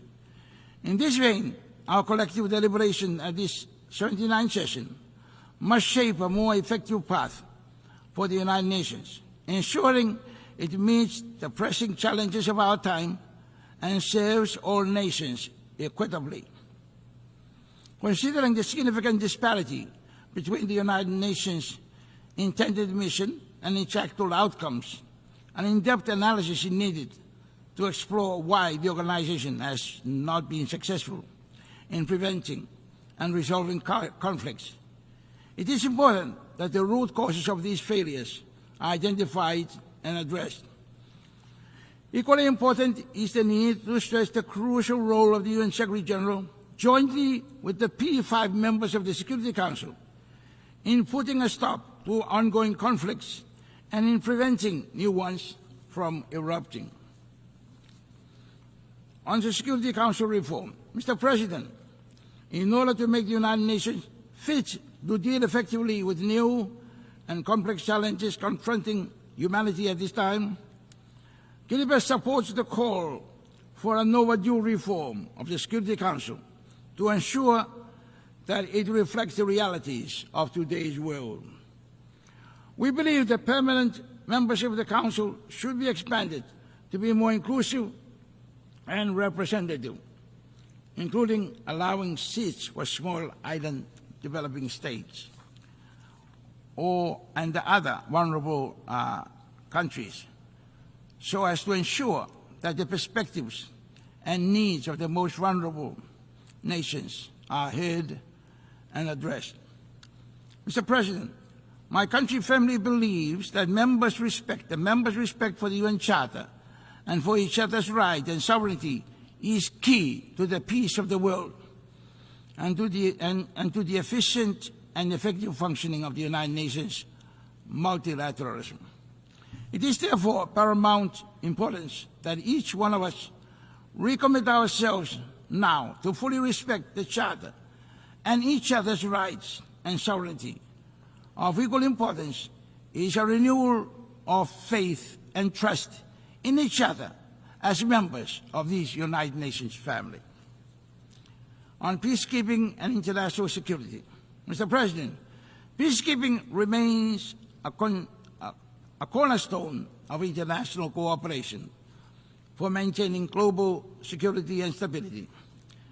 Kiribati is grateful to have contributed to this effort by deploying police personnel to support the United Nations peacekeeping mission in South Sudan.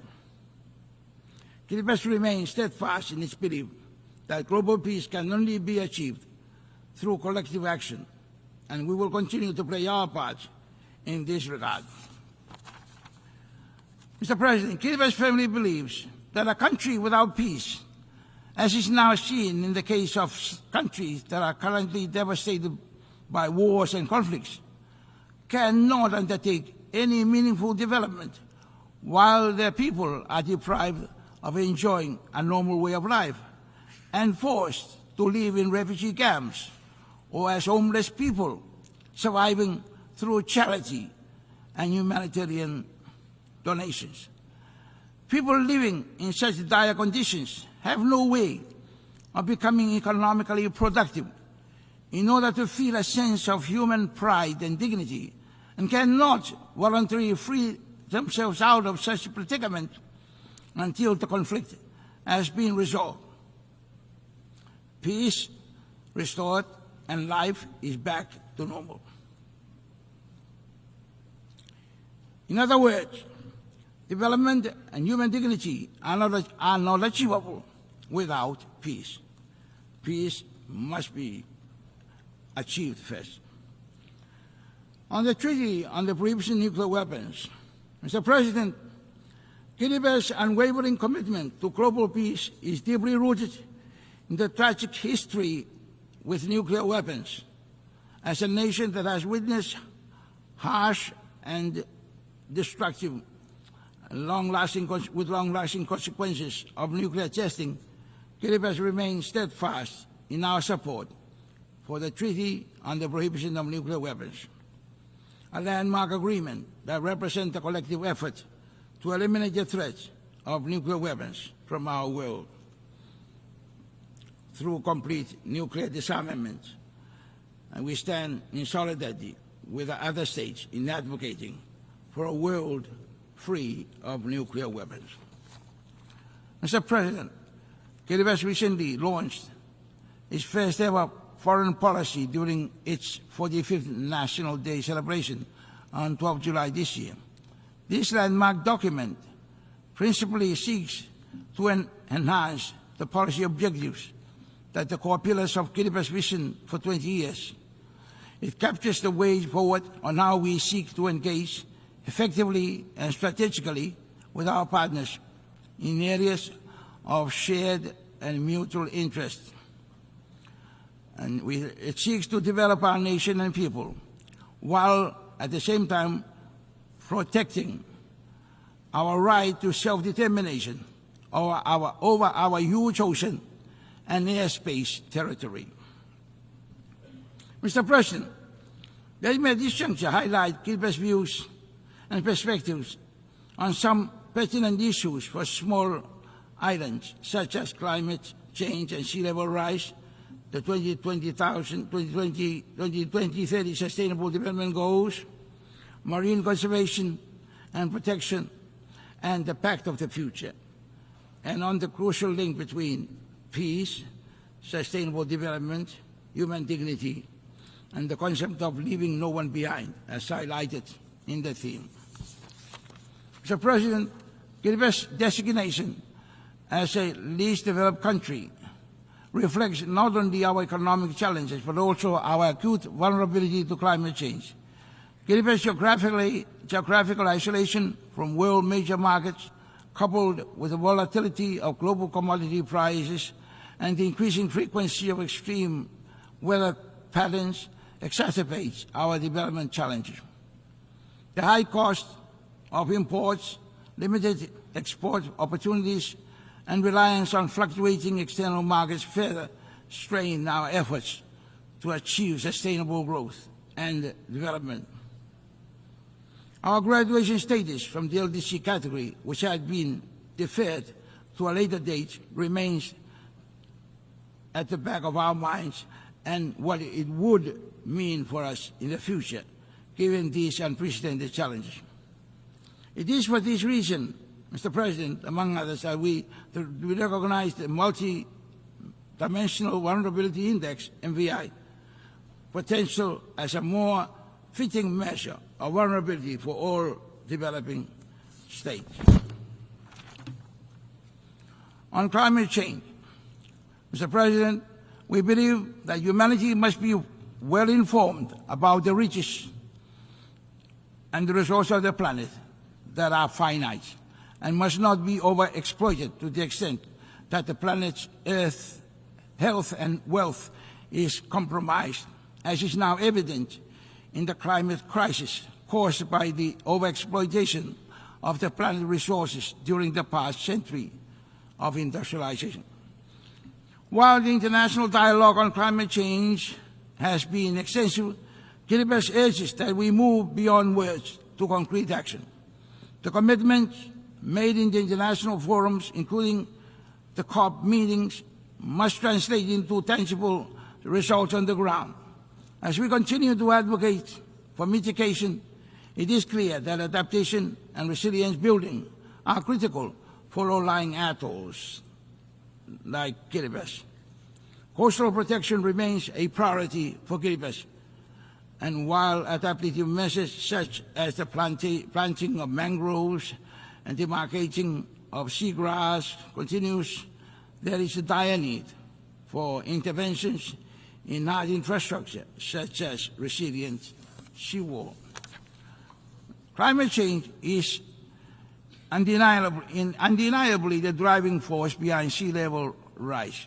Kiribati continues to grapple with the challenges posed by sea level rise, which endangers our land, agriculture, and our way of life. The IOC's declaration on sea level rise and statehood encourages our dedication to building resilience against climate impacts and emphasizes the urgent need for global action. The United Nations recognition of the profound impacts of climate change and sea level rise through the establishment of high-level platform to address sea level rise during this session is a notable and welcome step. It reflects the urgency of addressing climate change and its devastating consequences on vulnerable communities worldwide, in line with the commitment of the 2050 Blue Pacific Strategy. We strongly advocate for global climate action, including maintaining the 1.5 degree Celsius goal and addressing sea level rise as essential to safeguarding the livelihoods, identity, sovereignty, and security of the Pacific Island communities, especially low-lying atolls, which are only 2 or 3 meters above sea level. On Sustainable Development Goals, Mr. President, as we continue our journey towards achieving Sustainable Development Goals by 2030, Kiribati has localized SDG in a 20-year development roadmap or vision called KV20, with its primary aim to make Kiribati a healthy, wealthy, and most peaceful nation by 2036. This localization effort ensures that the SDGs are not merely theoretical goals that are embodied in our national policy projects and initiatives. Sustainable development is crucial for the long-term resilience and prosperity of Kiribati and other small island developing state. However, the realization of these goals require enhanced capacity development, technology transfer, and stronger data support systems to better meet the unique and special circumstances of vulnerable countries. Kiribati also commits and looks forward to the implementation of the Antigua and Barbuda Agenda, ABAS, focusing several key areas aimed at promoting sustainable development, resilience, and addressing the unique challenges faced by small and developing states, such as climate change, resilience, sustainable economic development, access to financing, biodiversity, conservation, to name a few. ABAS reflects the need for tailored solutions that recognize the unique circumstances of states while promoting sustainable development and resilience against external shocks. On marine conservation and protection, Mr. President, fisheries continue to hold prominence as a priority sector within our Kiribati vision for 20 years plan. Given that ocean resources are significantly contribute largely to our economy. Kiribati's huge reliance on the tuna fishing license revenue, which finances about 70% of the government's annual expenditure budget, makes it mandatory for the government to take special care of the health of the marine environment, as evidenced in its adoption of the marine spatial planning of its entire 3.5 million square kilometer of its tuna-rich ocean resource.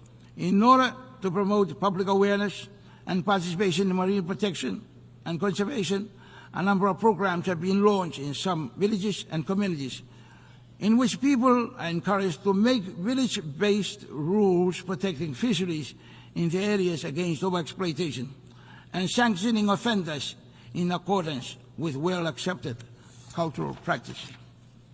However, our limited capacity in monitoring the surveillance of our large economic zone are highly susceptible to illegal, unregulated, and unreported fishing, IUU, fishing expeditions. Considering our heavy reliance on our fisheries for livelihood and revenue, Kiribati remains deeply committed, concerned about the ongoing challenge of IUU, which undermines not only our national effort to sustainably manage marine resources, but also global progress towards achieving the Sustainable Development Goals. IUU fishing significantly impacts our national economy by depleting fish stocks, undermining sustainable fishing practices, and reducing revenue for local fisheries.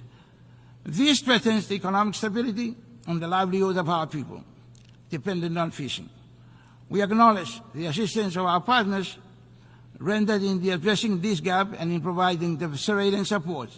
Kiribati calls upon the international community to strengthen cooperation and action to combat IUU fishing, ensuring that sustainable fisheries management become a reality for all nations, especially those most vulnerable to its impact. Kiribati is acutely aware of the profound significance of the ocean to our livelihood, culture, and environment.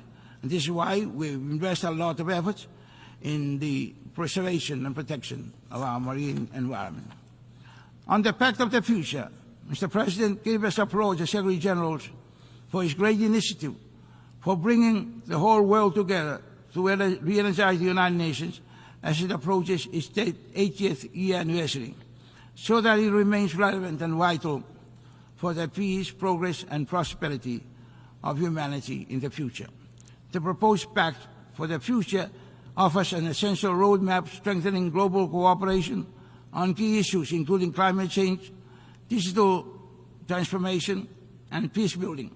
We fully support the development of the Global Digital Compact, which will help bridge the digital divide and ensure that small island developing states like Kiribati are not left behind in the digital age. It is vital that the international community takes bold steps to strengthen global governance mechanisms, fostering inclusive multilateralism that benefits all countries, particularly the most vulnerable. We believe that the success of these initiatives will be key to achieving sustainable development, peace, and security for future generations. Mr. President, as I conclude, I express our hope for the future. Kiribati family believes that together we can unite in action and commitment, ensuring that no country is left behind in our pursuit of a more sustainable and in a world where peace, sustainable development, and human dignity are advanced for the present and future generations. Let us make the 79th session a time to renew our unity, solidarity, and togetherness for the advancement of peace, sustainable development, and human dignity for present and future generations. We believe that together we can make it, and together we can do it. Thank you.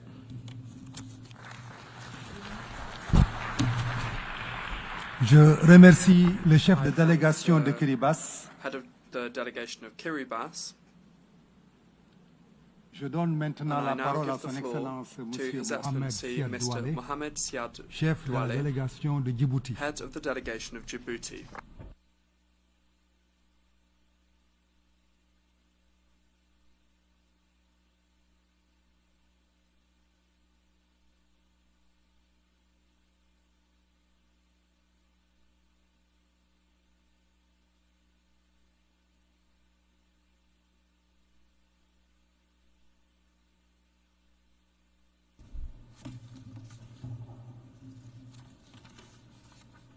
Monsieur le Président, Je souhaiterais de prime abord féliciter très chaleureusement Son Excellence M.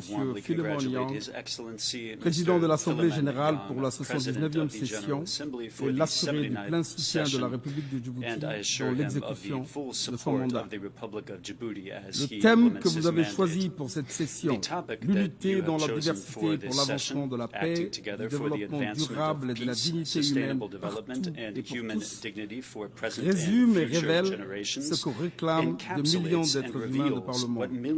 Un monde moins inégal, plus solidaire, pacifié et prospère. Un monde où l'unité ne se confond pas avec la négation des particularités et où la reconnaissance d'un destin commun mobilise l'énergie de tous et de toutes pour bâtir un avenir commun. Nous réitérons notre gratitude à votre prédécesseur, M. Denis Francis, pour l'immense travail accompli. Monsieur le Président, le monde traverse une période périlleuse caractérisée par les désordres et l'incertitude. La crise est observable à plusieurs niveaux. Les conflits prolifèrent et se font de plus en plus violents. Les conflits en Ukraine et à Gaza continuent à faire rage sans que nous nous convenions de conditions pour la conclusion d'un accord de cessez-le-feu. Le terrorisme progresse dans plusieurs parties du monde, y compris sur le continent africain, où la métastase qu'il connaît constitue une source de préoccupation pour nous. Le déficit de financement annuel des ODD se creuse dangereusement chaque jour davantage et de nombreux pays font face à une situation financière difficile, aggravée par la multiplicité des chocs exogènes et le fardeau de la dette. La crise de confiance entre les États membres affecte le système multilatéral et mine sa crédibilité. Le risque de fragmentation géoéconomique et les guerres commerciales constituent un ensemble de facteurs qui impactent négativement la croissance économique mondiale, génèrent un chaos dans lequel se perdent les intérêts et la voie des pays en voie de développement. Le diagnostic, nous l'avons déjà posé depuis nos débats qui remontent à la célébration du 75e anniversaire des Nations Unies. Nous ne reviendrons donc pas. La question est de savoir si nous serons en mesure d'utiliser les fenêtres d'opportunité de renouvellement qui se présentent à nous, car fort heureusement, il y en a. Nous devons redoubler d'efforts, surmonter nos divisions et mener une action collective afin de mettre fin au conflit, mettre en place des politiques, des programmes d'investissement et de partenariat pour rattraper le retard pris dans la mise en œuvre des ODD et reformer les institutions financières internationales de manière à ce qu'elles puissent répondre de manière prompte et efficace aux urgences, aux chocs systémiques auxquels de nombreux pays du monde font face. Monsieur le Président, les institutions financières doivent fournir aux pays en voie de développement un accès à un volume plus important de subventions et de financement à des conditions favorables, tout en préservant leur tolérance au risque pour les investissements liés au développement durable, y compris l'utilisation d'instruments de risque innovants. Ces solutions doivent être discutées, approfondies dans le sens de leur mise en œuvre au sein du Conseil économique et social, dont le rôle et la place doivent être renforcés. L'ONU, comme le stipule la Charte, doit jouer un rôle important dans le travail de coordination économique mondiale, car c'est l'organisation la plus démocratique. L'ECOSOC doit continuer à jouer un rôle de premier plan dans l'identification des défis émergents, la promotion de l'innovation et la réalisation d'une intégration économique, sociale et environnementale du développement durable. Nous saisissons cette opportunité pour exprimer notre profonde gratitude aux États membres des Nations Unies pour la confiance qu'ils ont témoignée envers mon pays, Djibouti, en l'élisant en juin dernier comme pays membre de l'ECOSOC pour la période 2025-2027. Vous pourrez compter sur cette délégation pour défendre ces domaines prioritaires au sein de l'ECOSOC au cours de son mandat.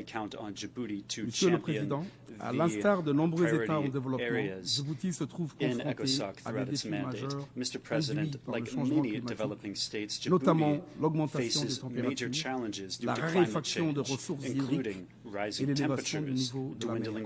Face à ces menaces persistantes, le gouvernement djiboutien a mis en œuvre une série de mesures ambitieuses et multidimensionnelles visant à atténuer les effets du changement climatique et à renforcer mitigate the effects of climate change and to strengthen the resilience of the country. The COP29 will be another window of opportunity for the international community to avoid a situation where the delay in fulfillment of climate change commitments becomes too great to overcome. This is a vital opportunity to elevate adaptation to the level of an absolute priority and to marshal the required Il est urgent de rétablir la confiance en procédant au versement rapide de milliards de dollars nécessaires. Il faut tout mettre en œuvre pour mettre les mesures d'adaptation nécessaires et une transition équitable vers les énergies renouvelables dans les pays à faible revenu. Il faut de toute urgence opérationnaliser le fonds pour les pertes et les dommages qui est créé pour aider les pays et les personnes qui pâtissent des effets inévitables du changement et mobiliser davantage de ressources. Countries and people suffering from the inevitable effects of climate change, and there's a need to mobilize additional resources. This is a question that affects the rights of billions of people. It impedes development and poses an existential threat. We welcome the adoption of the Pact of the Future and its annexes, the Global Compact and the Declaration on Future Generations. We live in an era of disruptive technological advances and complex challenges. Djibouti is grateful to the United States for having spearheaded the effort that led to the unanimous adoption by the General Assembly of the first ever resolution on artificial intelligence to promote safe, secure, and trustworthy artificial intelligence systems for sustainable development. We in Djibouti are convinced that preparing for the future requires optimizing our country's human capital as the most sustainable key to economic growth. Like many other African countries, Djibouti's population is young. Its population is a tremendous asset and a huge competitive advantage if it is harnessed through investment in skills development and new technologies to promote quality job and workforce competitiveness. We have the ambition to vigorously pursue education systems focused on accessing advanced technological skills. Monsieur le Président, Djibouti se félicite des progrès accomplis par la Somalie dans ses efforts de stabilisation du pays, ainsi que l'approche holistique développée par le gouvernement du président Hassan Sheikh Mohamed pour approfondir la paix. Nous saluons les efforts du Conseil de paix et de sécurité afin d'élaborer une évaluation stratégique conjointe de la situation en Somalie et d'un projet de concept général d'opération. Il nous faut intensifier les discussions afin de convenir de la meilleure option de financement de la mission. Le mandat confié à la future mission post-ATMIS est un mandat robuste. La menace sécuritaire par les attaques terroristes de Al-Shabaab constitue un obstacle majeur à nos efforts conjoints et doit être éliminé le plus rapidement possible. Il faut garantir à la future mission les ressources adéquates et les équipements nécessaires, y compris des multiplicateurs de force. Nous devons soutenir sans réserve les efforts du gouvernement somalien à se repositionner comme un acteur clé dans la région. Son mandat au Conseil de sécurité, qui débutera en janvier prochain, lui servira assurément de plateforme pour partager les leçons apprises et l'expérience acquise durant ces décennies de conflit. Djibouti demeure préoccupé par les attaques perpétrées par les Houthis contre les navires marchands et les navires de commerce. Elles perturbent de manière inquiétante les trafics maritimes et les flux commerciaux. La crise a déjà causé une augmentation exponentielle du coût de transport maritime qui se reflète dans l'indice de prix des biens de consommation. Si la situation se prolonge, l'impact sur l'économie djiboutienne ainsi que les conséquences environnementales de ces attaques répétées seraient dévastateurs. Nous appelons à l'identification de solutions qui apaisent les tensions régionales, qui contribuent à la détérioration de la situation en mer Rouge et à l'identification des efforts diplomatiques en vue de trouver une issue favorable au processus de paix au Yémen sous les auspices de l'ONU. Mr. President, we are profoundly alarmed by the continued deterioration of the situation in the Middle East and Gaza and the West Bank in particular. The violence continues unabated. We are profoundly saddened by the continuous loss of lives, in particular children in Gaza, the collective punishment of the Palestinian people, the indiscriminate and continued bombings, and the unlawful occupation in the form of a total siege. The attack on Lebanon has accelerated the regional conflagration we all fear. We express hope that the parties would agree to the 21-day ceasefire called for by the US and France. We must avoid at all costs an all-out war. We welcome the resolution recently adopted at the General Assembly 10th Emergency Special Session by an overwhelming majority. The solution demanded by the Security Council, the General Assembly, the Arab Peace Initiative, and by all the 140 states that already recognize the state of Palestine is a two-state solution. It is the only solution that can lead to lasting peace and security. And this is the very solution that has been blocked by Israel's defiant insisting on maintaining its occupation of Palestinian territory in perpetuity. Mr. President, we are troubled by the continued deterioration of the situation in Sudan, the third largest African country and a founding member of UNGA. We are saddened by the tragic loss of lives, the destruction of infrastructure, and the devastating humanitarian catastrophe that it has caused. Djibouti, under the leadership of President Gele, current chairman of UNGA, has held many meetings at summit level to explore avenues for a peaceful resolution of the conflict. Djibouti reaffirms its commitment to the territorial integrity, sovereignty, political independence, and unity of Sudan. In line with African Union Peace and Security Council decisions, we underscore the importance of ensuring the protection of the Sudanese state, its institutions, and its people. We just recently held in Djibouti, in partnership with the United Nations, a retreat of mediators with the ultimate goal of harmonizing the various initiatives aimed at ending the conflict. We call on the Sudanese Armed Forces and the Rapid Support Forces to honor the commitments made in Jeddah and subsequent negotiations, and further urge them to guarantee full, safe, rapid, and unhindered humanitarian access. We call on Sudanese leaders to have the Sudanese people's best interest at heart. We call on all external actors concerned by the conflict in Sudan and in a position to do so, to use their influence and bring constructive pressure to bear on the parties so that they commit to a mediation format with the ultimate objective of achieving a negotiated settlement of the conflict. We need to act determinedly and in unison. We cannot, we must not give up on the prospect of peace in the Sudan. Mr. President, Djibouti stands ready to complete the normalization process with our neighbor Eritrea, and we stand ready to find a negotiated settlement to the conflict on the basis of international law, including the unresolved border dispute and other outstanding issues. The fate of our missing combatants is uppermost in our hearts. Their families need closure. To conclude, at UNGA 79, we have made significant commitments. We have adopted the Pact of a Future, a bold and ambitious document which bestows important responsibilities to our organization and strengthens it. It also calls for a reformed global governance structure. We did it to reject the return to an order devoid of justice, where the strong do what they can and the weak suffer what they must, where there is no rule of law and might triumphs over right. We did it for our own sake and for the sake of our posterity, because we have no choice but to stand up and stand together to prevent a descent into the morass. We now have to honor the commitments made.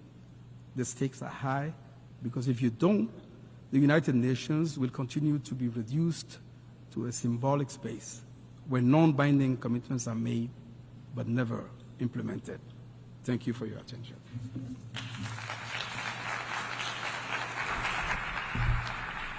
Je remercie le chef de la délégation de Djibouti.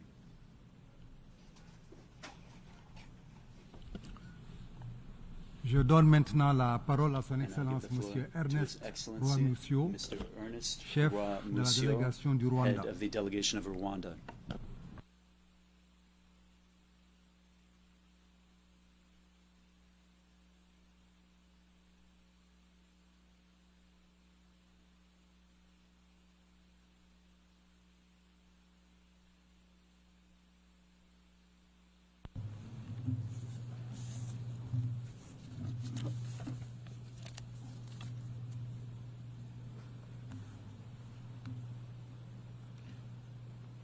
Excellencies, heads of delegations, ladies and gentlemen, at the outset, I would like to congratulate Ambassador Philemon Yang on assuming the presidency of the 79th UN General Assembly and assure him of Rwanda's full support.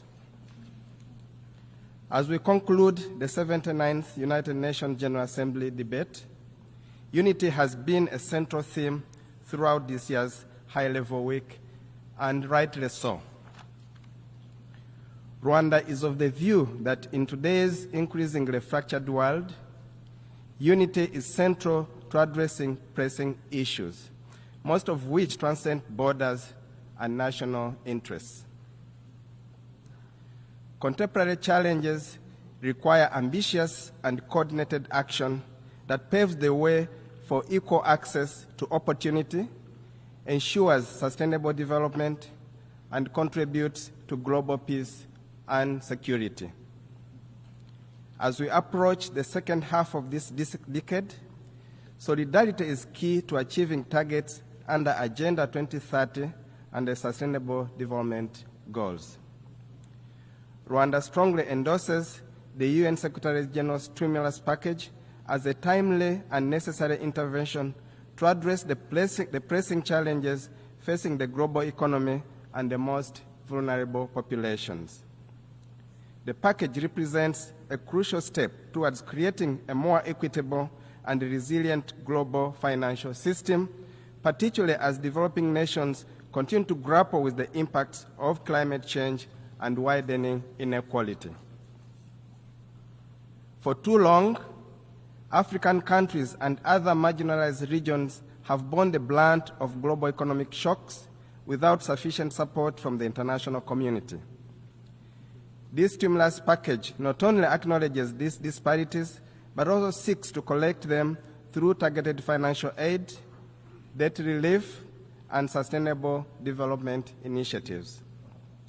By addressing structural inequalities and ensuring that resources reach those who need them most, the Secretary General's proposal is a call to action for global solidarity.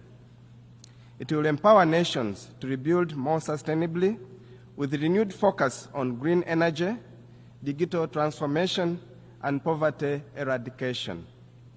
Rwanda believes that now is the time for bold multilateral action, and this package is an essential step towards securing a more just, inclusive, and sustainable future for all. Mr. President, Rwanda commends the efforts by the Secretary General and Member States for convening the Summit of the Future. This summit and the adoption of the Pact of the Future are crucial steps in boosting action to protect the interests of present and future generations. Rwanda knows firsthand what division and fracture can do to a society, let alone a community of nations. In the aftermath of the genocide against the Tutsi in 1994, we Rwandans found ourselves at a crossroads where we chose unity over division for our own survival. This choice was not an easy one, but it was the right one and has defined Rwanda's post-genocide nation building ever since. The world now stands at a similar crossroads with a choice to make, to choose unity for the collective good. This is what the Kwibuka Frame of Hope monument in memory of the 1994 genocide against the Tutsi, recently built in the gardens of this United Nations building, stands to remind the world. Excellencies, ladies and gentlemen, reports show that Africa is set to be the engine of future global growth in the decades to come. With the world's fastest growing middle class, estimated to encompass 1.1 billion people by 2060, Africa will take the center stage of global affairs. However, this feat cannot be achieved without the adequate tools to both finance the decarbonization of our economies and mitigate the effects of climate change. Building resilient economies in the global south is an urgent priority, which goes hand in hand with increased solidarity from those who are most responsible for carbon pollution. The pay-to-pollute model is not a viable option. Solidarity and investment are. Consequently, advanced economies should reduce their emissions faster and invest more in African autonomous transition. In a few weeks, the world will gather in Baku, Azerbaijan, for COP29. The international community should seize this opportunity to pledge more green investments in Africa. Additionally, Rwanda encourages nations to join hands and conclude an ambitious global plastics treaty based on a comprehensive approach that addresses the full life cycle of plastics at the upcoming INSC5 in Busan. We have a historic opportunity to demonstrate our collective resolve to end plastic pollution for the benefit of current and future generations. Rwanda stands ready to play a positive role in that direction. Excellencies, esteemed delegates, the year 2024 marks 2 decades since Rwanda's first deployment of troops under the United Nations peacekeeping banner. Today, Rwanda is among the top contributors with deployment in missions across Africa. And yet, insecurity in our region has reached unprecedented levels. This is evidenced by the rising threat of radicalized insurgency in the southern part of the continent, terrorism in the Sahel, or the presence of state-sponsored genocide militias right by our border. Mr. President, no more than ever, cosmetic fixes must be avoided in favor of long-term solutions addressing the root cause of these conflicts. Security is not only achieved by silencing the guns. It is also achieved by building a fit-for-purpose global governance system capable of quickly adapting to crises. Reform of multilateral financial institutions is complementary to the reform of the United Nations Security Council, as both are crucial for creating a more equitable and effective global governance system. The financial institutions which shape global economic policies and the UN Security Council, which ensures peace and security, must evolve to better address the diverse needs of today's world. Without reform, these bodies risk perpetuating inequalities, particularly for Africa, which has historically been underrepresented in decision-making processes.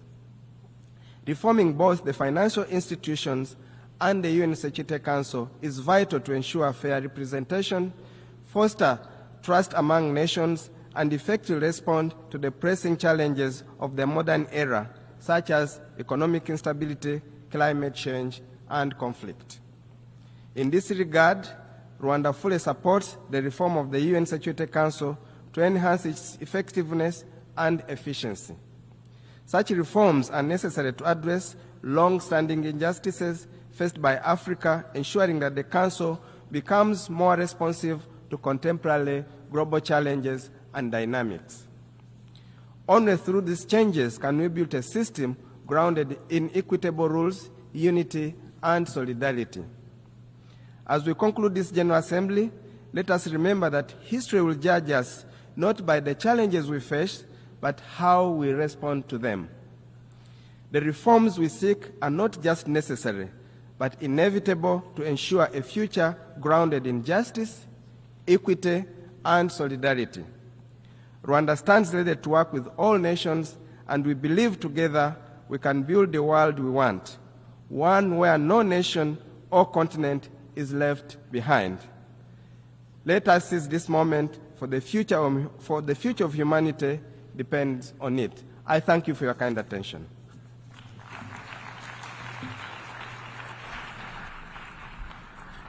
Je remercie le chef de la délégation du Rwanda.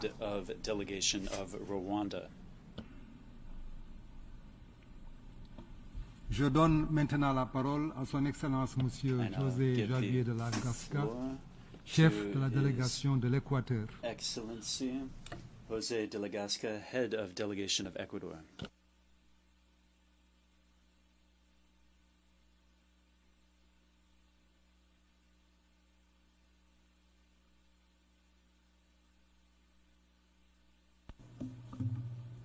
Señor presidente de la Asamblea General, President of the General Assembly, distinguished representatives, comienzo por ofrecer el saludo del presidente de la República del Ecuador, Daniel Noboa Singh, líder de un gobierno joven, quien ha tenido la entereza de romper los patrones que impedían concretar los cambios que reclama su generación, que reclama mi país.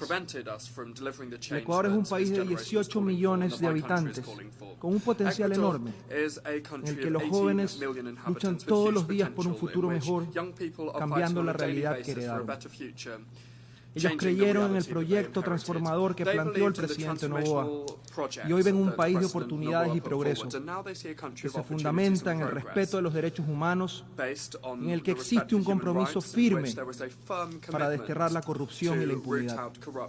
Señor presidente, señoras y señores, a pesar de que pareciera que las crisis globales y multidimensionales nos superan, el derecho internacional y los propósitos y principios de la Carta de las Naciones Unidas deben continuar siendo nuestra brújula. Por ello, hoy reafirmo el compromiso del Ecuador con el multilateralismo, la paz y el desarrollo sostenible, el arreglo pacífico de los conflictos, respeto a las libertades individuales y los derechos humanos. Reafirmo, en definitiva, el invariable compromiso y respeto del Ecuador con los ideales y principios que han dado vida a las naciones. Debemos implementar el Pacto del Futuro, el Pacto Global Digital y la Declaración de Futuras Generaciones adoptadas la semana anterior.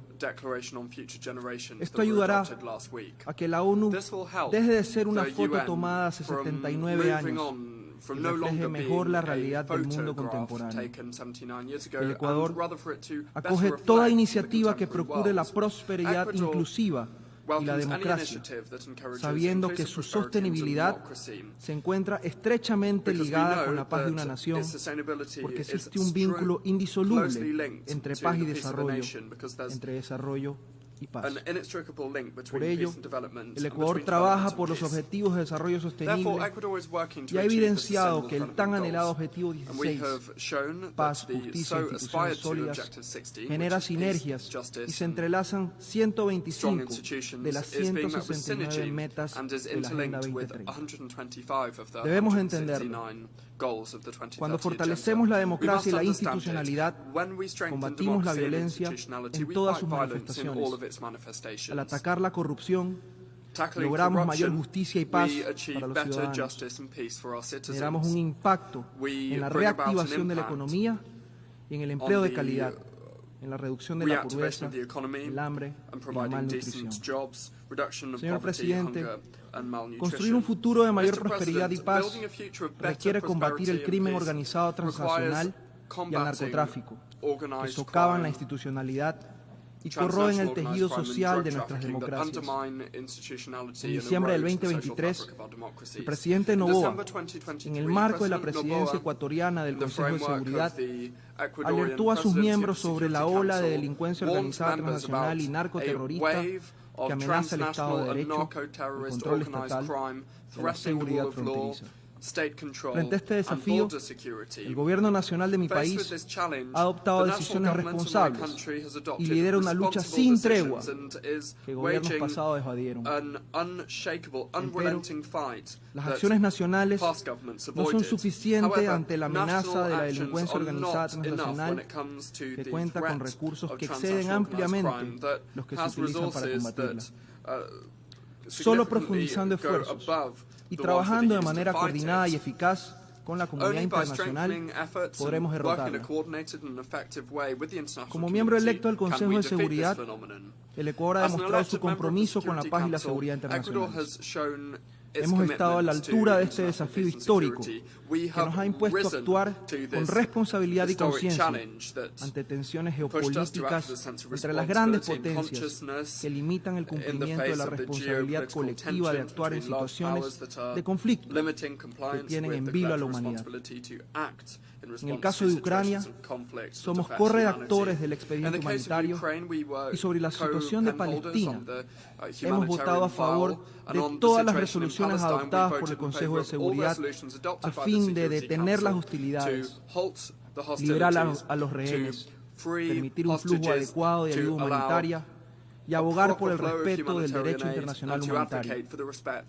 En mi región, lideramos la autorización del Consejo de Seguridad para el despliegue de la misión multinacional de apoyo a la seguridad para Haití, adoptada en la resolución 2699 en octubre del 2023 y que hoy acaba de ser renovada hasta el 2025 hace pocos minutos. El papel de CARICOM ha sido clave en el apoyo brindado a Kenia como líder de la MSS. Este primer paso debe contribuir a que la hermana República de Haití encuentre su propio camino hacia la paz. Señor Presidente, Excelencias, colegas, hasta el fin de nuestro mandato seguiremos honrando el compromiso asumido ante esta Asamblea que nos eligió con 190 votos para promover el fortalecimiento y el mantenimiento de la paz, el respeto a la Carta de las Naciones Unidas, priorizando el arreglo pacífico de las controversias, la diplomacia y el diálogo, la protección de civiles, como la mejor manera de honrar el 75º aniversario de los convenios de Ginebra, la lucha contra la delincuencia organizada transnacional y el terrorismo, la no proliferación, la lucha contra el tráfico ilícito de armas y la agenda de paz, de mujer, paz y seguridad, para transitar hacia la eliminación de obstáculos que impiden a la mujer participar y tomar decisiones en todo ciclo de prevención, construcción y mantenimiento de la paz sostenible. Además, quisiera resaltar que el Ecuador ha contribuido de manera permanente a las operaciones de mantenimiento de la paz de las Naciones Unidas, con personal militar en varias misiones y con el apoyo a iniciativas que las fortalecen, como la histórica Resolución 2719 del 2023, que fue adoptada durante nuestra presidencia en el Consejo de Seguridad. Esta resolución abre el camino para una financiación sostenible de misiones solicitadas por el Consejo de Paz y Seguridad de la Unión Africana. Esto me lleva a otro de los retos que enfrentamos en América Latina, el imperativo de preservar el Estado de Derecho y el respeto a la voluntad de los pueblos. La escalada de tensiones en Venezuela, las sistemáticas violaciones de los derechos humanos, la persecución a líderes políticos y la diaria represión violenta de un gobierno totalitario contra sus ciudadanos que reclaman su derecho a que se respete la voluntad popular expresada en las urnas, presagian una amenaza directa a la estabilidad regional, con posibles repercusiones para la paz y la seguridad internacionales. La crítica situación humanitaria, económica, política y de derechos humanos y de seguridad en Venezuela ha provocado la salida de 7.7 millones de venezolanos en busca de mejores oportunidades. Muchos de ellos han sido recibidos con los brazos abiertos en varias naciones de América Latina, incluido el Ecuador, que acoge al mayor número per cápita de venezolanos en la región. Frente al deterioro continuo, la gravedad y complejidad de esta crisis, el Ecuador ha tomado un liderazgo en favor del pueblo de Venezuela y no cejará en su insistencia ante los foros internacionales para que se produzca una transición pacífica y democrática a cargo de todos los venezolanos. La comunidad internacional debe dar una respuesta clara y oportuna en este camino.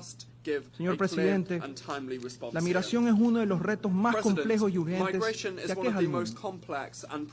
Detrás de la migración irregular operan redes de tratas de personas y de tráfico ilícito de migrantes que ponen en riesgo la integridad y la vida de millones de personas en la que menores no acompañados y mujeres son los más vulnerables.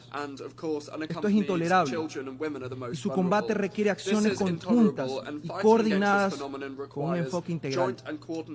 El Ecuador experimenta todas las dimensiones de la migración. Somos país de origen, de destino, de tránsito, de retorno e incluso de refugio. Por ello, abogamos por una migración segura, ordenada y regular en todos los ámbitos de la movilidad humana, lo que requiere el respaldo decidido de la comunidad internacional, que debe tener claro que esto se logra sin criminalizarla. La comunidad internacional también debe encarar unida los devastadores efectos del cambio climático. El Ecuador sufre hoy la peor sequía de las últimas décadas.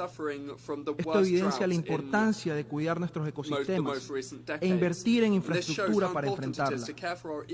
Como país megadiverso, con ecosistemas únicos y frágiles, como la Amazonía, los Andes y las Islas Galápagos, estamos comprometidos con la conservación de la biodiversidad. Estamos actualizando la Estrategia Nacional de Biodiversidad y hemos puesto en marcha una política de transición ecológica que preserve nuestro patrimonio natural.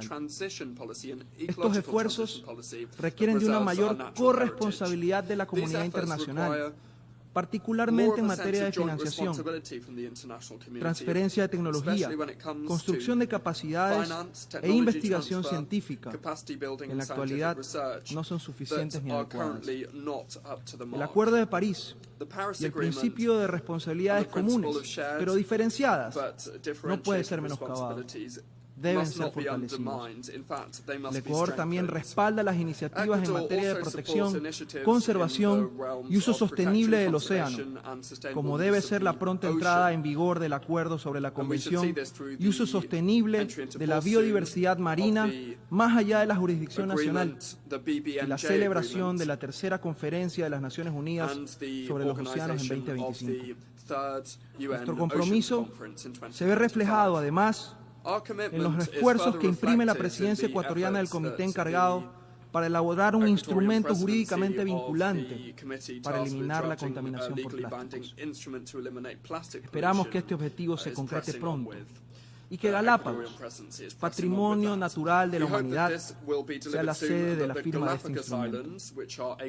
Señor Presidente, la seguridad, el crimen organizado transnacional y el cambio climático son algunos de los desafíos que enfrentamos como humanidad y que requiere de una mayor utilización de mecanismos globales de cooperación y financiamiento del desarrollo. El Ecuador está convencido de la necesidad de una verdadera transformación de la gobernanza global y sus instituciones para dotarlas de legitimidad y evitar así su condena a la esterilidad e irrelevancia. Esto incluye a las instituciones de Bretton Woods y a esta misma organización. El perfeccionamiento de los órganos del sistema de Naciones Unidas no es el objetivo último, sino un paso para lograr el objetivo mayor, que es la paz y la seguridad en el mundo.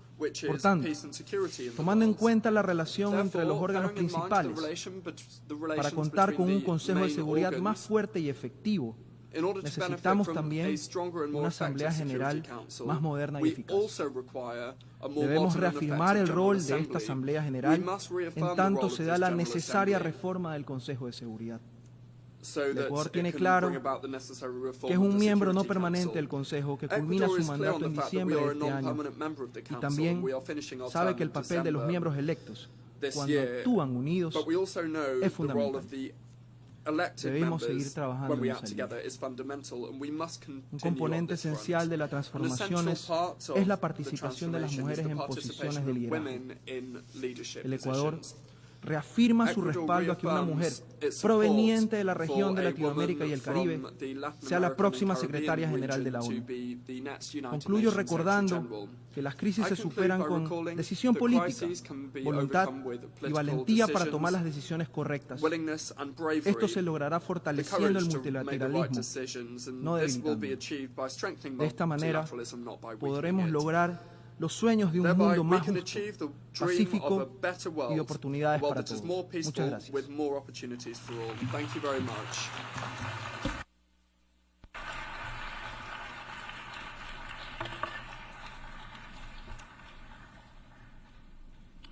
I thank the chair of the delegation of Ecuador.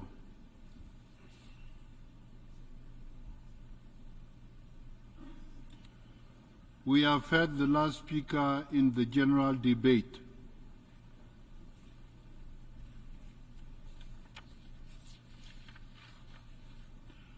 Excellences, Mesdames et Messieurs, Excellencies, alors que nous concluons le débat général, j'exprime ma profonde gratitude à tous les États membres pour leur participation active au débat. Les discussions que nous avons eues cette semaine illustrent le type de coopération multilatérale dont nous avons besoin pour relever les défis auxquels notre monde est confronté. En ce mois de septembre, nous nous sommes réunis pour le débat général dans une période particulièrement agitée. Délégations ont souligné les défis pressants auxquels nous sommes confrontés. L'accélération de l'histoire, l'accélération de la crise climatique, la lenteur dans la réalisation des objectifs de développement durable, l'extrême pauvreté qui ne faiblit pas, une architecture financière internationale inefficace, des inégalités persistantes entre les hommes et les femmes, un chômage de jeunes sidérant, ainsi que les effets néfastes de la transformation technologique et numérique. Quels sont les principaux défis qui ont émergé au cours de nos débats? Nous devons poursuivre sur la lancée du sommet de l'avenir qui vient de s'achever. Ce sommet a été marqué par l'adoption du pacte pour l'avenir et de ses annexes qui visent à revitaliser notre système multilatéral et la coopération internationale. Le pacte pour l'avenir, le pacte numérique mondial et la déclaration sur les générations futures apparaissent comme une promesse solide afin de propulser nos efforts vers la réalisation de l'agenda 2030 pour le développement durable. Notre pacte pour l'avenir s'attaque essentiellement à certains des défis qui entravent la coopération internationale depuis de nombreuses années. Certains de ces défis trouveront probablement des solutions grâce à l'application effective du pacte et de ses annexes.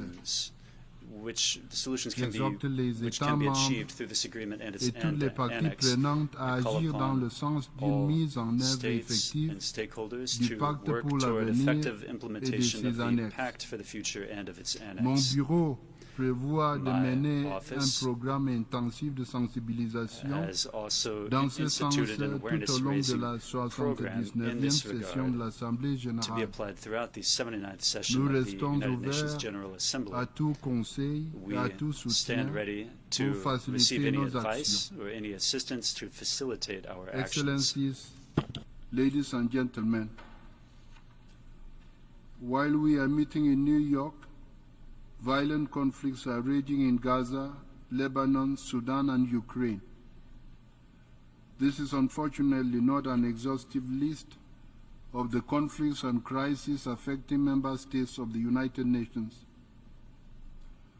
In the last few days, the world has seen an extremely dramatic escalation of violence between Israel and Hezbollah in Lebanon. That escalation risks causing war in the entire Middle East region. As we speak, peace in the Middle East is hanging delicately on a shoestring. There is pervasive tension and uncertainty in the region. Thousands of people have lost their lives. Many others have been displaced. Infrastructure has been destroyed. This must stop, and it must stop now. The world must not allow an all-out war to happen in this volatile region. we call on all parties, Israel, Hamas, and Hezbollah, to urgently conclude a ceasefire and for all remaining hostages to be freed immediately and unharmed. I also call on all those with influence on the parties to demand an immediate ceasefire and dialogue. I further call on all states supplying weapons to the region to desist from such actions and give peace a chance, for no sustainable peace will be achieved militarily. Negotiations and diplomatic solutions must take precedence over brutal force. The Charter of the United Nations instructs that member states settle their disputes peacefully so as not to endanger international peace and security. As you heard me saying at the opening of the general debate, only a two-state solution based on relevant UN resolutions can guarantee lasting peace and security for both the people of Israel and Palestine, and indeed for the rest of the region. Excellencies, during the general debate we heard from 190 member states, including contributions from 71 heads of state, 42 heads of government, 6 vice presidents and crown princes, 8 deputy prime ministers, 53 ministers, 3 vice ministers, and 7 chairs of delegations. Moreover, we heard from 3 observers. Ladies and gentlemen, during the general debate this September, it was disappointing and frankly unacceptable that only about 10% of the speakers were women. This glaring disparity speaks to a deeper issue that we cannot ignore. We must do far better on gender equality, and this cannot simply be a talking point. It must remain a priority on our agenda, demanding action, not just acknowledgement, as we move forward. Excellencies, ladies and gentlemen,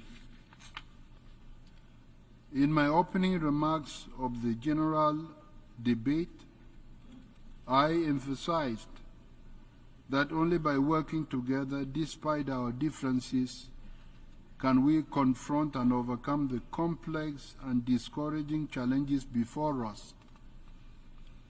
Only through dialogue, listening, and collective action can we find solutions that benefit all of us. The theme I chose for the 79th session, Unity in Diversity, for the advancement of peace, sustainable development, and human dignity for everyone everywhere, is not just a guiding principle, it is a call to action. The theme reminds us that our strength lies in our diversity and our ability to unite stakeholders around our common goals. Let us all move forward together with this spirit of unity and shared responsibility. Let us continue our work with the clear aim of building a peaceful, just, and dignified future for all. Thank you.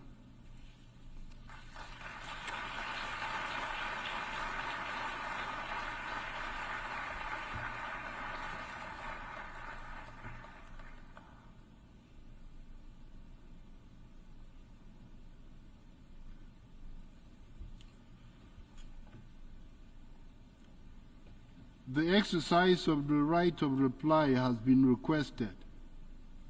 May I remind members that statements in the exercise of the right of reply are limited to 10 minutes for the first intervention and to 5 minutes for the second intervention, and should be made by delegations from their seats. I call on the representative of Egypt.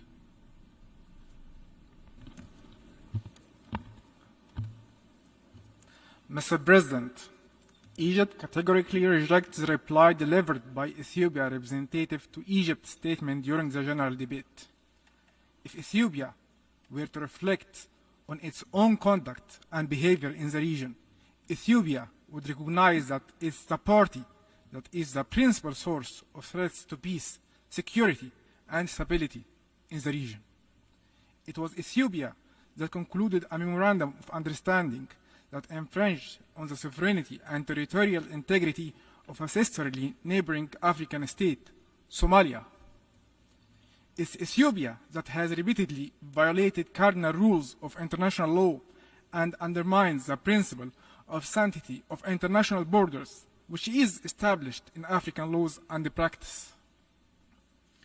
It's also Ethiopia that's under the illusion that it was established control over the Nile River, and it will deprive the two downstream riparian states, Egypt and Sudan, of their established historical rights to the Nile waters. Ethiopia ought to relinquish its aspiration of regional hegemony. Ethiopia also ought to realize that fabricating baseless allegations against other states and inventing fictional external enemies are nothing but futile attempts that are meant for internal consumption to distract attention from Ethiopia's many domestic challenges that are of its own making. Egypt, which is an ancient civilization, a responsible state in Africa, and a voice of peace and prosperity globally, does not engage in deplorable conduct of this nature. We call upon Ethiopia to exercise responsibility and to desist from threatening its neighbors and from engaging in conduct that undermines stability in Africa. We also invite Ethiopia to return to the African family as a contributor to peace and stability in the region, and not as an agent of insecurity and destabilization. Thank you, Mr. President.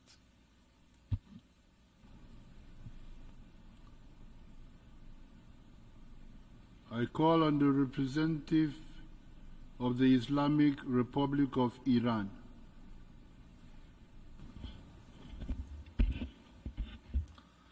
Bismillah ar-Rahman ar-Rahim. Mr. President, I take the floor to exercise the right of reply of my delegation in response to the disinformation and baseless statement delivered by the Prime Minister of the Republic of Albania during the general debate in this hall.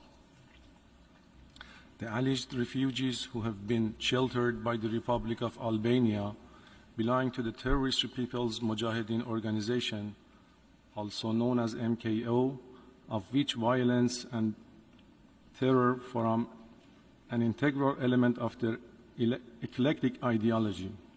They never dismissed the ideology of violence and recourse to arms. Rather, they have always been looking to revert to their hate-mongering nature and do commit violent acts of terrorism. The Islamic Republic of Iran rejects the disinformation delivered by the representative of the Republic of Albania.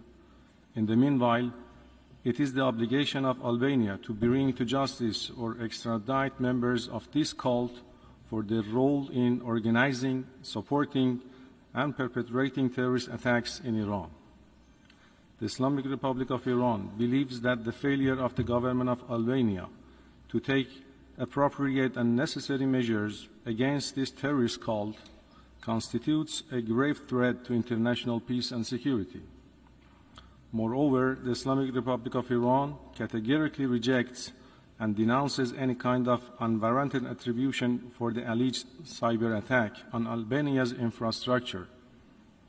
This accusation is completely unfounded and is hereby rejected and condemned. We have already expressed our readiness to cooperate in enlightenment to Albanian government, and we repeat it once again.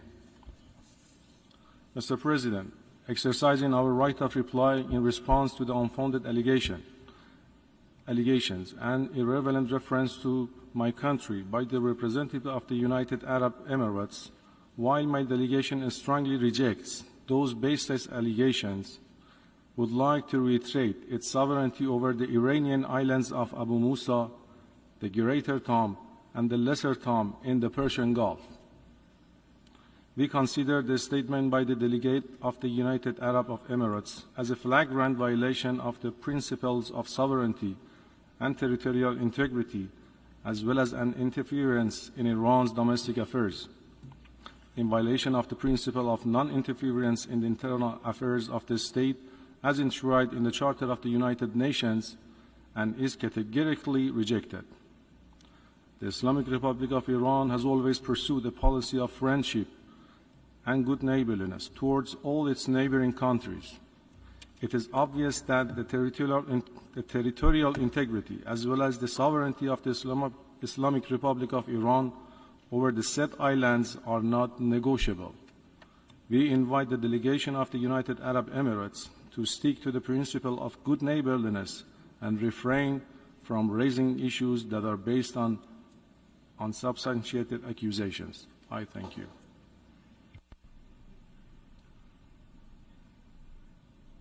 I call on the representative of the Republic of Korea. Thank you, Mr. President. My delegation takes the floor to exercise its right of reply in response to the statement by the DPRK. I vividly remember a year ago here in this hall that I did point out how preposterous and absurd the allegation the DPRK made in her statement, particularly on the situation in and around the Korean Peninsula. Today, having listened carefully to the DPRK statement and hearing no change made to their position, my delegation feels deeply distressed that we have to repeat our position so that every delegation this hall understands the facts and truth accurately. The DPRK in her statement demonized the U.S. and its allies to justify their pursuit of nuclear weapons. To be short, it is totally groundless claim. The root cause of the problem is the DPRK's continued advancement of its unlawful nuclear and ballistic missiles in direct violation of relevant UN Security Council resolutions, threatening to undertake a preemptive nuclear attack, thus heightening tensions throughout the Korean Peninsula and in the region. It should not confuse the cause and effect or put the carts before the horses. As a responsible government, it is our duty, like any member state, to protect the lives and safety of our people from the DPRK's military threats by maintaining a robust Republic of Korea-U.S. combined defense and deterrence posture. Again, contrary to the DPRK's claim, the Republic of Korea, U.S. defense and deterrence posture is in response to the DPRK's military threat. In the same context, on the recent Republic of Korea-U.S. extended deterrence cooperation, the DPRK's ever-growing unlawful nuclear and missile threats are the very reason why we are strengthening extended cooperation with the United States, not the other way around. Let us make one thing clear.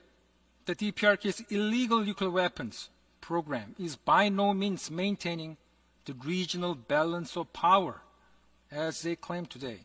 In fact, it is the very reason for the regional security turbulence. Lastly, my delegation would like to remind that it is the UN Security Council resolutions, all of which were unanimously adopted, that prohibit the DPRK's nuclear and ballistic missile program.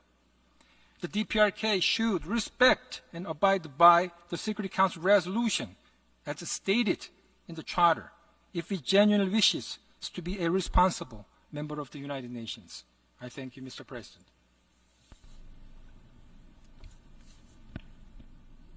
I call on the representative of Morocco. Merci, Monsieur le Président. Thank you, Mr. President. Monsieur le Président, s'il y a un exercice que j'aborde le plus dans cette salle, c'est celui d'user de mon droit de réponse, particulièrement quand il s'agit d'un pays frère, d'un pays voisin. Mais comme on ne peut pas changer de voisin, on ne peut pas non plus rester sans réponse à des affirmations et à des contre-vérités. C'est pourquoi j'ai demandé ce droit de réponse pour corriger 3 contre-vérités et faire un commentaire. Son Excellence, le ministre des Affaires étrangères de l'Algérie, a déclaré ce matin que le Sahara doit être décolonisé. Je dois dire que l'Algérie doit se réveiller de son sommeil, de l'ère de la guerre froide, pour se rendre compte que le Sahara marocain est indépendant dans le cadre de son intégration à la mère patrie, le Royaume du Maroc, depuis un demi-siècle. L'Algérie a peut-être oublié, au fin d'oublier, que dans cette même salle, il y a eu une résolution qui a été adoptée en présence de l'Algérie. C'est la résolution 345B. Il y a également presque un demi-siècle qui prend acte de la fin de la colonisation espagnole et du retour du Sahara à la mère patrie. C'est l'accord de Madrid. C'est une évidence, c'est une réalité, et c'est un accord qui est fait conformément au droit international.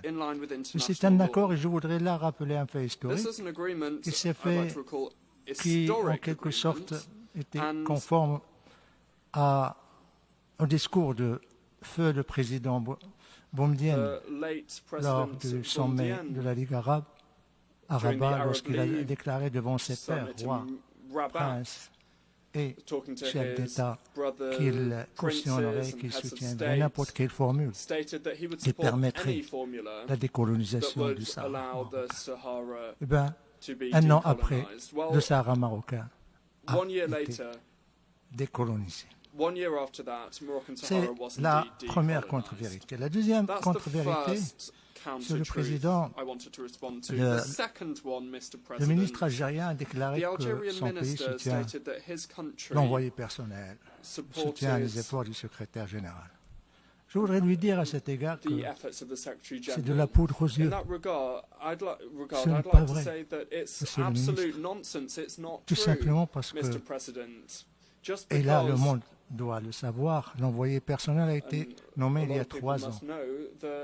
Pourquoi il n'y a pas eu une seule réunion ici ou ailleurs? Tout simplement parce que l'Algérie refuse de reprendre sa place autour de la table de négociation.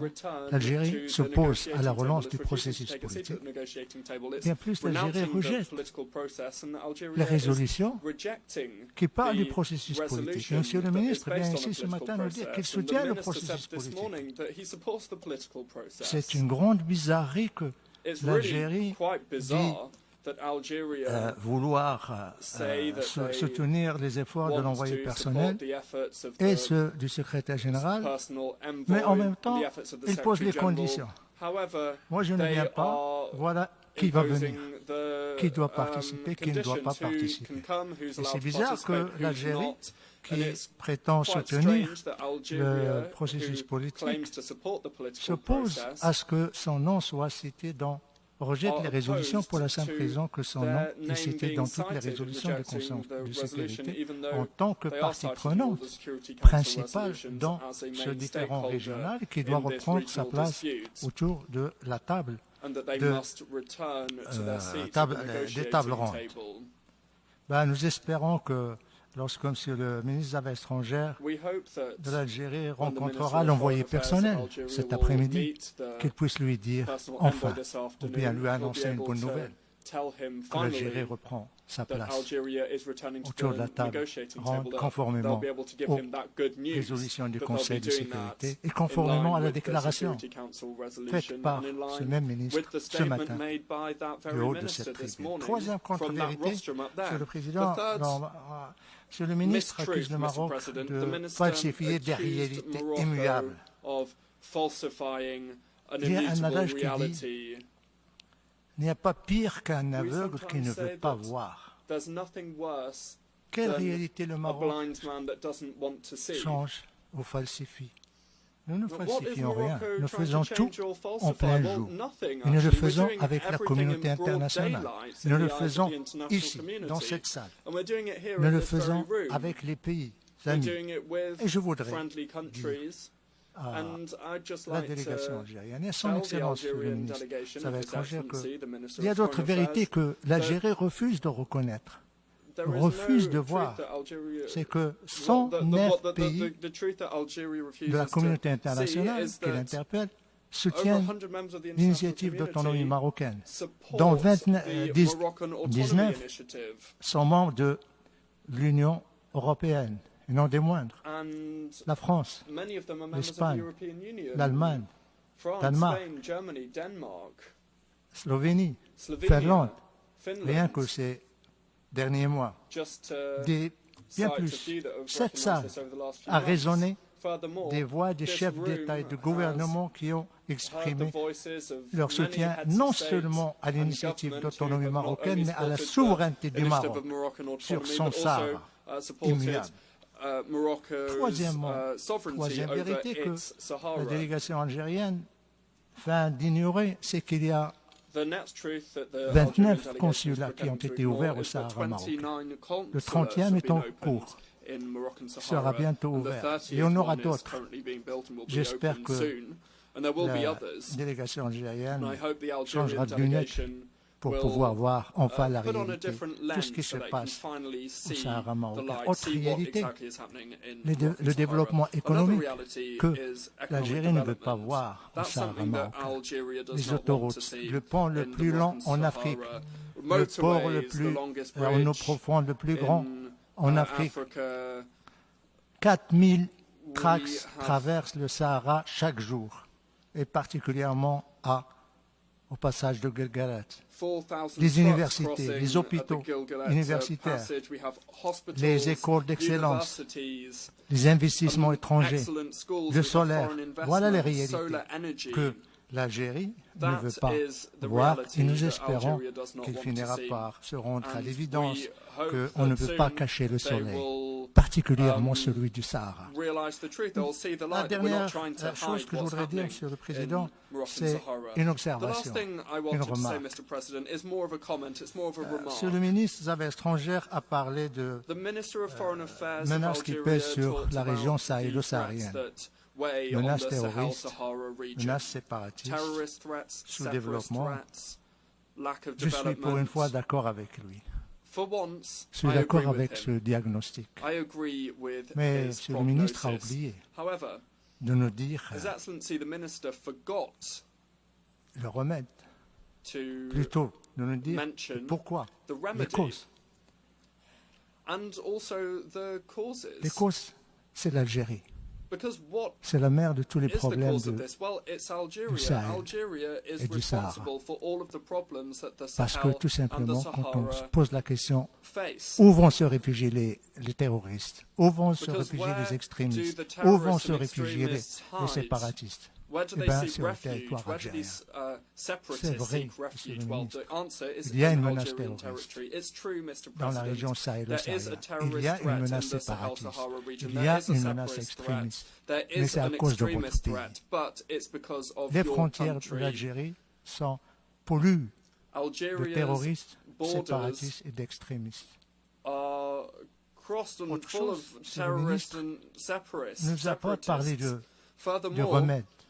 N'a pas parlé des causes que je viens d'expliquer, n'a pas parlé des remèdes. Le remède, c'est simple. Cessez votre ingérence dans les affaires intérieures du pays, de la région. Cessez de respecter la volonté des pays de la région et vos voisins to your efforts to respecter not le respect the choix will of your politique de neighbours ces pays. and also stop interfering in the politics of dirais these comme countries. dernière observation, And my last réécoutez s'il vous plaît le discours d'un éminent ministre qui a été fait ce samedi du haut de cette tribune, on Saturday où from il this dresse rostrum here at the la General situation Assembly, the minister that des relations talked des about pays this situation, du that Sahel exposed avec l'Algérie. the Il y a pleinement de leçons. Je m'arrête ici, Monsieur le Président. I'll stop there, Mr. President. Thank you.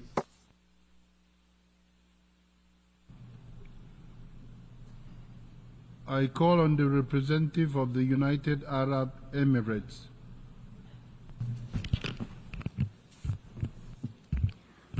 في إطار ممارسة حق الرد على الرد الذي أدلى به ممثل جمهورية إيران الإسلامية أود أن أذكر التالي. دولة الإمارات تعتبر أن الجزر الثلاث طنب الكبرى وطنب الصغرى وأبو موسى في الخليج العربي هي جزر تابعة لدولة الإمارات تحتلها إيران، وبالتالي فإن إيران قوة احتلال في هذه الجزر، وأية ادعاءات إيرانية بخلاف ذلك لن تغير هذا الواقع شيئا.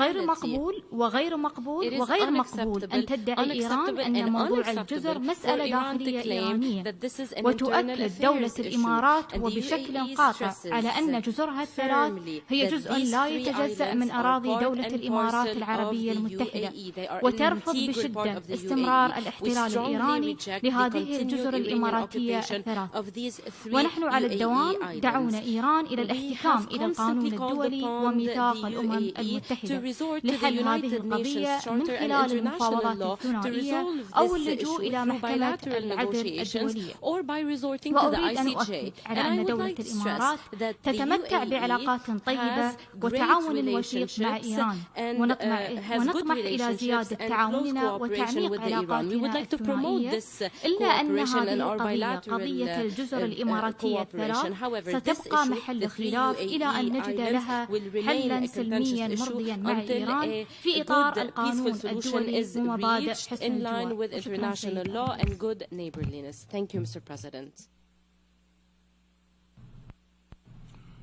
I call on the representative of the Democratic People's Republic of Korea. Thank you, Mr. President, for giving me the floor. My delegation is taking the floor to exercise the right of reply in response to the provocative statement leveled against my country during the general debate and the right of reply. Some days ago, the ROK foreign minister abused this August UN platform to commit a grave political provocation against the DPRK, a dignified UN member state. We categorically condemn and reject his reckless statement as a blatant affront to the sovereignty of the DPRK and wanton interference in its internal affairs. ROK foreign minister shall pay a high price for his despicable attempt to tarnish the dignity and prestige of the DPRK. It is an undeniable fact in history that the U.S. nuclear threat, which has lasted for more than half a century, triggered off the DPRK's access to nuclear weapons, and the hostile acts and military blackmail by the U.S. and ROK have been a decisive factor compelling the DPRK to steadily advance the enhancement of nuclear force. As of today, various U.S.-led military blocs exist throughout the Asia-Pacific region, including the Korean Peninsula, and the Nuclear Consultative Group aimed at using nuclear weapons against DPRK is in operation. Furthermore, the U.S. and its vassal countries' aggressive war drills continue unabated. The whole world knows who are to blame for having turned the Korean Peninsula and the rest of the region into the world's hottest spot and a touch-and-go gunpowder depot by staging war drills of aggressive nature almost every day throughout the year while raving about the end of regime in the DPRK. ROK is frantically engaged in waging military drills and strengthening military alliance of aggressive nature with the U.S., thereby bringing closer a grave security crisis to the Korean Peninsula and the Northeast Asian region. Given the above fact, it is a mockery and trickery on regional countries and the rest of the international community that ROK is clamoring for the alleged threats as well as peace and stability. The ROK foreign minister's outburst clearly shows that it is impossible to exist or live together in the least with the forces distraught with inveterate hostility and repugnance towards the DPRK, and that the regional situation can never restore stability as long as there exists the U.S., the evil source and root cause of instability of the Korean Peninsula, and the ROK conniving to it. On the other hand, recently the U.S. and its followers are often holding confabs on the alleged human rights issues at the UN arena. Such performance is prompted by their sinister intention to tarnish the image of the DPRK at any cost by resorting to the despicable smear campaign, since they could not subdue the DPRK by military force. Moreover, ROK has no elementary qualification to talk about a human rights issue, and it is a cesspool of human rights abuses caused by its pro-US sycophancy, fascist dictatorship, and anti-people misgovernment. It is pressing for the ROK to clean its human rights garbage at home. ROK is seriously mocking and insulting our people by scattering political agitation rubbish of leaflets, defaming our ideology and system due to our people, and dirty notes and stuff. ROK scums deserve a counter-reaction accordingly. No matter how desperately the ROK may try to disguise itself as a victim by racking its brain and playing on words to turn black into white, no one will be fooled into believing it anymore.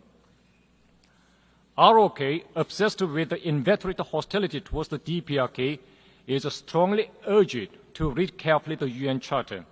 Article 24 of the UN Charter stipulates that the Security Council shall act in accordance with the purposes and principles of the United Nations, namely principles of sovereign equality, self-determination, and refraining in the international relations from the threat or use of force against the territorial integrity.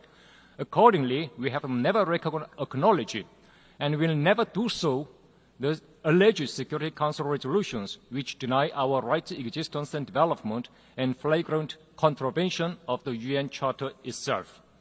Under the prevailing circumstances, it is a priority for the DPRK to preserve its right to security in terms of safeguarding and exercising its sovereignty. The DPRK will never connive at military hostile acts and strengthening of military blocs detrimental to the security environment of the Korean Peninsula and world and peace and stability.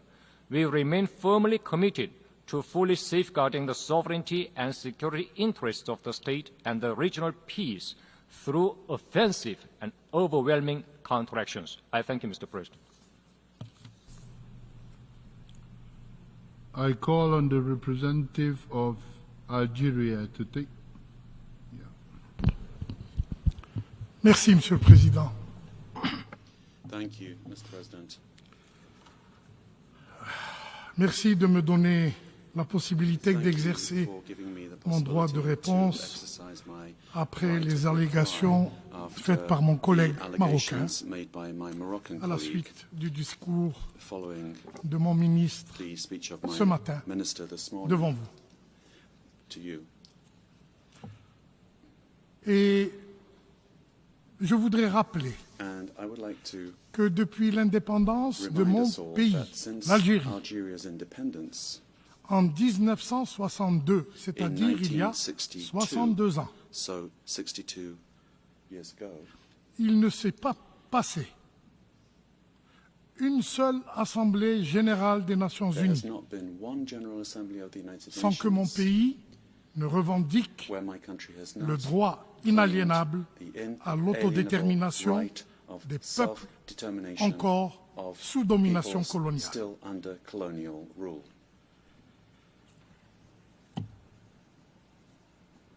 Et je me pose la question. Beaucoup d'États ou de délégations ont évoqué la question du Sahara occidental du haut de cette tribune. Pourquoi le distingué délégué du Maroc souhaite-t-il singulariser la déclaration de mon ministre du haut de cette tribune? Pourquoi souhaite-t-il Why would he want to do this? Évoquer le nom de l'Algérie plus d'une vingtaine de fois would he mention the name of en 10 Algeria minutes. more than 20 times in 10 minutes? Je me pose la question. Cette tentative de bilatéraliser une question inscrite à l'ordre du jour de notre Assemblée take a subject on the agenda of this General ne Assembly passera pas. and act as Et if je it's just voudrais the concern of two countries will ici not work. faire ressortir And 3 I'd points. like to stress here 3 points.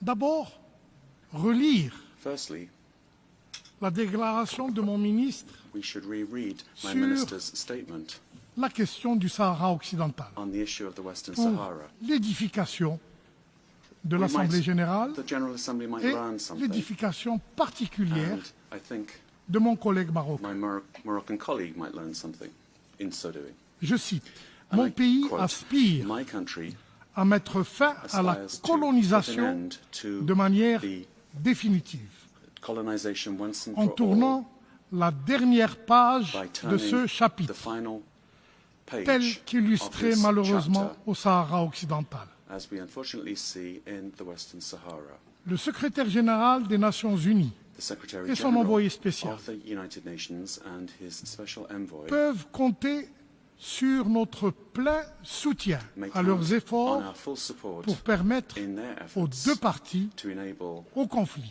the two parties Maroc to the conflict, et Front Polisario, Morocco and the de Polisario reprendre Front, le processus de to négociation resume the process afin de of parvenir negotiations à une solution politique in order to arrive garantissant at a au political peuple solution sahraoui that will guarantee the le plein Sahrawi exercice people the de full son droit exercise inaliénable of their à l'autodétermination. inalienable rights to self-determination. À ceux qui veulent imposer And to those who le want fait accompli to impose colonial a colonial fait accompli en gagnant du temps, by en falsifiant gaining time, les faits by indiscutables falsifying et en intensifiant les facts manœuvres nobody can argue désespérées with, pour détourner and l'attention by attempting de ce qui est by clair various et maneuvers établi. to turn attention away Nous, from what is clear Algérie, and established. We, Algeria, réaffirmons que la reaffirm colonisation that finira tôt ou colonization tard par disparaître sooner or later et que will les end droits up disappearing, légitimes and the du legitimate peuple sahraoui rights of the Sahrawi finiront people indéniablement will par être undeniably reconnus.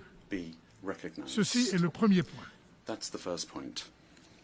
Le deuxième point, The Monsieur le second Président, point, Mr. President, c'est que les Nations Unies, à travers is that l'Assemblée the générale, United Nations, à travers le through Conseil the de General sécurité, Assembly, through the ont bien Security entamé Council, cet ouvrage have de indeed décolonisation begun this process of en créant la decolonization MINURSO, by creating MINURSO, la mission des Nations Unies the United pour le Nations référendum au Sahara mission for occidental. the referendum in Western Sahara. Mais cette œuvre But est actuellement that bloquée work is currently par la puissance being occupante, blocked by the qui est le occupying Maroc, power, which et is qui Morocco, utilise toutes sortes de and manœuvres which uses all pour kinds of reporter maneuvering to cette consultation, y postpone compris this referendum, par le projet fumeux including with the d'autonomie proposé.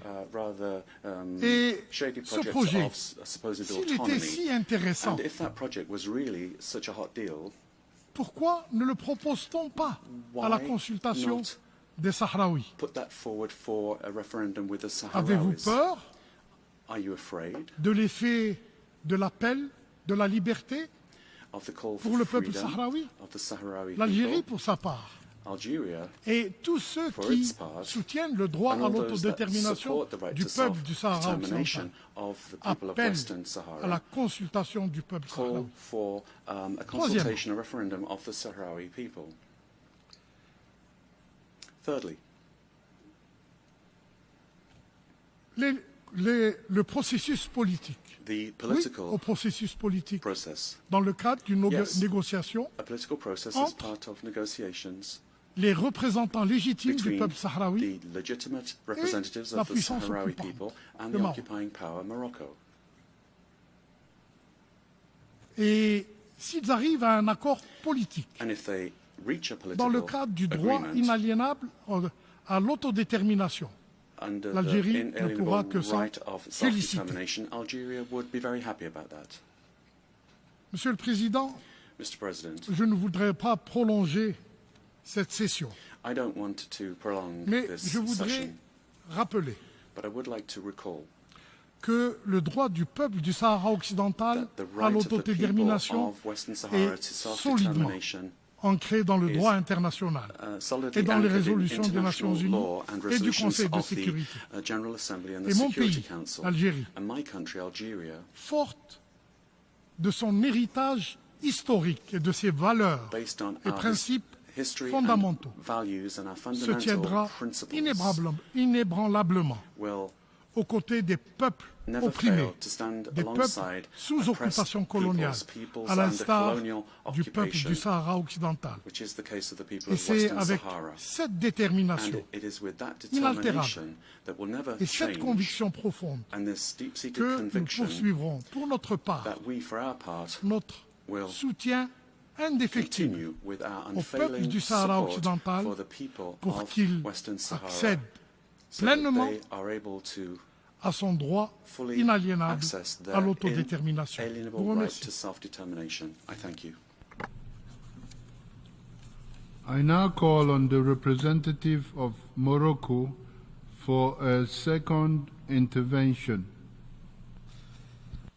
Merci beaucoup, Monsieur le Président. Thank you very much, President. Je suis très reconnaissant à I'm mon very frère, grateful, my l'ambassadeur brother, d'Algérie, Ambassador of d'avoir Algeria, relu for having reread le parti de the l'intervention de son part of ministre his concernant minister's le Sahara intervention marocain. on Moroccan Sahara. Ainsi, ceux qui ne l'avaient That pas now, entendu it means that ou those qui that étaient didn't hear absents it or who weren't de la here salle from the, in comprendront the room will le understand pourquoi why du droit de réponse de mon pays. my country wished Parce que to exercise its right of reply. l'ambassadeur Because algérien, the qu'est-ce qu'il a Algerian fait? ambassador, what did he do? Well, Il a tout simplement confirmé all he did avec was encore confirm plus d'agressivité with more aggression et avec un plus de virulence et and plus with de more détails. virulence, Et tant mieux. more detail Comme ça, la what was communauté said. And internationale more the better, comprendra really, because now the pourquoi international le community Maroc can a cité understand 20 why, fois l'Algérie. Morocco referred to Pourquoi Algeria 20 20 times. fois l'Algérie? Why 20 Parce que times? tout simplement, Well, quite chaque simply, jour because que Dieu fait, every day that vous entraînez les séparatistes passes, you du drag in Polisario. the Chaque separators, jour you train the que Dieu a separators of fait the depuis Polisario un Front. demi-siècle, Every vous hébergez God-given day des for half a terroristes, century, you've been hosting terrorists. des milices. Militia. Chaque jour que Dieu a fait Every depuis day, un every demi-siècle, God-given day for half a century, vous les laissez traverser vos you frontières are pour letting them venir cross nous borders attaquer. to come and attack us. Des milliers de morts marocains Thousands of à Moroccans cause have de died vous, because of you, Monsieur l'ambassadeur, à Ambassador, cause de votre pays, because of your country. des souffrances. Il y a même Suffering has des been inflicted. étrangers qui ont And there été are tués. even foreign citizens who've been killed too.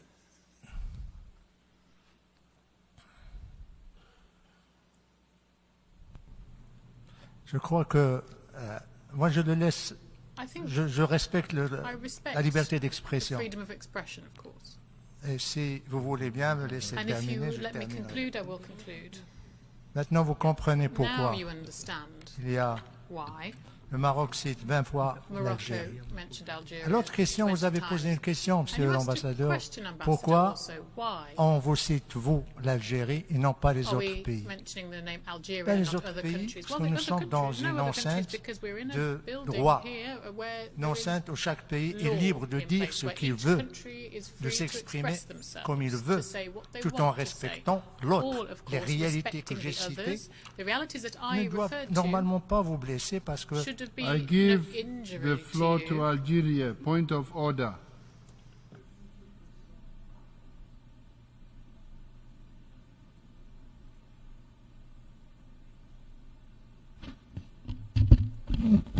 Merci, Monsieur le Président. Thank you, Mr. President. Désolé I'm sorry d'interrompre mon honorable, to interrupt l'honorable représentant du Maroc. the distinguished representative of En Morocco. tant que président, But as pourriez-vous lui President, demander could you please de ask s'adresser him à vous to address himself en tant que président de to cette you séance as et non President pas à moi? of this Je vous meeting remercie. and not to me? Thank you.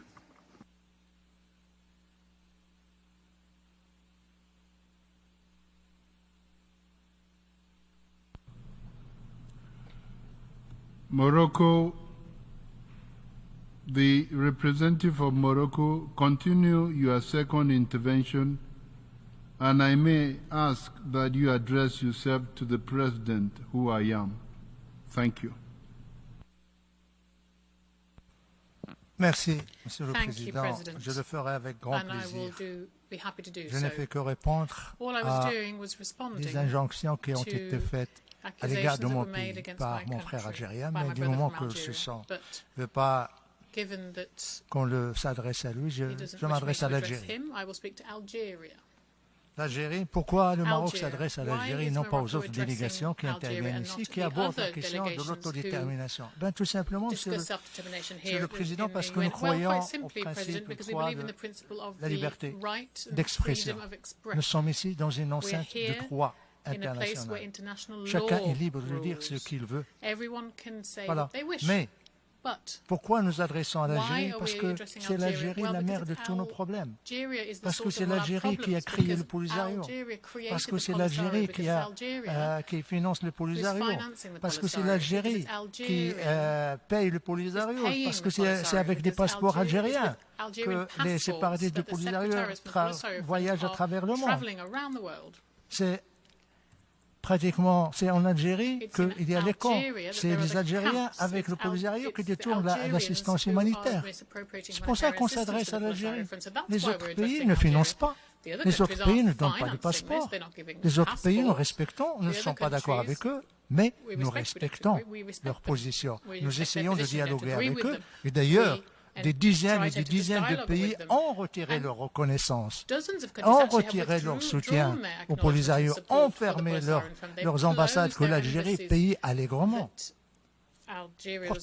Pour le processus politique, Monsieur le Président, il est malheureux que mon frère algérien, j'espère qu'il me laisse l'appeler comme frère algérien, falsifie en quelque sorte la réalité. Le processus politique est au point mort parce que l'Algérie, tout simplement, comme je l'ai dit, rejette les résolutions, ne veut pas tout le temps recevoir l'envoyé personnel et quand il le reçoit, il y a la condition que ça soit confidentiel, que ça ne soit pas communiqué, qu'il ne veut pas retourner autour de la table de dialogue, de négociation.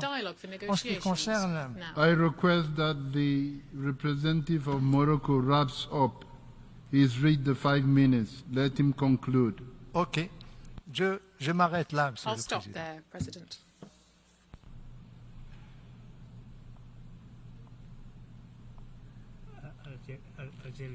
Algeria second intervention. I now call on the representative of Algeria for a second intervention. Merci, Monsieur le Président. Thank you, Mr. President. Je serai bref. I'll be brief. J'ai 2 questions à poser. I've got 2 questions to put. À mon frère, to my brother, l'ambassadeur du Maroc. The ambassador of Morocco. La première question, c'est the first question, si ce territoire du Sahara occidental is if this territory of the est Western Sahara de manière si immuable is so unchangeably propriété du Maroc. Property of Morocco. Pourquoi la Cour internationale de justice Why did the International Court of Justice ne le reconnaît pas? Not recognize it? Et pourquoi le Maroc And why a accepté de le dépecer, de le partager Morocco accepted to, avec la République voisine de Mauritanie? Neighboring Republic of Je pose la question. Pourquoi partage-t-on ce qui est à soi? Share what is your own? Ça, c'est la première question. That's the first question. La deuxième question, the second question, c'est pourquoi a-t-on peur de la démocratie? Is why be afraid of democracy? Du référendum? Why are you afraid pourquoi of the referendum? A-t-on peur de la consultation libre et franche de la population du Sahara occidental? La MINURSO est au Sahara occidental. Elle attend qu'on l'autorise à organiser ce référendum pour le bien de toute la région. Je vous remercie. Thank you.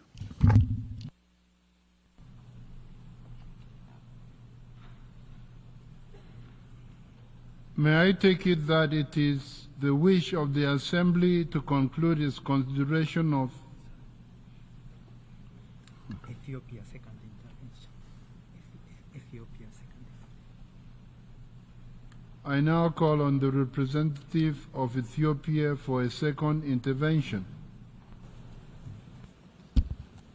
I thank the President.